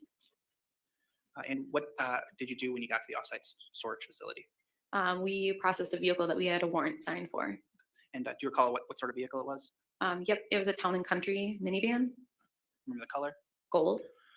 And at that point, it had already been transferred to the Green Bay Police Department facility? Yes. And what was your role, I guess, in processing the van? I was doing photographs again, so I photographed the van itself and then items of interest, areas of interest. Okay.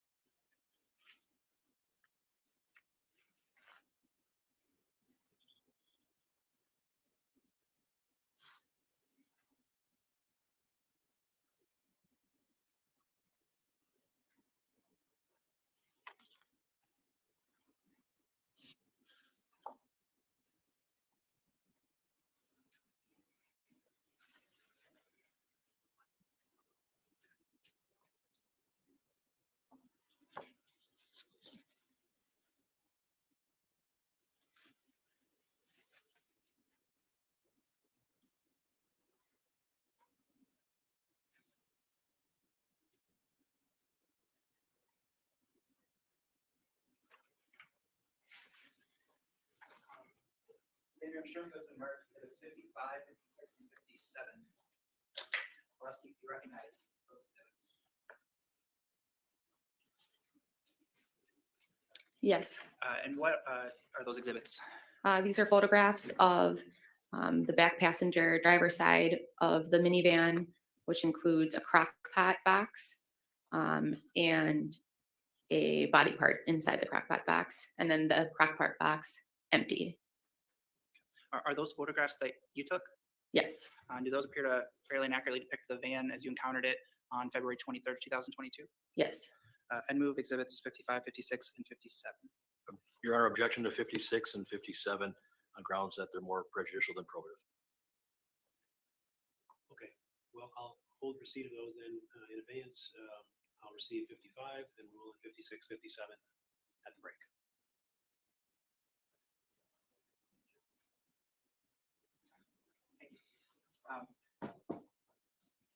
And your involvement with respect to the investigation of the van was strictly photographing the scene? Yes, and then assisting Charneski with swabs. I want to ask you then about February 24th of 2022. Were you involved in any investigative steps on that date? Yes. And what specifically did you do on that date? We went back out to the Stony Brook house and we processed that scene. We took additional photographs, we collected additional evidence, we swabbed additional areas. We also used an alternate light source camera, and then we did Blue Star as well. And I'm going to ask you, what is Blue Star? Blue Star is a chemical reagent that reacts with the hemoglobin in the blood, and it's a presumptive field test. So it's a presumptive indicator of blood, but obviously it's not a lab test of sorts? Correct. Okay. Are you trained in kind of utilizing and conducting investigations using Blue Star? Yes. Okay. And I guess when you apply Blue Star to an area, what happens? Areas that would be positive would glow. And did yourself and any other members of your department apply Blue Star to areas of the basement? Yes. Sorry, which areas? The shower and the bed and floor area over by the bed. And did you then photograph, I guess, the results of some of those testings? Yes.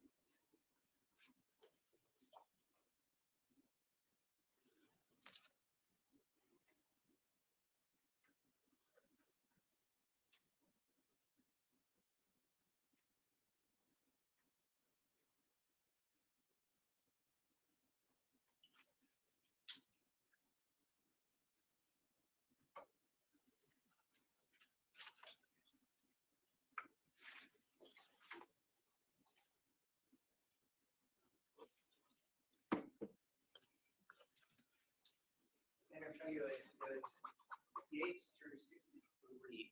I'll ask you if you can recognize those exhibits.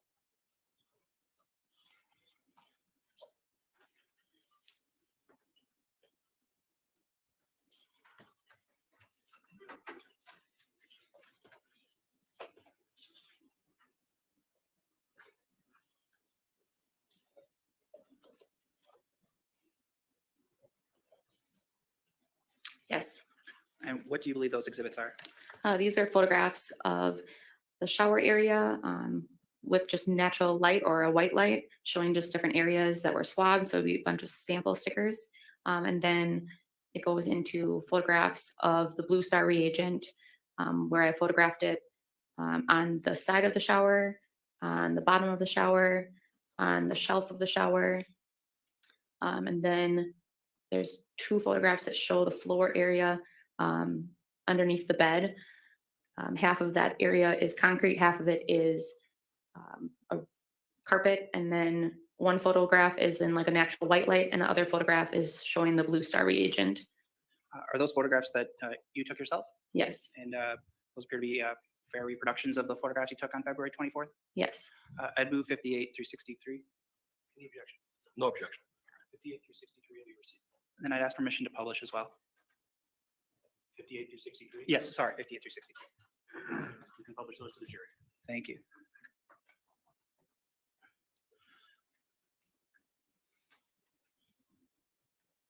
All right. I feel a little hard with the glare. There's also a screen in front of you. Ms. Andre, Screen's so right down there, if you can see it. does this appear to be Exhibit 58? Yes. Okay. And what does this depict? Just an overall photograph of the shower area. You can see a bunch of stickers throughout the shower. It's sample stickers for areas of interest that we swabbed. But this isn't just like a natural white light. Essentially, this is your naked eye looking at the shower. Yes. All right. And then Exhibit 59. So that's going to be the edge of the shower. And that's that blue star reagent reacting on the edge of the shower. And that's actually the left side. It's a photograph of it. So the sort of bluish highlighted area, is that the blue star reacting in those areas? Yes. All right. And then Exhibit 60. Yep. So that's an overall photograph of the bottom of the shower, and that'd be the blue star reacting with that floor area and drain area of the shower. And then you can see on the right-hand side is the sides of that little like ledge. And is that then 61? Yep. And then 61 is an overall photograph of that ledge with the blue star reagent reacting in that shower. And then are we looking at Exhibit 62 at this point? We're just, can you repeat yourself? Sorry, is this Exhibit 62 that we're looking at? It's a little hard with the glare. Do you need the light off over there? If we could, Judge.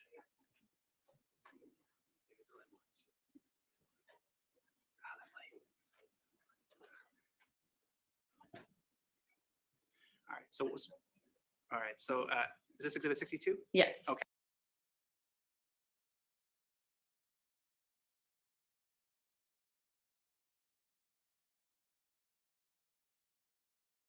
Rug, or not rug, of the carpet in the concrete area, but it is outside the shower. It is very hard to see printed also as well.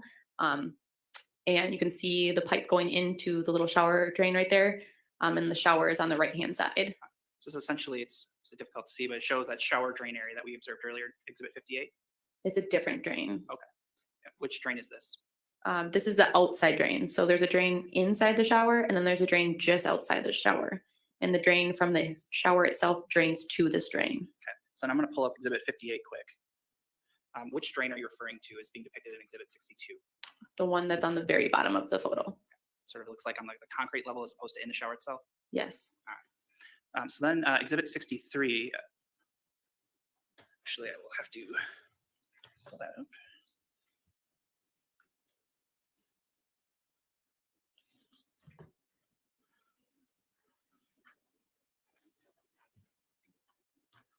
All right, so are we looking at Exhibit 63 then? Yes. Okay, and what area is Exhibit 63 depicting of that basement? This is the concrete and the carpet area that's underneath the bed. We moved the bed to search underneath for any items of interest, areas of interest. So the area that we're looking at in Exhibit 63, was this, I guess at one point, under the mattresses that were located in the basement? Yes. Okay, and you said you had to move those mattresses to see this area? Yes.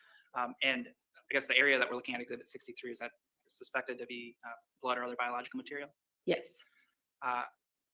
The mattress itself, the top mattress that was in the basement when you were there on the 23rd, did that have an area of blood spot on it? It did have red substance, yes. I guess in your observations, did it appear that the red substance we're seeing in Exhibit 63 had sort of soaked through the mattress at all, or was it, I guess, were you able to determine its origin at any point?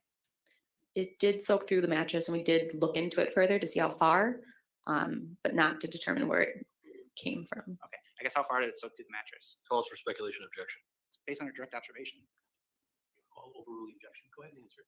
So how far did it soak through the mattress? It went through multiple layers of the mattress. I don't know exactly how many inches it went down. Sort of you're talking about the top mattress, Correct. okay, not the other mattresses that were below it. Correct. There wasn't signs of soaking through or anything like that in those mattresses. No. Thank you. Then I want to ask about February 25th of 2022. Did you assist Michelle Zarneski with processing items of evidence on that day? Yes. And what, I guess, items did you process? We processed the shampoo bottle. We processed Clorox wipe container, shout bottle, a bunch of knives, the crock pot box, a rag, a towel, pair of shorts. And there might have been another thing. We processed a bunch of evidence that day. Sure. So what was, I guess, your role specifically in processing those items of evidence? So I took out the swabs that day and then collected all the samples for that. And then I also dusted for fingerprints and then collected the fingerprints that were obtained.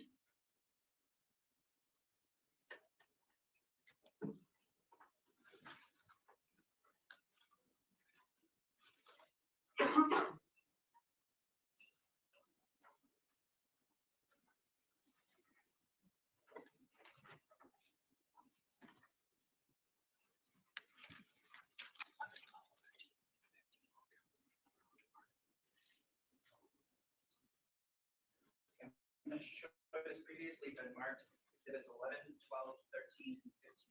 Do you recognize what those depict? Yes. And I'm going to ask to publish 11, 12, 13, and 15, Your Honor. Any objection? No. All right, those can be published. All right. So once we come through here, okay, so does this appear to be depicting exhibit 11 that we're looking at on the screen? Yes. Okay. And what is exhibit 11 depicting? It's a photograph of the shout bottle. It also has a latent that's labeled on it as latent 2. Okay, I want to pause here and ask about that. So what are latents? Latents are going to be fingerprints that are not visible to the human eye unless they're processed with either like a powder or a chemical or with super glue, or you can also do different lights at oblique angles as well.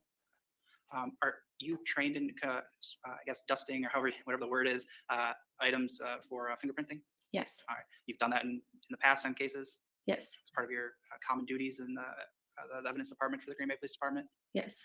All right. So the sort of black, I guess, substance that we're seeing on the shout bottle, what is that? That is that powder. So once we took all of our DNA samples from this exhibit, then I dusted it with a traditional black powder, and then we searched it and then labeled any latents that were, I guess, deemed suitable or showed any ridge detail for comparison purposes. What do you mean by a latent being deemed suitable? So there's a difference between having like an outline or what looks to be a fingerprint or like a smear of a fingerprint. Fingerprints are ridges. So if you have enough ridges and minutia, you'd be able to do comparison purposes. So with fingerprints, you need enough, and there's not essentially deemed what you need for enough. It's just that as a comparator, you would have to be able to look at it and see if you have any enough unique characteristics to make a comparison and say it would be a hit. So there are times, I guess, when you observe something that looks like a fingerprint, but you're not able to compare it to anything. Is that fair? Yes. All right. So as we look at exhibit 11, then appears to be a label called latent 2. What does that signify? That's the second latent that was located while we were processing this evidence that day. The first latent, was that able to be developed any further? No. This second latent print, were you able to compare that to any other known fingerprint? Yeah. Yes. And in the course of this investigation, did you have cause to compare that to? Latent was a hit. It's often in the details. Okay, but there was a comparison or a match, I suppose. Yes. Be fair to say that you process a lot of items of evidence in this case? Yes. All right. Would refreshing your details help you remember the match that was associated with Mission Business? Yes.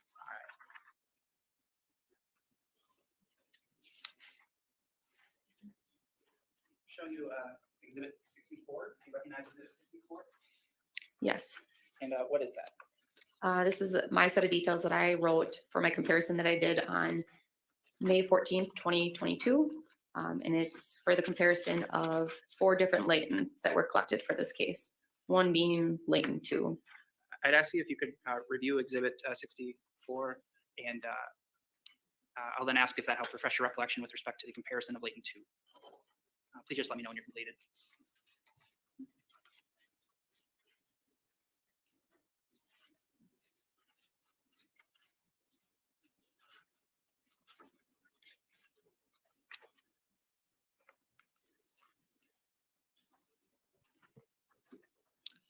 I'm all good. Okay, and in comparing latent 2 that we're looking at here, what comparison was able to be made with respect to Mission Business's fingerprints? It was a hit to the right middle finger of Business's 10 print card. And I guess what's a 10 print card? Anytime someone gets booked into jail, there'd be a 10 print card collected or palm print card collected. And then it would be essentially connected to that record. Okay. So I then want to look at Exhibit 12. Does that appear to be Exhibit 12 that we're projecting here? Yes. Okay, and Exhibit 12, does that depict the same shout bottle as Exhibit 11? Yes. Sort of on the different side of it? Yes. And there's a sticker that's affixed to that. What does that signify? That is latent 3. So that's the 3rd latent that we located in this case when we were processing the evidence. And was latent 3 able to be compared to any other known sample? Yes. Okay. And in comparing latent 3, was one of those fingerprints compared to that of Mission Business? Yes. And were any matches made? Yes. And what did latent 3 match with? Latent 3 matched with the right thumb of Schabusiness's 10 print card and hit with the left ring finger of Schabusiness's 10 print card. So there are multiple, I guess, latents or fingerprints that were located in this area? Direction leading. So were there multiple, I guess, fingerprints located in this latent 3 area? Yes. Okay. And then want to ask about Exhibit 13. Is that still in front of you? Is that what we're looking at here? Yes. Okay. And what is Exhibit 13? This is a knife with brown handle and silver blade. And it's the photograph of it showing 2 different areas of interest that we were going to swab, one being the handle itself and one being the blade. And did you take any swabs from that item? Yes. Where did you swab on that item? One was from the blade and one was from the handle. So we're looking at 13 here. Sample 14 and 15 are sort of shown in labels. Are those the different areas that you would have swabbed? Yes. Okay, so for instance, sample 15 of this exhibit, that would have been the blade area. Yes. And do you recall what areas of the blade you swabbed? The entire blade. Including the silver part and the red part? Yes. Your Honor, I've got an objection. We've got a knife up on the screen. I thought that was 13. Now he's talking about 15. So go ahead. Sample 15 is the swabbing of the blade. Is that right? Yes. Okay, and this is still Exhibit 13. Yes. Okay. Sorry, the labels next to them, I think 15 and 14. Okay. Go ahead. Just hard to see on the screen. I see it now. Sure. So the sample that you took of the blade area, how did you collect that sample? We always use sterile clean gloves. One person puts gloves on, they don't touch anything. Someone else assists with handing them a swab. So then they are holding the swab, the person that has the sterile gloves on. The assister would put distilled water on the swab itself, and then the person that's swabbing would swab the item or area of the item that is getting the sample taken for. And then is that the process and protocol you used in this case? Yes. What did you do with the swab once you collected it? It goes into a swab box, and then the swab box itself and swab gets entered into evidence as an exhibit. And is that what you did for sample 15 here? Yes. And you then entered it into the Green Bay Police Department evidence room? Yes.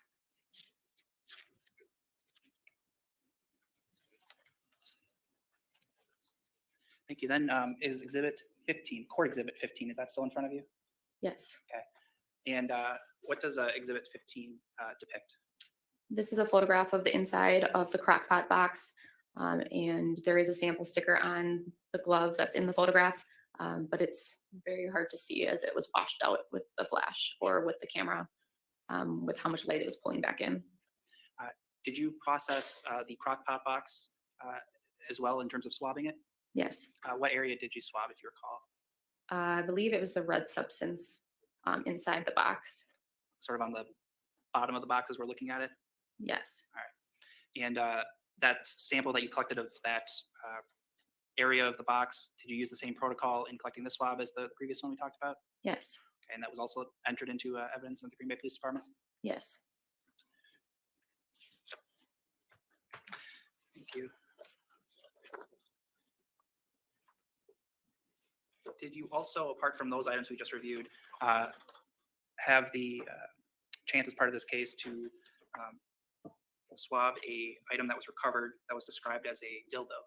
Yes. Okay, and you were asked to, I guess, process that item further? Yes. Do you recall the date that would have been? That was March 4th, 2022.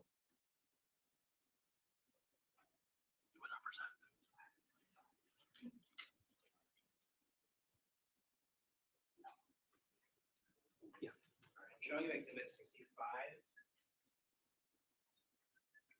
Do you recognize Exhibit 65? Yes. And what is that? It's an overall photograph of the packaging and of the dildo along with a sample 1 sticker next to it. Is that an item of evidence that you would have swabbed in this case? Yes. And the photograph as well? Yes. You took the photograph? Yes. Thank you. I'd move Exhibit 65. Any objection? No. 65 is received. The sample sticker that's sort of denoted in that photograph, what does that signify? So that's sample 1. And typically when we start a new day, even if it's the same case, we'll start over with sample 1 through whatever we end up going to, just so that there's no confusion on duplicating samples. So this would be sample 1 because this was a new day that I was processing this single item. The swab that you took of that object, where specifically were you swabbing? Do you remember? I was the entire thing. And that swab that you collected, was that done in the same manner that you described earlier?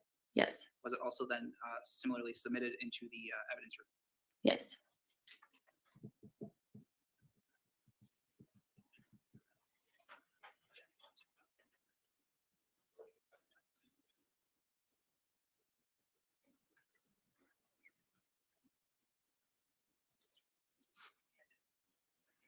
Thank you, Your Honor. I have nothing further.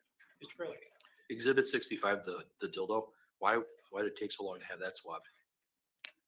Sometimes items don't get swabbed right away, and then later in the investigation, detectives will request items to be swabbed. So I was just requested to swab this. Okay, and that was done on March 4th of 2022? Correct. Where did you locate it? Locate. Where did you do the swabbing? Oh, at the station. So at the Green Bay Police Department. Okay. So on February 23rd of 2022, you worked with forensic specialist Sarnecki to process a gold minivan, correct? Yes. Was it a Chrysler Town and Country minivan? Yes. And that was at the storage facility? Yes. And you processed the minivan for DNA, latent prints, and other items of interest, is that correct? Yes. And you had a chance to look at it, correct? Yes. You walked around the outside of it? Yes. You saw the inside of it, correct? Yes. Who else was there besides you and Specialist Zarnecki? There was multiple detectives and then also medical examiner's office, including a doctor and one of their investigators. Was it Dr. Tranquita and Petra Schwab? Yes. What time of the day were you there? Do you know? Like, did you get there in the morning, in the afternoon? For the vehicle or Yes, for the vehicle. for the vehicle? That was in the afternoon. Okay. How long were you there at the storage facility? Maybe an hour, 2 hours. Okay. And you took pictures? Correct. And then you met other detectives there, Detective Liberta, Detective Cassidy Pacala, Detective Bry, Detective Scanlon, Dr. Tranquita, and Investigator Petra Schwab. Is that right? Yes. You took pictures of the interior and the exterior of this minivan, correct? Yes. And you labeled and photographed areas of interest. Is that fair? Yes. And Specialist Zarnecki did the swabbing. Is that fair? Yes. The van, did you find two papers for a Wisconsin certificate of vehicle registration for that vehicle? Yes. Was that for a Scott M. Tomes? Yes. And that paperwork was found in the glove box? Correct. Then you found did you find a Wisconsin title and license plate application for Scott Tomes for this vehicle in the glove box as well? Yes. And then you also found a DMV registration receipt in the glove box. Is that fair? Yes. For what you knew, the owner of this vehicle was Scott Tomes, correct? Yes.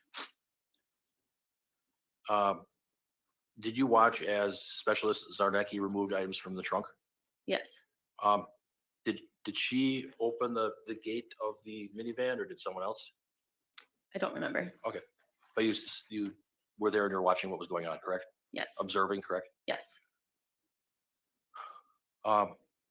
This is a minivan, so it has a side door that slides, correct? Yes. Inside the vehicle, was it such that you saw a crock pot box, correct?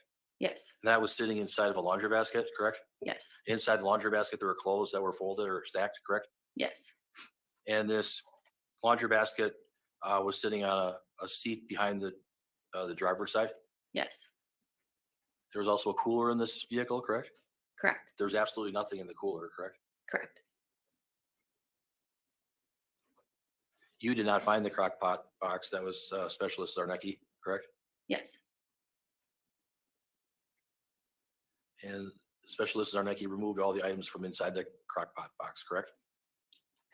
I believe it was Dr. Trinquita that did remove the items from the crockpot box. Okay. And you put labels on anything you found to be of interest, correct?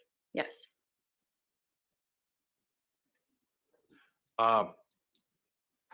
There were areas of interest that were swabbed and processed for DNA. Is that fair? Yes. And then they would be given sample numbers, correct? Yes. And is it true that a mistake was made because there are two different areas of interest that were labeled by a sample 12 by mistake?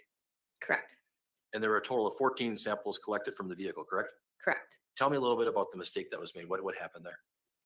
I labeled samples 1 through 12, and then Charneski labeled samples 12, the second one, and then 13. I guess I wouldn't know. We probably relayed the message that we thought we had less samples, but we didn't. Okay.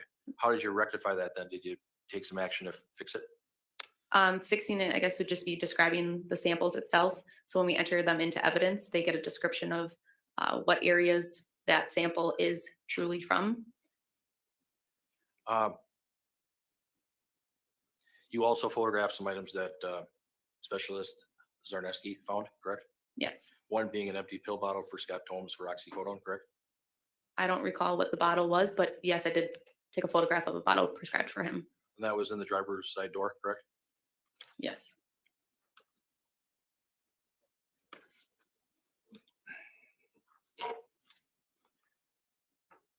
The next day, on February 24th of 2022, you and Specialist Zarnecki followed up by processing the residence at 829 Stony Brook Lane, correct? Correct. Can you tell me why you didn't go over to Stony Brook Lane the same day on February 23rd? We already worked long hours, and everyone needed to take a break and get some sleep and rest. That's kind of standard practice, yes? Yes. So then what time did you get over to Stony Brook Lane on February 24th of 2022? If you know, like, was it morning? Was it the afternoon? I don't remember. Okay. Do you know how long you were there? I believe it was for a couple hours. Okay. And where did you investigate, or where did you look around? Was it the whole house, just the basement? Can you tell me? Just the basement. Other detectives were there as well? Yes. And did your partner, Specialist Zarnecki, ask for assistance from an evidence technician at the Schabusiness Public Safety Department? Yes. And that was to utilize the ALS camera? Yes. Does the Green Bay Police Department have a camera that it can use for alternate light source investigations? We now do. Okay, but at the time you didn't have one? Correct. Were you trained to use this device back on February 24th of 2022? I did not use it, and no, I was not trained. Okay. You were there kind of like for observation? Yes. And so was it evidence technician Holly Moss that was using the camera and taking the pictures and doing all of that? Yes. The blue light, the exhibits 59 through 63. I don't know if you have them up there. There's a lot of exhibits. But those particular exhibits, the blue light, what does that signify? That's the blue star reagent reacting that's a presumptive test for the blood. So So the blue means blood? yeah, Presumption? presumptive, yeah. Could it be something else? Yes. What could it be? I know that it does react with different chemical reagents, like cleaning supplies. So the chemicals in there, such as bleach, but I don't know the list of what it all reacts with. But certain chemicals can cause the blue light. Yes. It could be like a false positive. You might think it's blood, but it's something else. Yes. Okay. And I think it's Exhibit 58. I try to take good notes. Do you have that in front of you? Yep. Is that the shower? Yes. It shows the inside of the shower and a drain inside the shower, right? Yes. And then it also shows the shower drain. Let's write that. It shows the shower with a drain inside, and then it shows a drain on the outside, correct? Yes. The blue light was coming from which drain? Do you know? It was from the drain inside the shower. Inside the shower? For all of those exhibits 59 through 63? No, there's one photograph that shows the drain on the outside of the shower. So 62. Okay.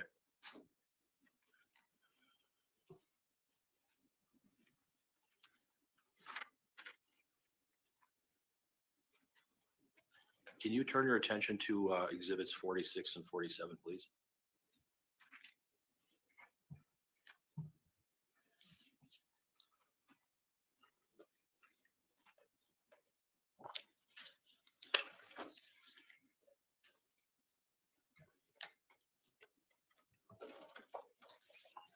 Do you have them? Yep. Jar, can I approach? May. Thank you.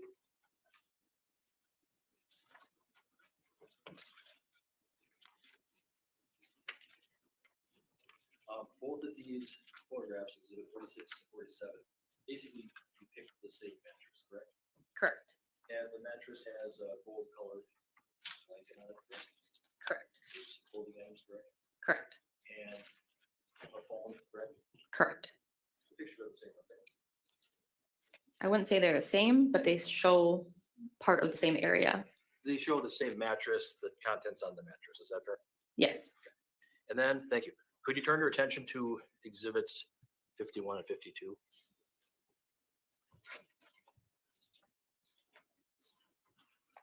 Please. And Okay. those there? You have them? Yep. Jar, could I approach you? Thank you.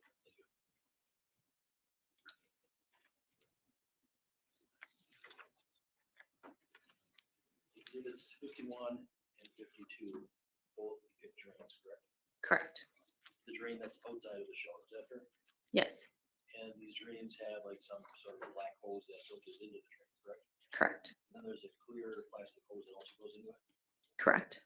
And the drain has circular holes that are throughout the drain, is that fair? Correct. Exhibits 51 and 52 are the same drain that's outside of the shower, is that fair? Yes. Thank you. If you could direct your attention to exhibit 45.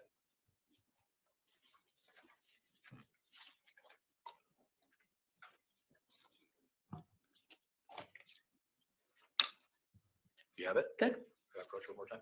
Sure.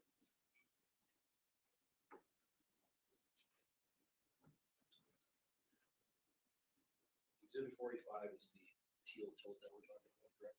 Correct. Did you see that at the Stony Brook property? Yes. Was that on February 23rd, 2022? Yes. Where did you see it? I saw it sitting next to the bed. By the mattresses? Yes. Was that kind of like in the corner by the wall? Yes. And that was processed by you taking some pictures? Yes. Did you do any swabs of it? Yes. Where did you swab it? We took a sample of the substance inside of the tote. Anywhere else? I don't recall. When you initially saw the tote, was there anything on top of it or was it just exposed? There was items on top. What was on top of it? Miscellaneous clothing, a rope.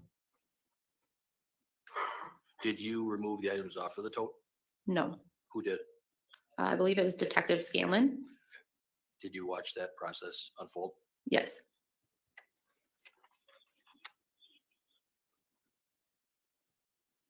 With regards to the mattresses, was it such that there were 3 mattresses that were stacked on top of each other in the basement by the wall?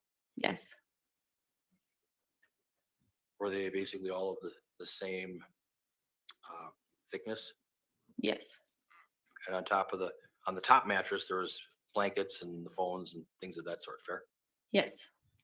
Did you do any scientific testing as far as the blood going through the mattress at all?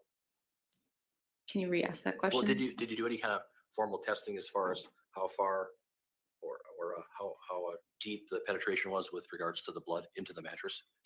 We did cut through the mattress to look to see if it continued through the layers of mattress, but I don't believe that we took a photograph of the depth itself. Okay. Did you do the cutting? No. Someone else did? Yes. Exhibit 63, the concrete and the carpet, when you move the mattresses, did you do some swabbing and testing of whatever was on the floor? Yes. Where did you do the swabs? Because it's kind of a big area. We labeled different areas on that floor along either spots that were red in substance or they reacted with the Blue Star reagent. Was it your understanding that there was a cat in the house, that there was a kitty litter box down there? Yes. After you took all your samples, what did you do with the samples? Did you send them somewhere? They all got entered into evidence with the Green Bay Police Department, and then it's up to the detective and the crime lab how many samples can be sent and which ones to send. So the detectives are the ones that send the samples into Madison? Correct. To the state crime lab? Correct. That's how that works, correct? Correct. Okay.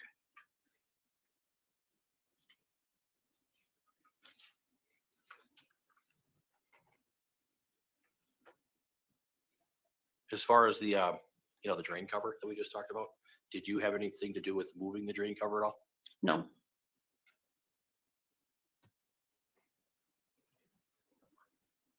Okay, nothing further. Thank you. Redirect. Briefly, so to be clear, when you were asked questions about like the ALS versus the Blue Star, those are different things, right? Correct. Okay. So the Blue Star that we observed the images of, you are trained in conducting sort of those investigations? Yes. All right. You were asked then questions about the shower drains. The drain itself in the shower, when you were kind of doing your processing of the scene, were you able to determine where it drained to? Yes. Where was that? It drained to that floor drain right in front of it. So there are 2 drains that we looked at earlier. Essentially, they lead to the same one that's in the floor. Well, the drain in the shower leads to the second drain. Yes. Okay. That's all I have. Thank you. Anything on that, Mr. Burley? No. Right. Thank you. You're excused.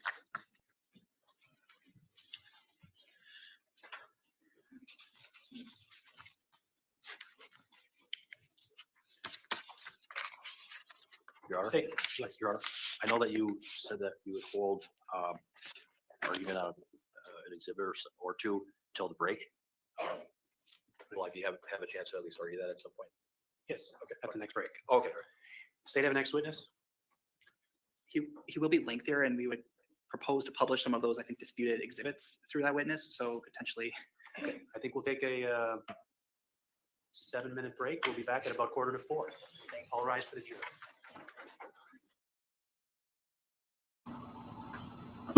We will take a 7-minute break.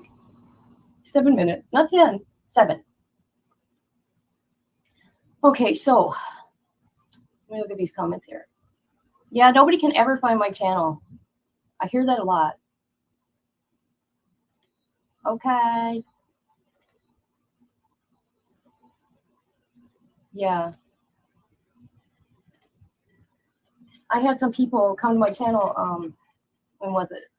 During the weekend. And they said, I didn't even know this channel existed and you should have more subs because all my Lori Vallow stuff. And the only reason why they follow me is because JJ's auntie sent it to my channel. And you people know I did over 200 videos of Lori Vallow. Thank you, Smiley Mama. Appreciate that. No, what I was saying, I would cover kids' cases that no one would want to talk about, like bad things happen to little kids. But these criminals need to be known that are out there, okay? Because a lot of these criminals get released and reoffend, okay? But then it really started getting to me, and people are like, you need to take a break, all this and that, and I agreed with them. So then I told myself I'm not going to cover those types of cases anymore, and I haven't for my own mental health. But people still can't find my channel. That's why I think of shadow ban.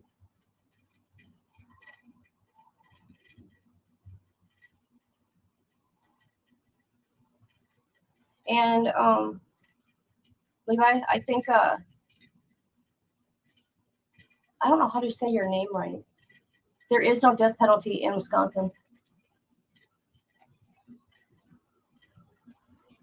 She looks so bored being there, but you know what? You notice how they're moving around pretty smoothly? This case will be done before the end of the week.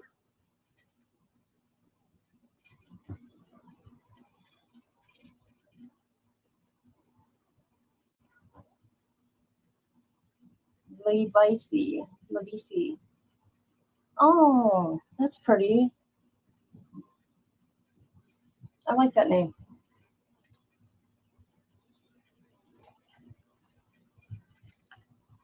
All right.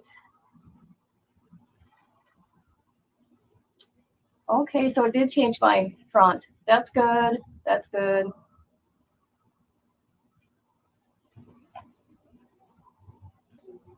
I don't know if it's going to make a difference. Levi's.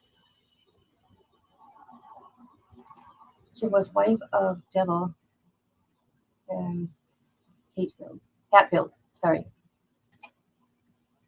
And McCoy's.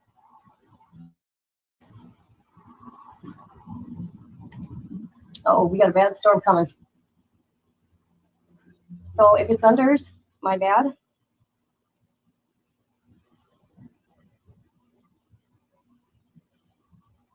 Oh, really?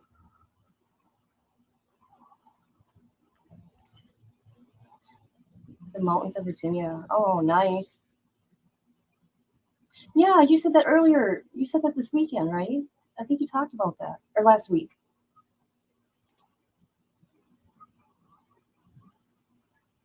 I bet you're happy to move there, but yeah, the unpacking part though.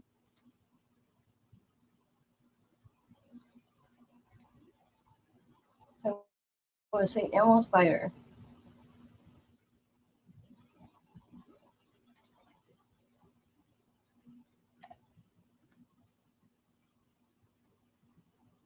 So we're supposed to have record heat this week here where I live. 90s, 100s with like 60, 80% humidity.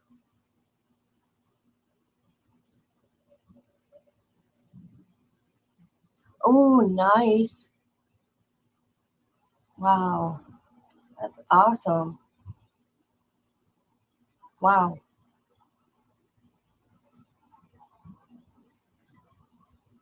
Heat don't bother me. I don't know why. If it gets like 70 degrees, I'm cold. I'm chilly, put it that way. It's so weird. Yes, congrats.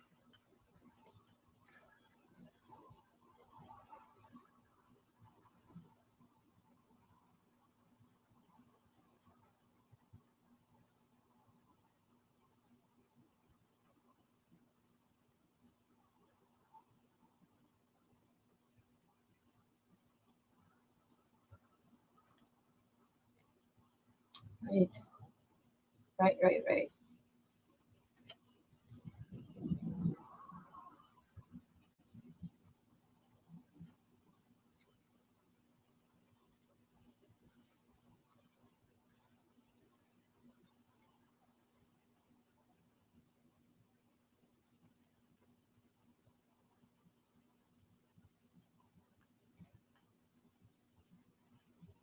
Okay, their 7 minutes are up.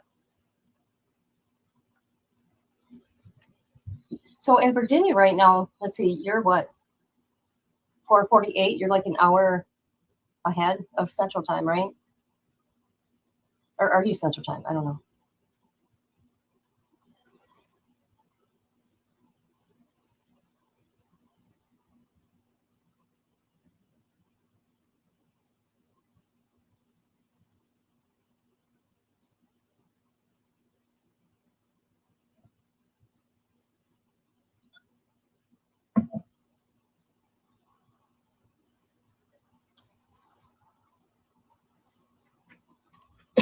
So you're in Central Time too. Okay. I'm in Central. It's never hardly gets 80 here, or whether it's similar to North Carolina if you've ever been there. I've never left my state, so I can't take the heat now that I'm older. Both husband and I. Oh, cool.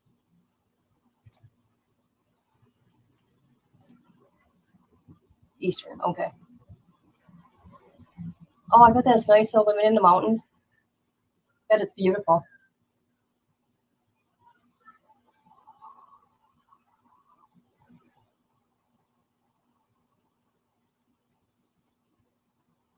Did I say? I thought I said Eastern. And I'm in Central. There we go. She corrected me.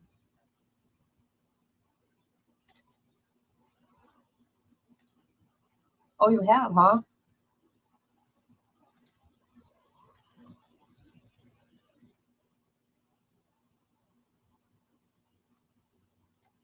Yeah, Wisconsin's 3:48.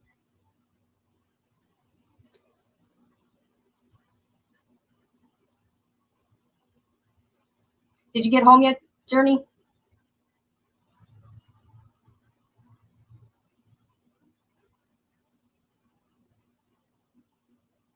Oh, here comes the judge. Here comes the judge.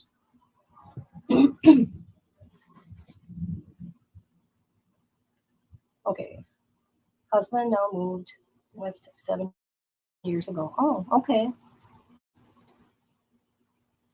Are you talking about me, Joan? Yes.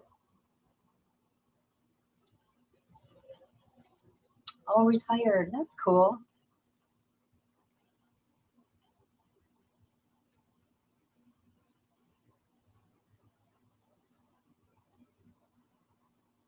So what's the next trial you guys are going to watch besides Taylor?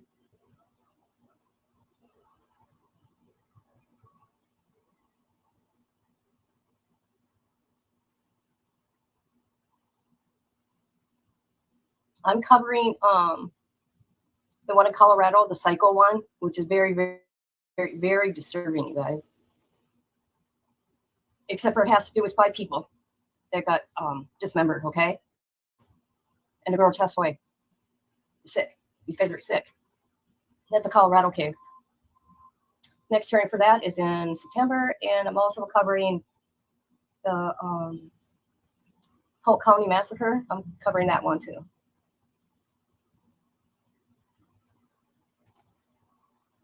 I need a good old mountain woman name here on YouTube. Yeah, you do. My clock is synced towards the time server in a minute, 52 minutes. You're not the same minutes. Ooh. Oh, yeah, I forgot about her case. Sarah Boone. Yes, cross-proof. I've been covering it. Oh, yeah, I will never, ever miss that one. But those are the ones off the top of my head that I want to cover. Oh, and of course, Evelyn Boswell, the baby, is close to my heart. And what's his name? Simon. What's his name? Quentin Simon. But those are the only 2 kids cases that I want to do, that I'm going to continue, because I told you guys I didn't want to cover kids no more. It's not that I don't want to cover kids. It's just, it's hard, very hard. I wonder when that one starts. I forgot about that one.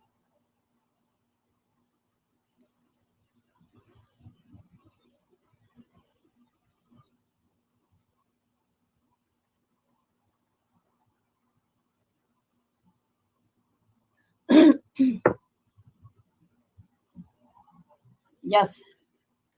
July 31st is going to be a very beautiful day. Very beautiful.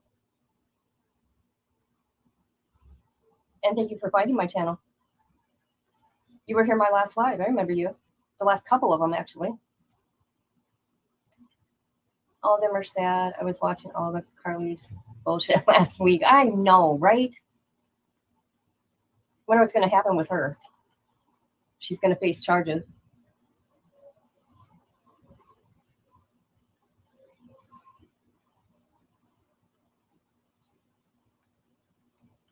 Yep, I remember your name, even though I couldn't say it right.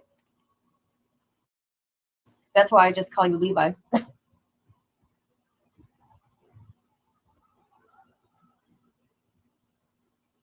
Okay, their 7 minutes are up, people. Oh. Okay, I'll just have to shut my mouth now. Okay.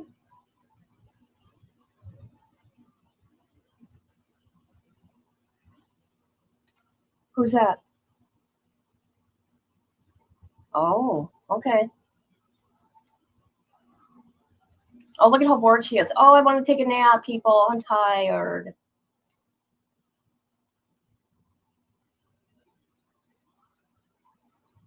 Boy, her and Letitia are a lot alike. Just saying.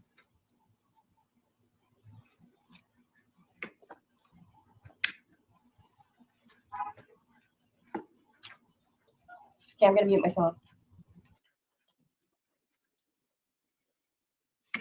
Be seated. Ladies and gentlemen, just to give you an understanding about where we're at for today, it's about 5 to 4. The state is indicating that for today, they've got one more witness, and it's anticipated that witness is going to wrap up around 5 o'clock, and then we'll break for the day, just to give you a sense of how long we'll go for today. With that, I'll turn to the state. Mr. Lozay, are you calling the next witness? Yes, Your Honor. The state calls Detective Philip Scanlon. All right, you want to step up, and before you have a seat, turn and face her and raise your right hand. She'll put you under oath. You solemnly swear to tell the truth, the whole truth, and nothing but the truth in the matter, not before the court, so help you God. Yes, I do. Please have a seat and then state your name for the record. Philip Scanlon, SCANLAN.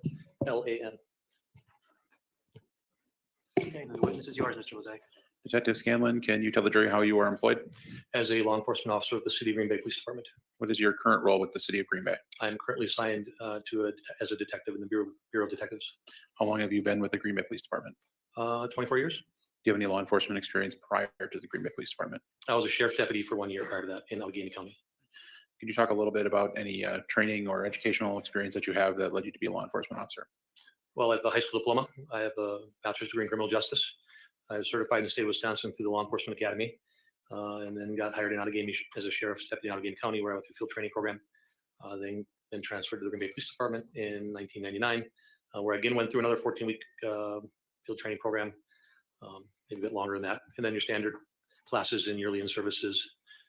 Then went into the Drug Task Force 2010, where I received more training in narcotics investigations and violations of controlled substances, and then went into the Bureau of Detectives in 2014, where I was trained in more serious crimes, investigating deaths, persons and property crimes. So I think you indicated you went to the Drug Task Force in 2010? I did. Did you work there until 2014? I did. And then in 2014, you became a detective? That's correct. And as a detective, what's your typical role in handling investigations? Assigned to the Detective Bureau, we get called in for investigations typically more serious in nature that require follow-up from a detective on a crime that occurred, maybe above the scope that a normal patrol officer would investigate.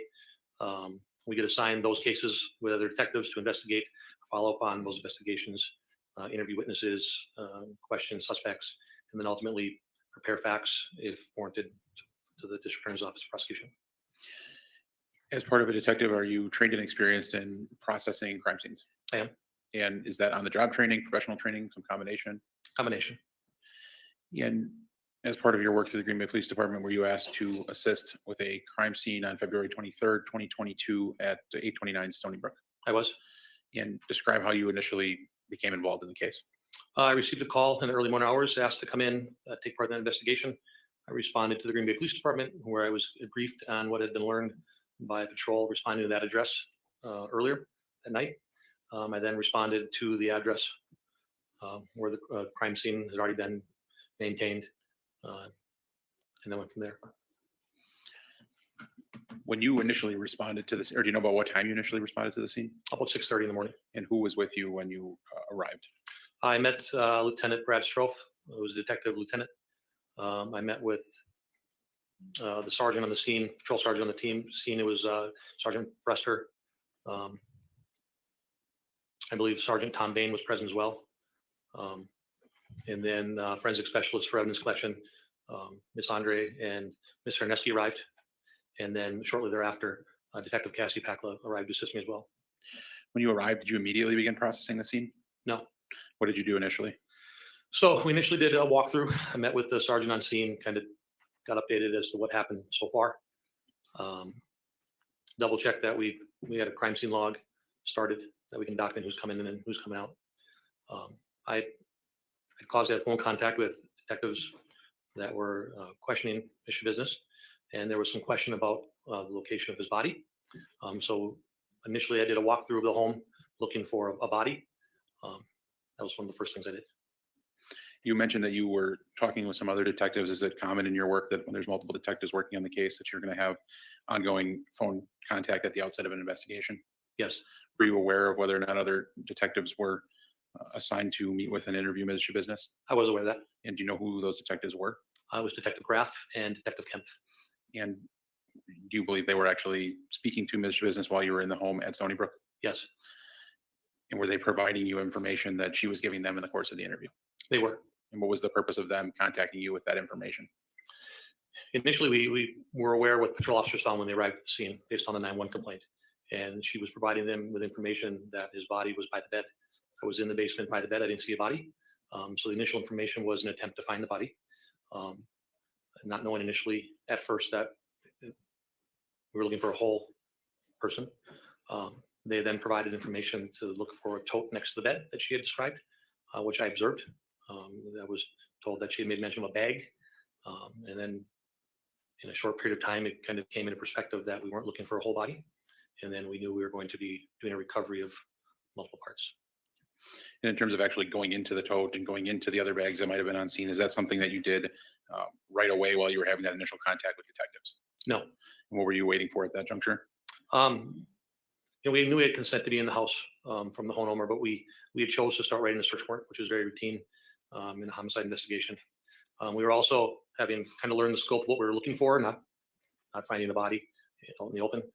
We decided to wait for the forensic doctor, Dr. Trenkita, to arrive from Dane County, and the medical legal investigator, Petra Schwab. We wanted her to arrive before we started looking through containers.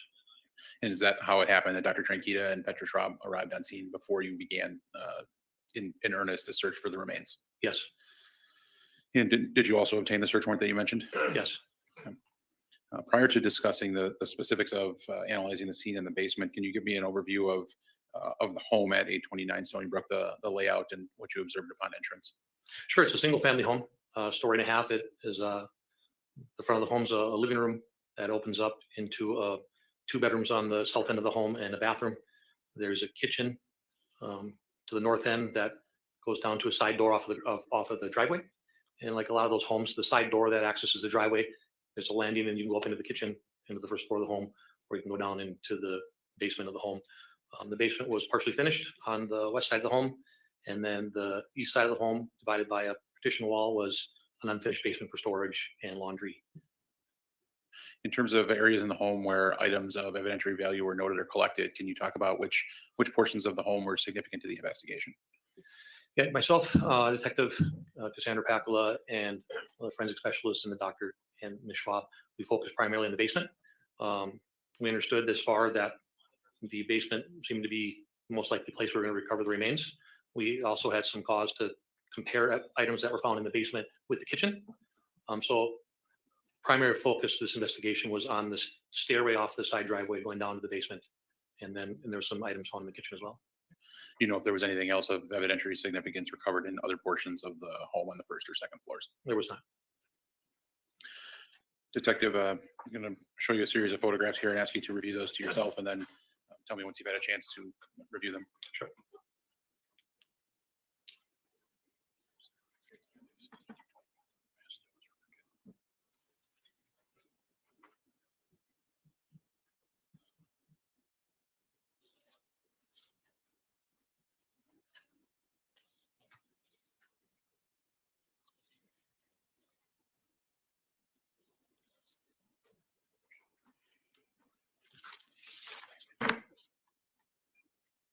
I'm showing you what have been previously marked as exhibits 16 through 21. Can you review those for me?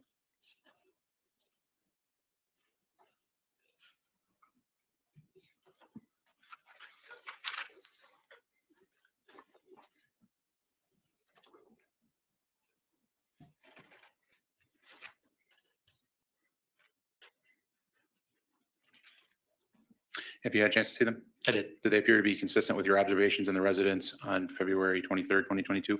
They are. Your Honor, I would ask for permission to publish one at a time, 16 through 21, using the overhead projector. Your Honor, I'm not going to object to these exhibits and no objection to publication.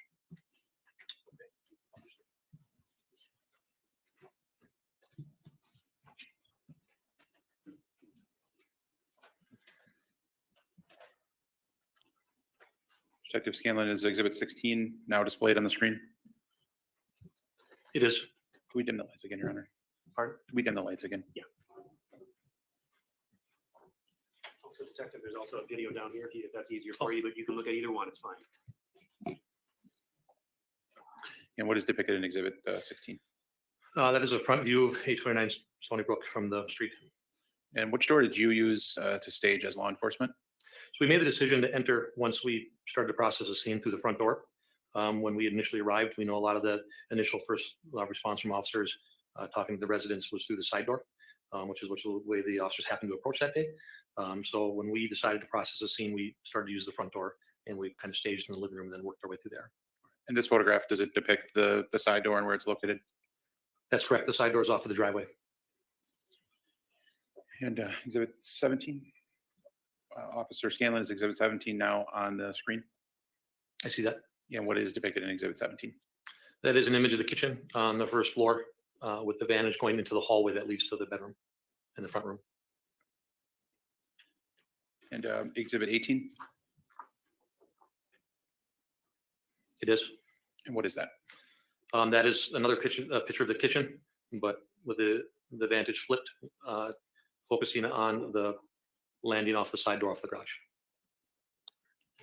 And Exhibit 19, is that now depicted on the screen? It is.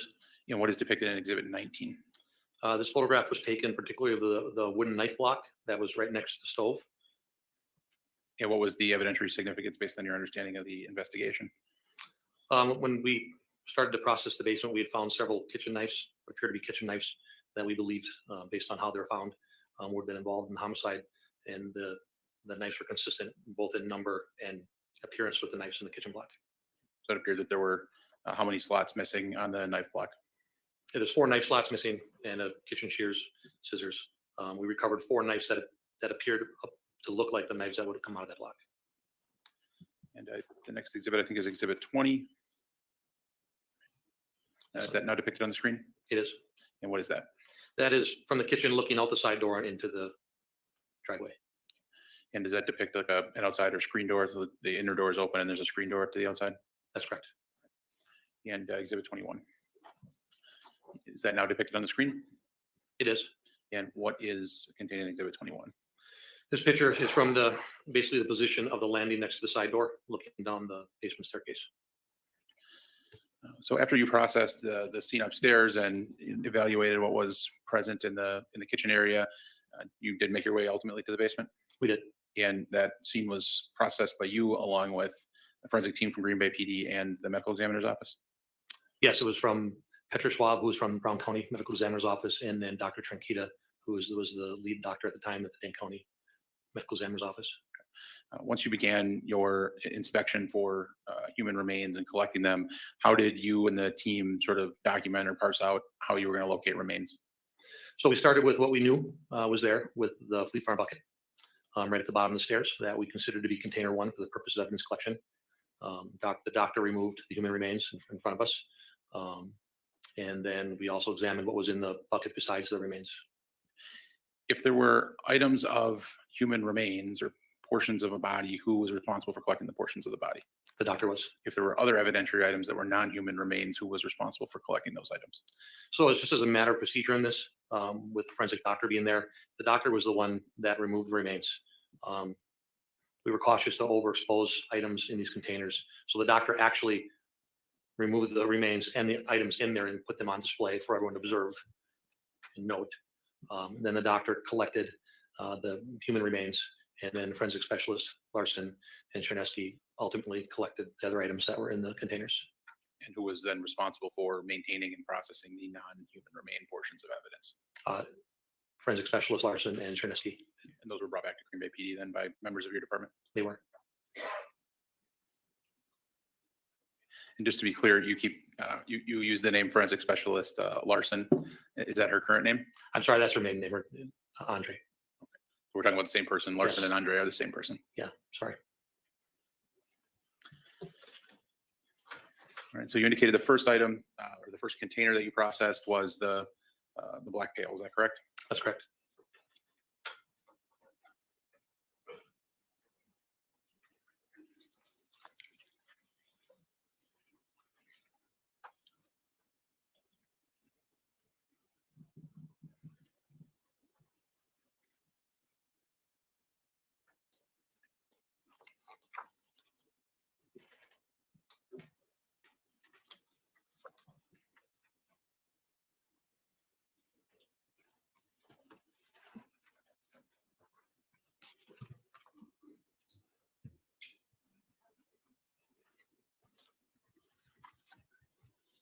I'm now showing you what have been marked with exhibits 22 through 25.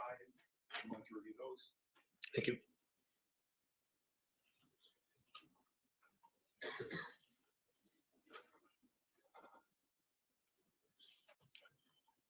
Thank you.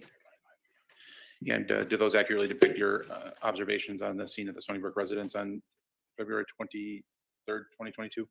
They do. Your Honor, I would ask for permission to publish those as well. No objection to exhibits 22 through 25, and no objection to publication. You can go ahead and publish them.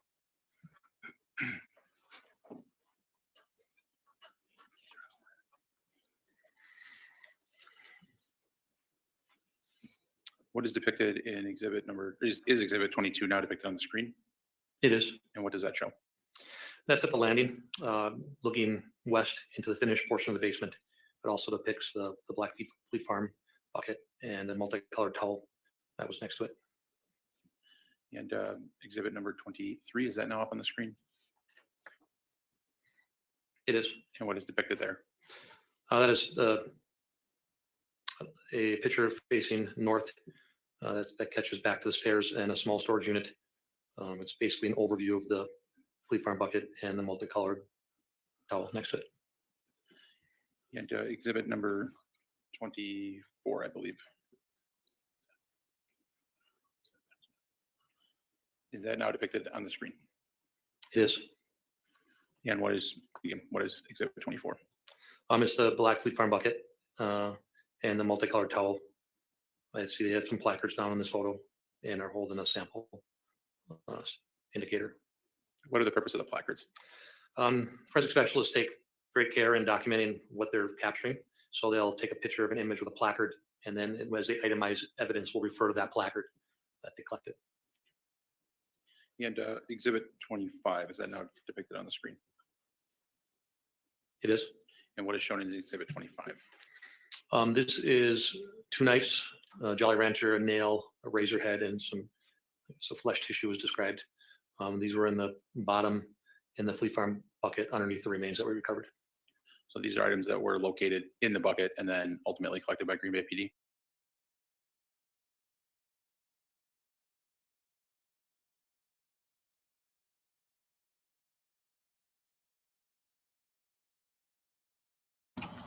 Is it over with?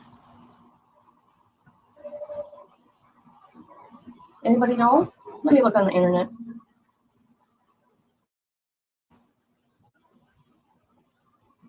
You like to see swamps in Louisiana? Oh, I bet there's a lot of bodies out there. Just saying. Just saying.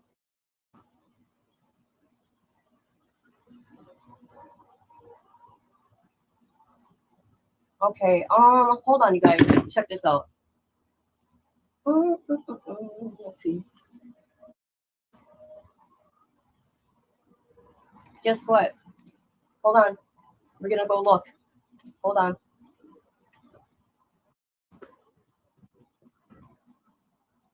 Carly.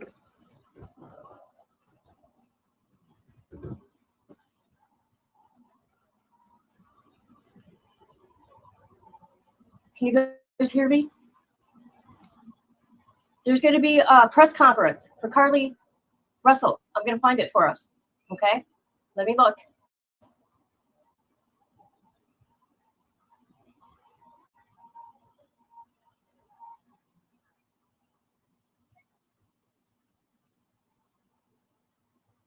Hold on.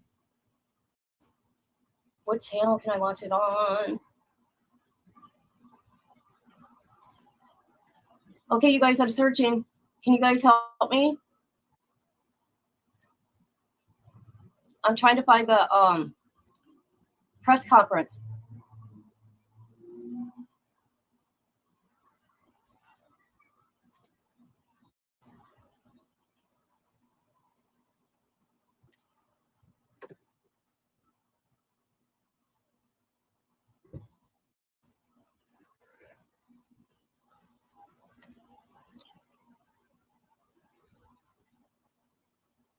Okay, hold on. I'm looking for us.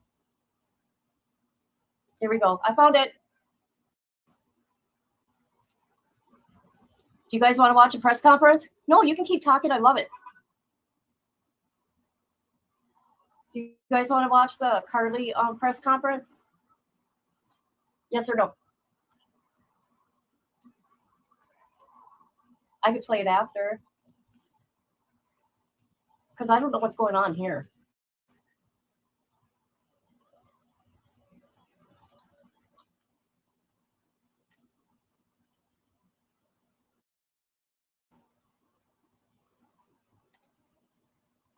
Where is the press conference?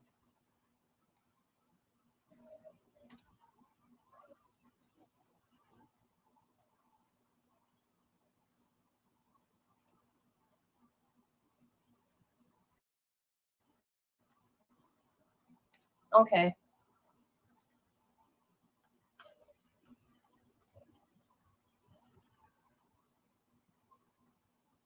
He didn't tell him he could go.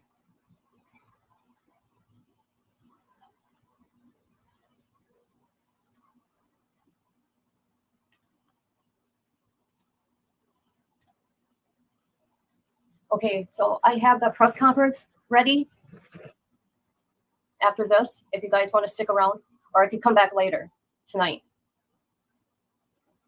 I think she should be charged.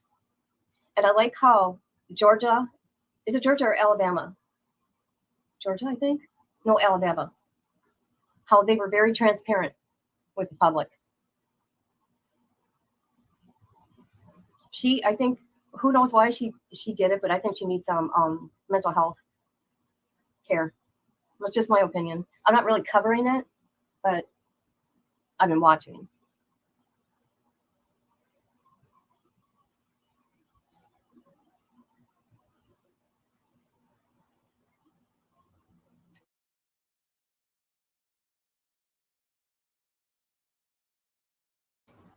Okay, this is what I'm going to do. Since we are on this case and that what this live is about, I will hold off on the Carly thing. How does that sound? Anybody?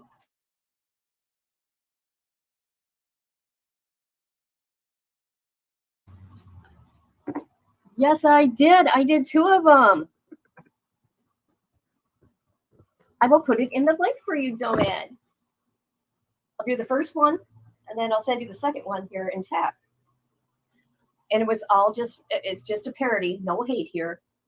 I put it in one of my lives. It ain't about hate.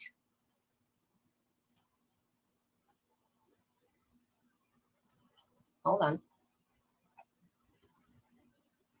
Okay, you're going to laugh. I did.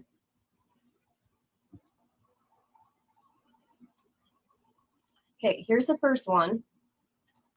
The very first one I did. So you go in order, okay? So you know what I'm talking about, which makes more sense.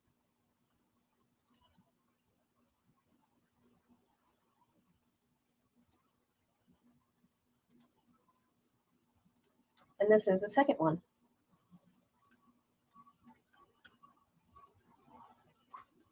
There you go. Put it in your watch later on YouTube if you want to.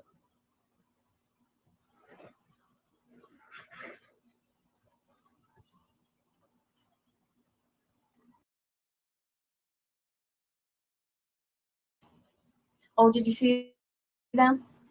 Good. I had fun doing it.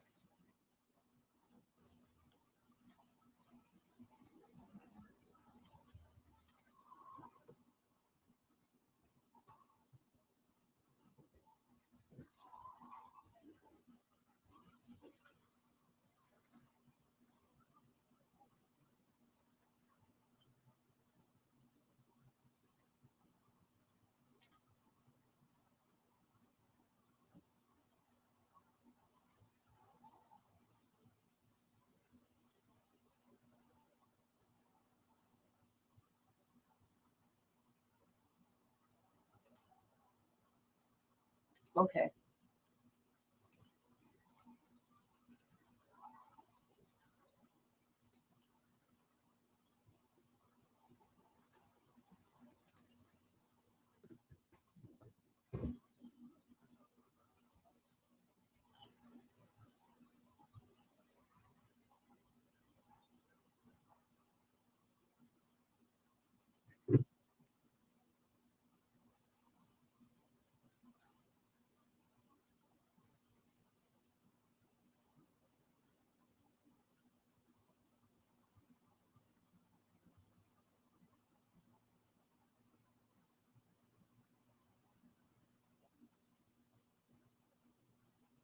I don't know what's going on here.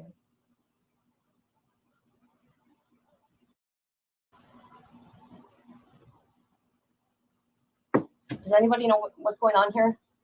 Do they have a witness that don't want to be on camera? Is that it?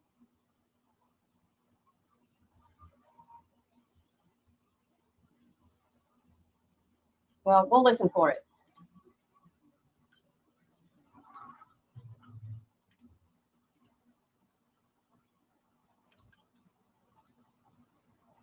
Okay. Here's a press conference. Good afternoon. I'm Captain Keith Sescaliba with the Hoover Police Department. We're here today to provide an update in the Carly Russell investigation. Chief Nick Durzis will read a prepared statement that will provide an update in this case. After reading the statement, we will have time for a few questions related to the case. Keep in mind, this is still an ongoing investigation, and there are some questions we simply cannot answer at this point. For that, I'll turn it over to Chief Durzis. Thank you, Captain. Yes. Good afternoon. Thanks to everyone for attending again today. I want to thank the members of our department and all of law enforcement who played a role in the investigation of this case. Last Wednesday, July 19th, we held a press conference and provided you with the facts of the Carly Russell disappearance. We told you the investigation is ongoing. We helped you determine where Carly was during the 49 hours of her disappearance. Today, I've talked to and received a statement from Mr. Emery Anthony, attorney for Carly Russell. Mr. Anthony has scheduled a meeting for Carly to meet with investigators early this afternoon, but then I received an email stating that a statement was being provided by him on her behalf. Mr. Anthony asked that I read the statement in its entirety, which I will do now. My client has given me permission to make the following statement on her behalf. There was no kidnapping on Thursday, July 13th, 2023. My client did not see a baby on the side of the road. My client did not leave the Hoover area when she was identified as a missing person. My client did not have any help in this incident, but this was a single act done by herself. My client was not with anyone or any hotel with anyone from the time she was missing. My client apologizes for her actions to this community, the volunteers who were searching for her, to the Hoover Police Department and other agencies as well, as to her friends and family. We ask for your prayers for Carly as she addresses her issues and attempts to move forward, understanding that she made a mistake in this matter. Carly, again, asks for your forgiveness and prayers. We have a meeting scheduled with Mr. Anthony to further discuss this case. We're currently in discussions with the Jefferson County District Attorney's Office in Bessemer about possible criminal charges related to this case, and we will announce those charges when and if they are filed. Wow. All right, with that, we'll take a few questions. As Officer Hale said, when I call on you, please state your name and your affiliation. Yes, sir. Chief Mims, WAGG 610-100.1 FM Summit Media. Chief, do we at this time of the Hoover Police Department know the whereabouts of Carly Russell during that 49-hour period that she was supposedly missing? Now, as I said the other day, was talking facts and everything. If I said anything today, would just be speculation. Actual facts, we do not. Aaron Lewis, WBC 13. Can you tell us what her motivation was for doing this, if you can? I wish I could tell you. I think only Carly knows, and maybe her attorney now. But again, the statement that we received from him does not indicate any. For ETM WBRC, can you give us an idea of what charges you may be filing against her? That would strictly be up to the district attorney's office. David Lamb, CBS 42. Scheduled with the attorney, and that will take place some point tomorrow. And there's no meeting with Carly Russell or her family at this point. Not scheduled, no, sir. Are you chatting with Fox News? What's next to close his investigation? Well, again, we want to talk to Mr. Anthony tomorrow and see if he has any more to discuss about the case. We'll certainly be asking if we get an opportunity to again interview Carly like we've wanted to since she returned. Chief Stephen Quinn, ABC 3340. Yes. Your reaction now, knowing that Carly has admitted that this was made up. Well, I'm glad that we got this. You know, we certainly laid the facts out to you guys and to the national media that had a lot of interest in this particular case. The sad thing is that again, there were so many people that were involved, took this thing very, very seriously, And again, we wanted the focus to be bringing her home. She got home. We're very excited about that. It is what it is. The facts, I think, last Wednesday pretty much showed that we knew that it was a hoax. Lisa Crane, WDTM 13. Do you know the expense you went to during this search? And if you don't have a dollar figure for us, just how big it was for you guys? Well, it was all hands on deck, and we don't have a dollar figure yet, but we're certainly working towards getting one, and not only ours, but there'll be other agencies that had a lot of support that they gave us and had monetary expenses themselves. Jonathan, when JLR investigates, are the parents under any investigation? As I said the other day, we were going to try to determine exactly those 49 hours. So right now, anything's on the table. We still don't know what happened in those 49 hours, where she was. Did she have any help? We have no idea. I read the statement from Mr. Anthony. That's all we know. Chief Mims, WAGG 16 Summit Media. Chief, let me ask you this. What do you think prompted or provoked Carly to do this kind of thing? And are there any kind of mental issues that the police department or the public should be concerned about, or just what? Not that I'm aware of. I mean, it's this is a very elaborate. This was an elaborate deal. I mean, when you talk about calling a 911 and being up on the interstate, again, it would all be conjecture. So really, I don't know. I was hoping that we'd have an opportunity to interview and we'd be able to ask her those questions. Were any others involved in putting this story together for her? Mr. Anthony, in his statement, says there was not. Liliana Calme, WPRC, Fox 6 News. You said that you had a meeting scheduled and it kind of switched into a statement. Did they give any type of reason that switched? No, they did not. Right here. Aaron Llewellyn, WDTM 13. Was not in custody right now. That is correct. That is correct. Next question, Dave. Dave Land, once again. So first of all, when did you actually see this letter? And second of all, do these admissions and the content of the letter alter the investigation at all? No, not at all. We'll continue to investigate. We're still trying to determine where she was during those 49 hours. But I am glad that we received this. It at least puts some of the social media super sleuths hopefully at rest for a little bit as far as the conjecture of what everybody thinks took place. We know that by her own admission, it didn't happen. And, we're thankful for that. All right. Thank you guys very much. Well, so much for that.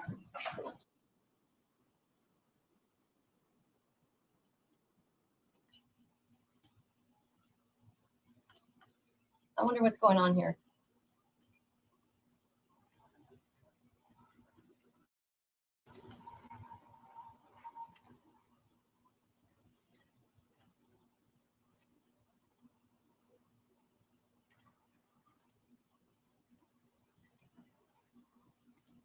I wonder what's going on here.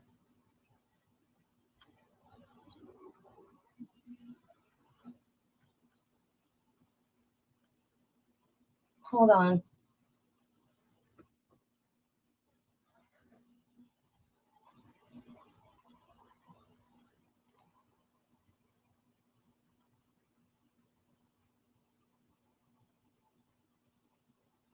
This is crazy.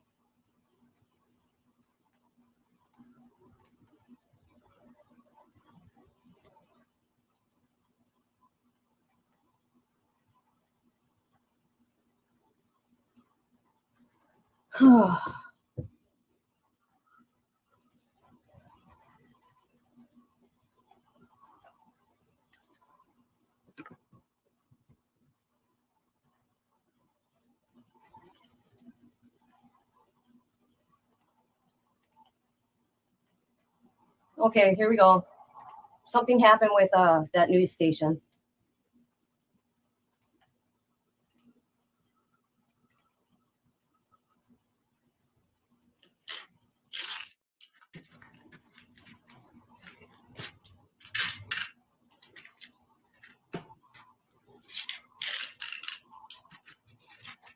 What is going on here?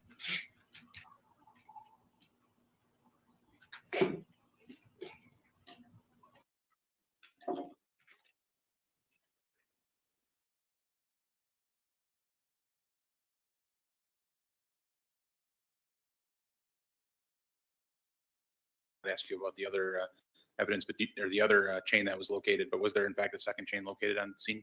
There was. And did you have a chance to handle that item as well or view it closely? I viewed it closely, and then forensic specialist Andre and Chernesky collected it. And did that chain appear to be substantially similar to the one that you just opened and located? It appears to be very similar choker collar chain. I did notice that the second chain, which was on the pub table next to the Pac-Man game, the chain was actually not loose on both ends. It was actually closed shut, looped through. And we'll return to the photographs. We could judge with the lights again. Thank you. 34.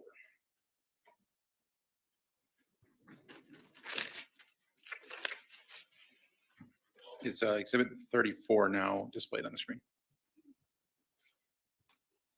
It is. And what is depicted in that photograph? It's kind of a top-down view of the Jimmy Choo bag and the other items on that entertainment center. And you indicated human remains were found in that bag? They were. Do you know what other items were found in that bag? Yeah, when Dr. Tranquita arrived, he took the bag down onto the floor. He removed a bunch of plastic bags, like shopping bags, numerous plastic shopping bags. Also in that bag was human remains, small piece of human remains. And then there was like a red stain, which appeared to be blood stained Lysol wipes. They look just like the Lysol wipes that you saw on the container on the shelf. And then there were 3 kitchen knives that appeared to match the same block from the upstairs kitchen in that bag. Then Detective exhibit 36, if you could pull that one out.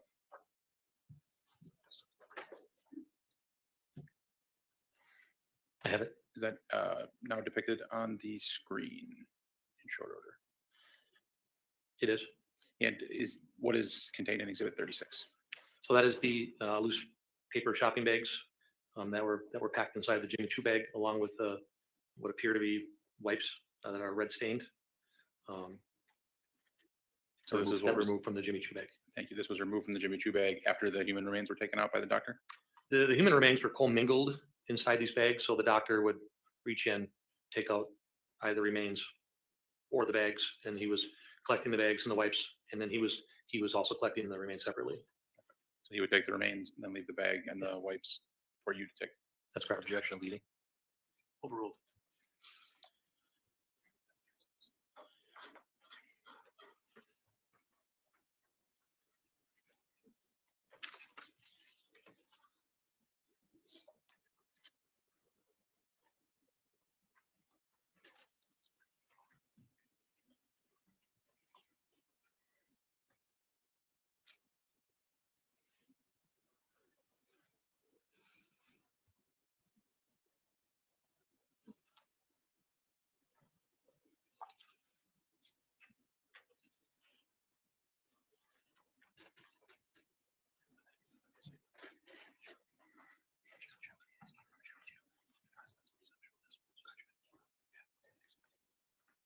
All right, Detective, I'm now showing you what have been marked as exhibits 37, 38, 39.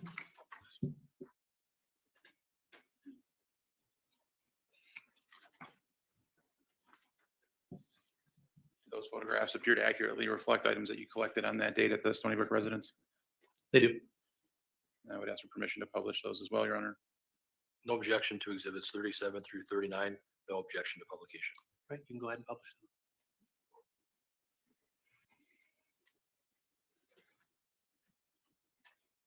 And exhibit 37, is that now on the screen?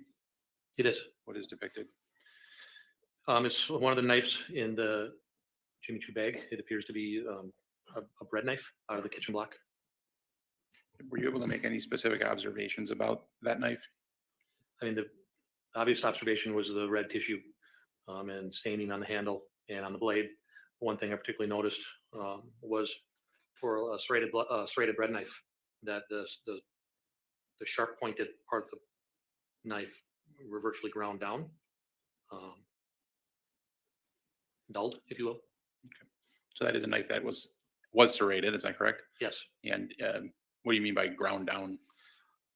Being familiar with a bread knife, it's a large serrated knife to cut bread, and it's the pointy ends are shallowed, more flattened, dulled. And exhibit 38. I have it. And is it now depicted on the screen? It is. What is shown in that photograph? So that appears to me, these 2 knives were taken out of the Jimmy Choo bag. It appears to be what I would describe as a kitchen paring knife. The blade appears bent, and then there is the what appears to be like a kitchen steak knife out of the block with the tip busted off. The handles are stained red, and there's some dried red material on the blade as well. I'm going to very briefly jump ahead, but as part of your work on this case, did you attend the autopsy in this case? I did. And do you know if any evidentiary items were collected from the autopsy that you observed that were consistent with these knives? Yes. And what is that? One specific thing that was collected by the doctor was a metal tip taken out. That remains. And based on, did you get a chance to observe that? I don't recall specifically observing it, but he described it as consistent with this. Dr. Tranquito was present on the scene when you collected these knives as well, is that right? He was. And then exhibit 39. Is that now depicted on the screen? It is. And what is shown in that photograph? That's showing the 3 knives set down for display for a photo after they're taken out of the Jimmy Choo bag.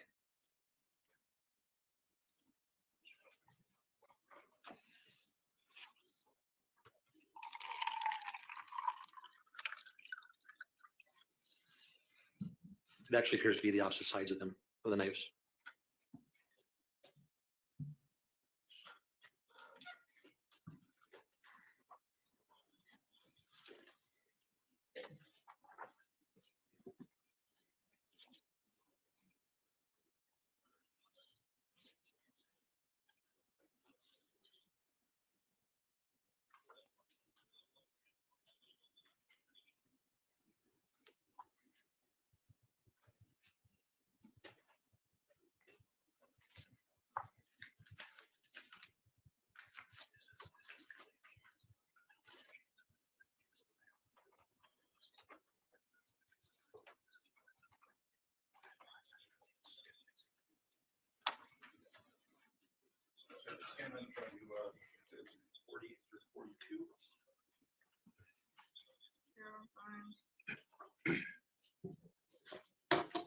Also accurately depict the scene as you observed it on February 23rd.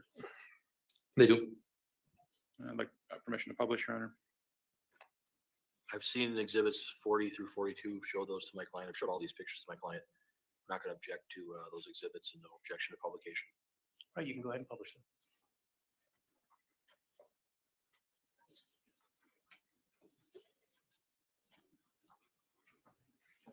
And Detective, what is exhibit 40 now on the screen? Yes. And what does 40 depict? 40 is a photo of the north end of the finished basement. If you're standing with your back to where the bed was in the room, it depicts what I would describe as like a pub table with the arcade game. There is a choker chain on top of the pub table. And Detective, exhibit 42, is that now on the screen? It is. And what is depicted in exhibit 42? This is that pub chain placed on a paper bag and measured for display for the photograph. And is that was that item also collected by Green Bay Police Department? It was. That's the chain that you had described earlier as being consistent with the chain that was shown to the jury? Yes.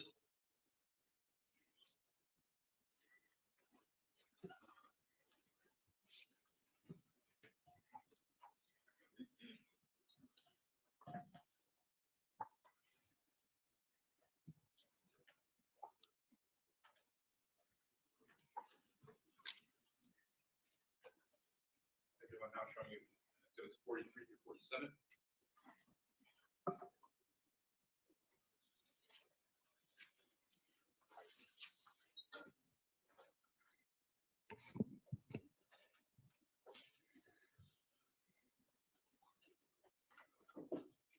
Those also accurately depict the scene as you observed it on February 23rd, 2022.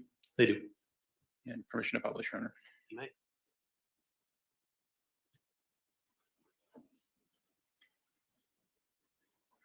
Is exhibit 43 now on the screen, Detective? It is. And what is depicted in that exhibit? This would be the west end of the bed that's closer to the wall. On the bed, you can see the pillow, and there's a multicolored comforter. It's red, white, and tan. There is what we refer to as container 4. It's kind of a top-down look at the light blue tote. with items on top of it that conceal what's underneath it. And is there any potential or suspected blood staining depicted in this photograph? Yes, you can see what appears to be red staining, which appears to be blood. On the left side of the red, white, and I believe it's blue comforter. There's some red staining that appears in front of the pillow. And then some down lower, there's what appear to be blood drops. And exhibit 44, is that now depicted on the screen? It is. What is shown in exhibit 44? That is essentially a top-down view of what we refer to as container 4. It's the light blue tote. I had added that there, if you look to the left of it, there's a brown paper laid on the ground. And the purpose of that was to start to remove the items on top and then place them on the brown piece of paper to later examine, so that we weren't moving them to the floor. So the items that are on top of the tote, does this photo depict them as they were when you arrived on scene? Yes. And then the item to the left, the brown paper that's placed on the floor, that's something you added? Yeah, I placed that for the purpose of removing those items to the paper covering the floor so we could look at them later. Okay. Exhibit 45, is that now depicted on the screen? It is. And what is shown in exhibit 45? That is showing the blue tote that we've been discussing, some red material on the front, and then that is, I guess, a very limited view of the remains that are inside the container. Is it fair to say that a substantial amount of human remains were recovered from the inside of the tote? Yes. Exhibit 46, is that now displayed on the screen? It is. And what is depicted in exhibit 46? We moved the multicolored comforter and observed a cellular phone, and then some larger areas of what appeared to be blood staining. In exhibit 47, is that now depicted on the screen? It is. And what is shown in that photograph? It is showing the items that were on the bed moved to the left and exposing what appeared to be a larger area of red staining that appears to be blood.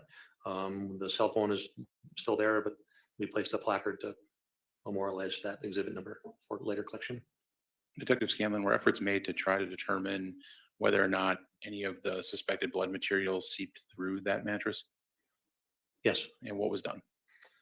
I later took a box cutter and I cut a portion of the top of the mattress to see how far the blood seeped into the mattress. Do you know about how far it did?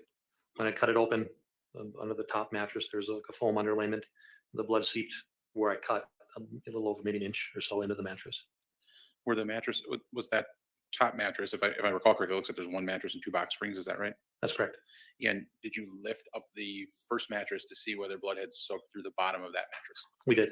And did you observe any blood having soaked through that top mattress? I didn't observe any blood in the box spring below it, no. Below that stain, no.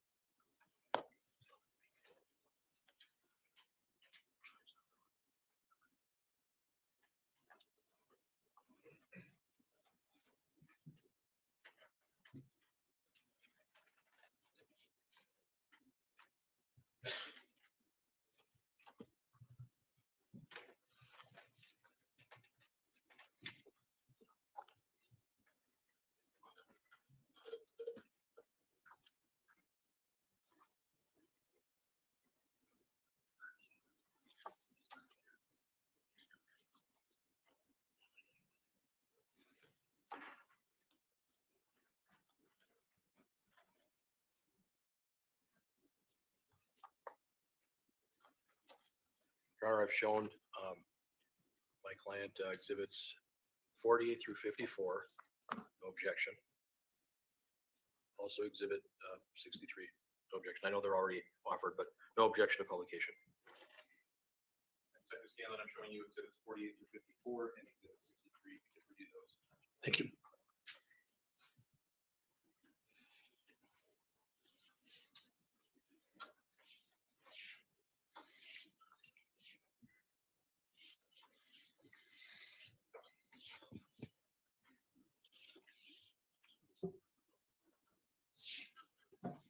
Detective, do those likewise accurately depict what you observed at the Stony Brook residence on February 23rd of 2022? They do.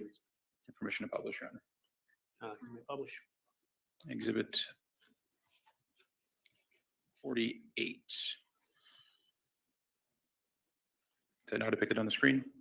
It is. What is shown in that photograph?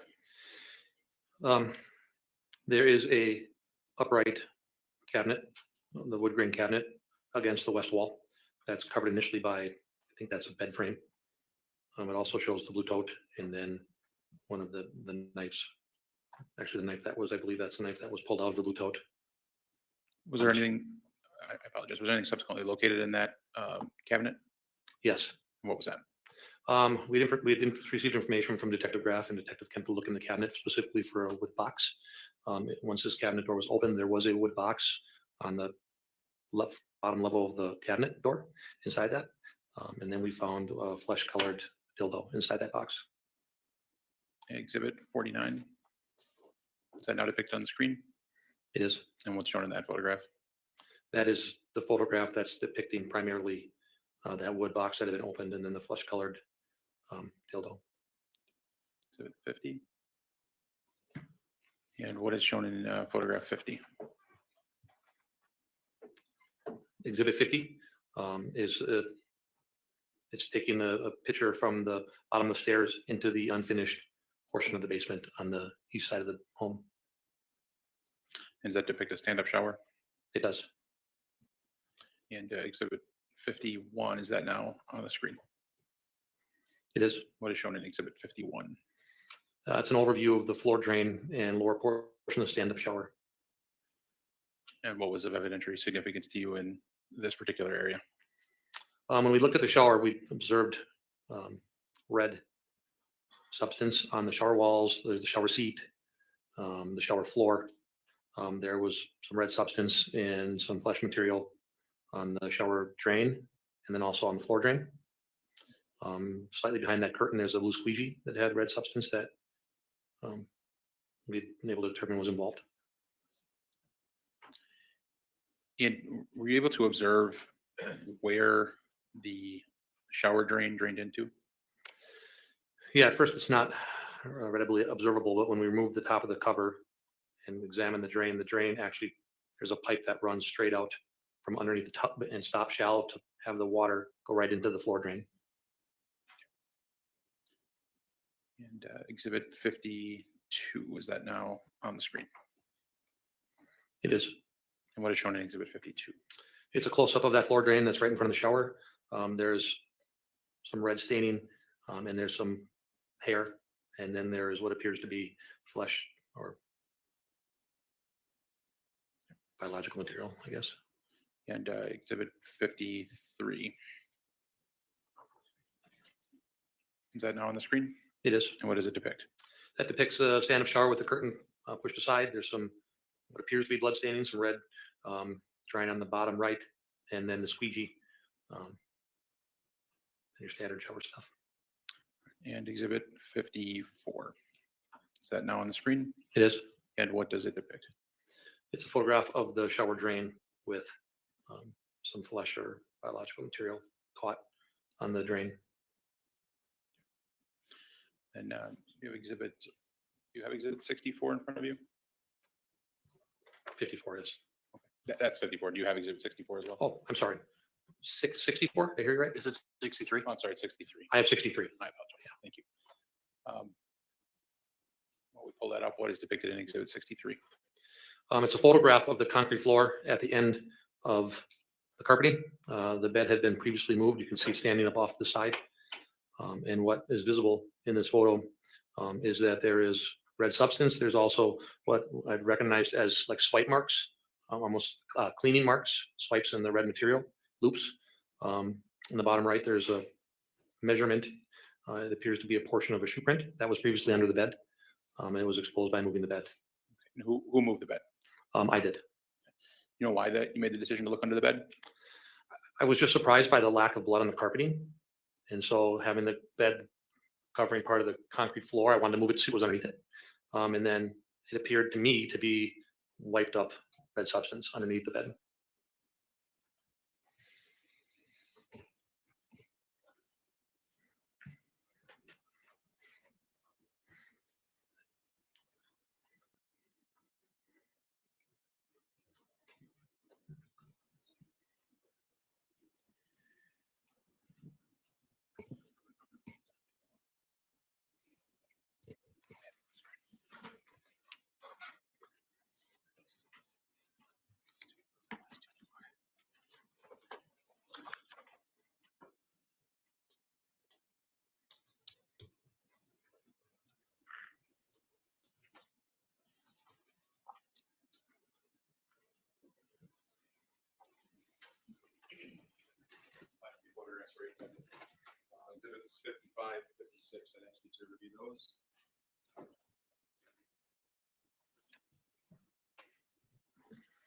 Before I ask you about them specifically, I have to lay a little foundation. In addition to collecting evidence on the scene that day at the Stony Brook residence, did it become apparent that you maybe did not have all of the body parts that you needed to complete human remains? It did. And at some point, did you leave the Stony Brook residence and go to another location to look for more remains? We did. And where did you go? We went to our Green Bay Police evidence storage garage, where we had a Chrysler minivan transported for processing subsequent to a search warrant. Had you been made aware that other detectives developed information that would suggest there may be human remains in that vehicle? I was. You know if that came from the interview? I'm not sure. I knew that we had caused a obtain a search warrant to search that vehicle for remains. So knowing, being at the scene and knowing what we were still looking for, myself, Detective Pacula, Dr. Tranquita, and medical investigator Petra Schwab left to go there and look. And did you then conduct or assist in the conducting of the search of the vehicle at the Green Bay storage? I was present when the vehicle was opened and searched, and I made observations to confirm that we had recovered all the remains, but I didn't personally search that vehicle, but I observed these exhibits. Is it fair to say the search was done by the medical examiner's office and the forensics team from Green Bay PD? The recovery of the remains was from the forensic doctor and the other members of the Green Bay Police Department, and their forensic specialists searched the vehicle. Your Honor, I would then ask for permission to publish exhibits, these are 55 and 56. You may. I just gotta look at my notes here.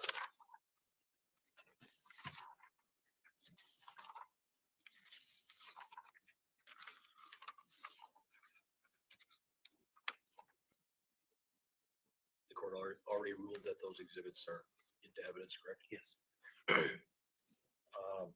As to publication, I'm going to object to the one involving the tote. Are these different than the ones that were just ruled on when the jury was excused? No, they're the same. Your objection is noted. You can go ahead and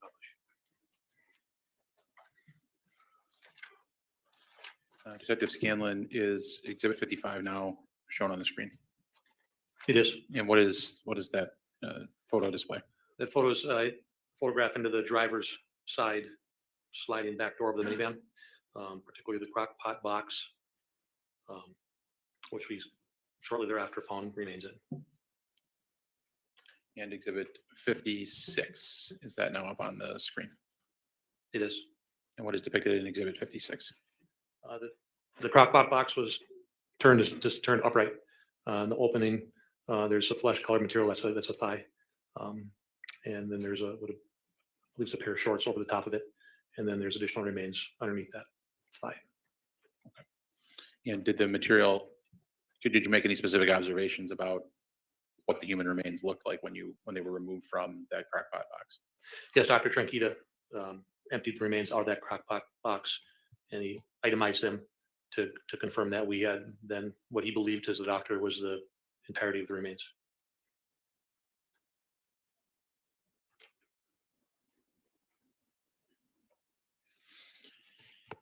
Then Detective Scanlon, I asked this earlier, but did you subsequently attend the autopsy of Chad Therian?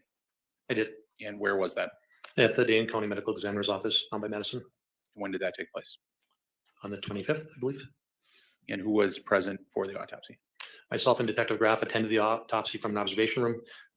Dr. Tranquita and I believe medical technician Vickerman attended the autopsy. What is the purpose of a law enforcement officer attending an autopsy? It's not uncommon at an autopsy for a forensic pathologist or the attending doctor to have questions about the scene. They can also relate to us through speakerphone, things that they're observing, and answer any questions that we might have if we have questions for them in regards to our investigation. It's also an opportunity for, once the autopsy is completed, with the medical examiner's office then collects what they and we believe to be items of evidentiary value. They had, up until that point, had custody of the remains. They take those items and they seal them in bags, and then they turn them over us to collect for continued investigation in the law enforcement. Things like swabs of the body or items that they found to be evidentiary value, they'll turn over to us and we bring it back and enter evidence. Based on your observation of the autopsy, did it appear that Dr. Tranquita was regularly collecting swabs for evidentiary purposes? He was. And did you observe him seal those items and provide them to you? He did. As he was doing the autopsy, he was swabbing parts of the remains We would then put them in a cardboard box. I'm up in an observation room, so I don't see every movement he does, but he then collects them, he itemizes them, he puts them into a sealed bag that is documented with a receipt, an invoice, if you will, to show what he turned over to me. And then I took those bags with Detective Graff, transported them back to the Green Bay Police Department, and then started to secure them in evidence.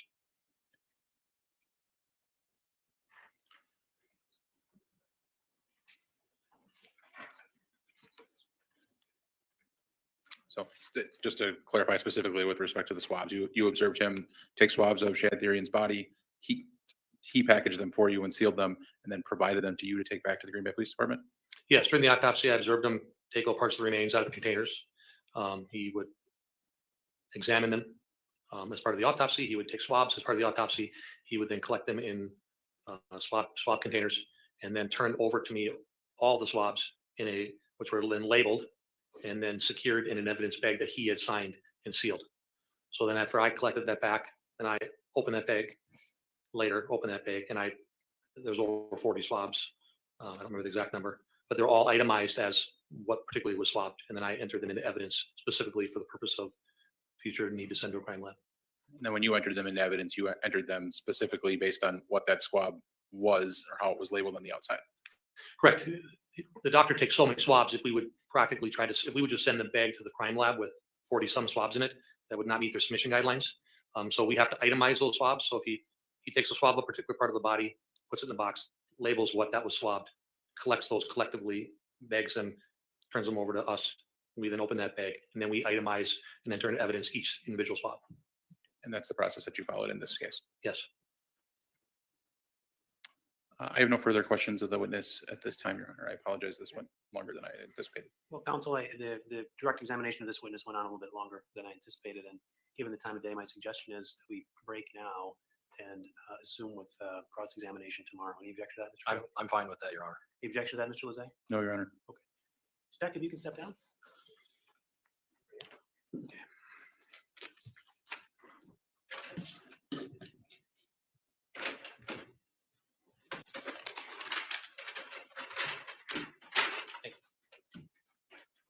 Ladies and gentlemen of the jury, I indicated to you we'd stop around 5 o'clock. It's a little after 5 now, and this testimony was a little bit longer than I expected, but we're going to break now. I'm going to give you an instruction that I gave you earlier in this case, but it's important.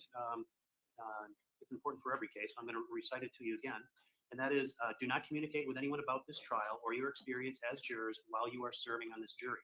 Do not use a computer, cell phone, or other electronic device with communication capabilities to share any information about this case. For example, do not communicate by blog, email, text message, Twitter.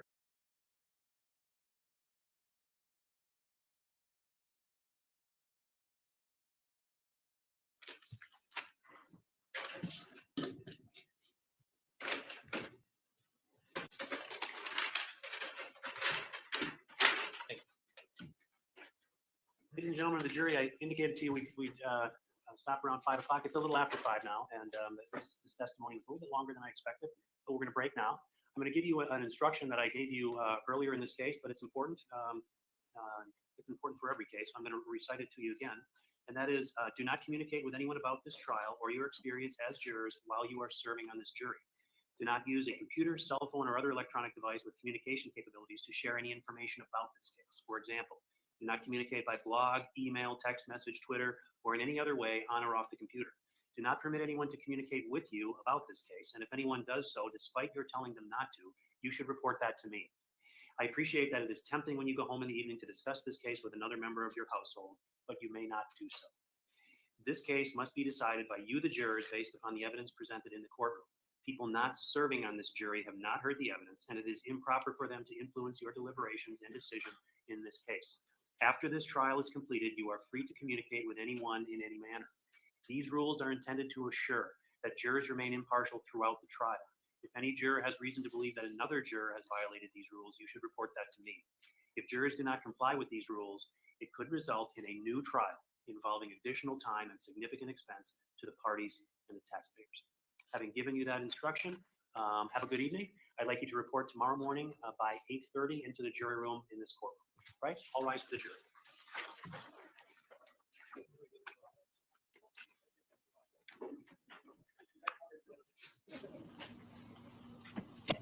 Yes, she does. When I heard she had an attorney, I thought to myself, that ain't gonna help, and it shouldn't help.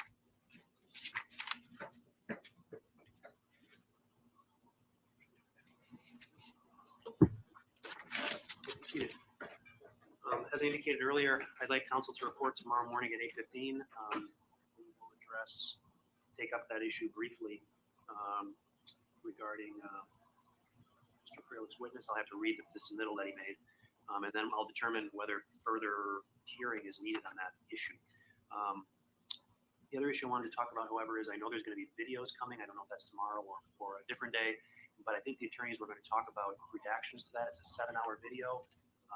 Only 5 hours, give or take, actually has dialogue on it. Have the attorneys discussed that issue? I'll start with you, Mr. Saunders. Yes, on Saturday, I think there's largely an agreement. It ended up being a little bit more than an hour, maybe 70 minutes, but I think we agree on portions that'll be played in the first phase. You agree with that, Mr. Freilich? Yes, I do. I did meet with both prosecutors, Your Honor. We talked about this at length, and I asked for additional video footage, and we reached an agreement. Okay, great. I'm going to take you at your word. If there's things I need to decide, the sooner you bring that to me, the easier it is for me to address these issues, so we don't have the jury sitting back there waiting for us to make decisions. So it sounds like we've got an agreement on that. So is there anything else before we break, Mr. Saunders? No, I don't think so. Mr. Freilich? Your Honor, I did receive from Dr. O'Donnell, the defense toxicology expert, an email on Friday and then yesterday. I think it helps to summarize because it's real short. I'd like to give it to the court and give the state a copy of it. Could the clerk make a copy of it for you? Okay, thank you.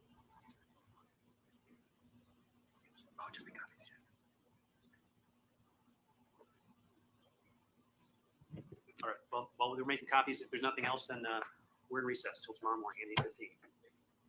She acts like people are wasting her time.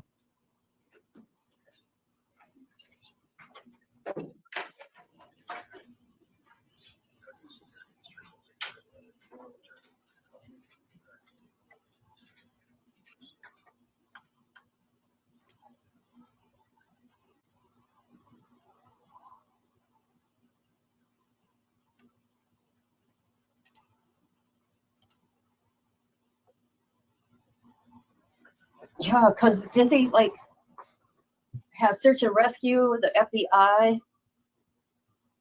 I mean, if she said she had a baby, that was, so that even made it more important.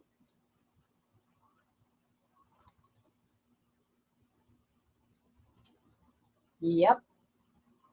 Okay, you guys, I'm going to get going for now. I want to thank everybody for being here. I'm going to get something to eat.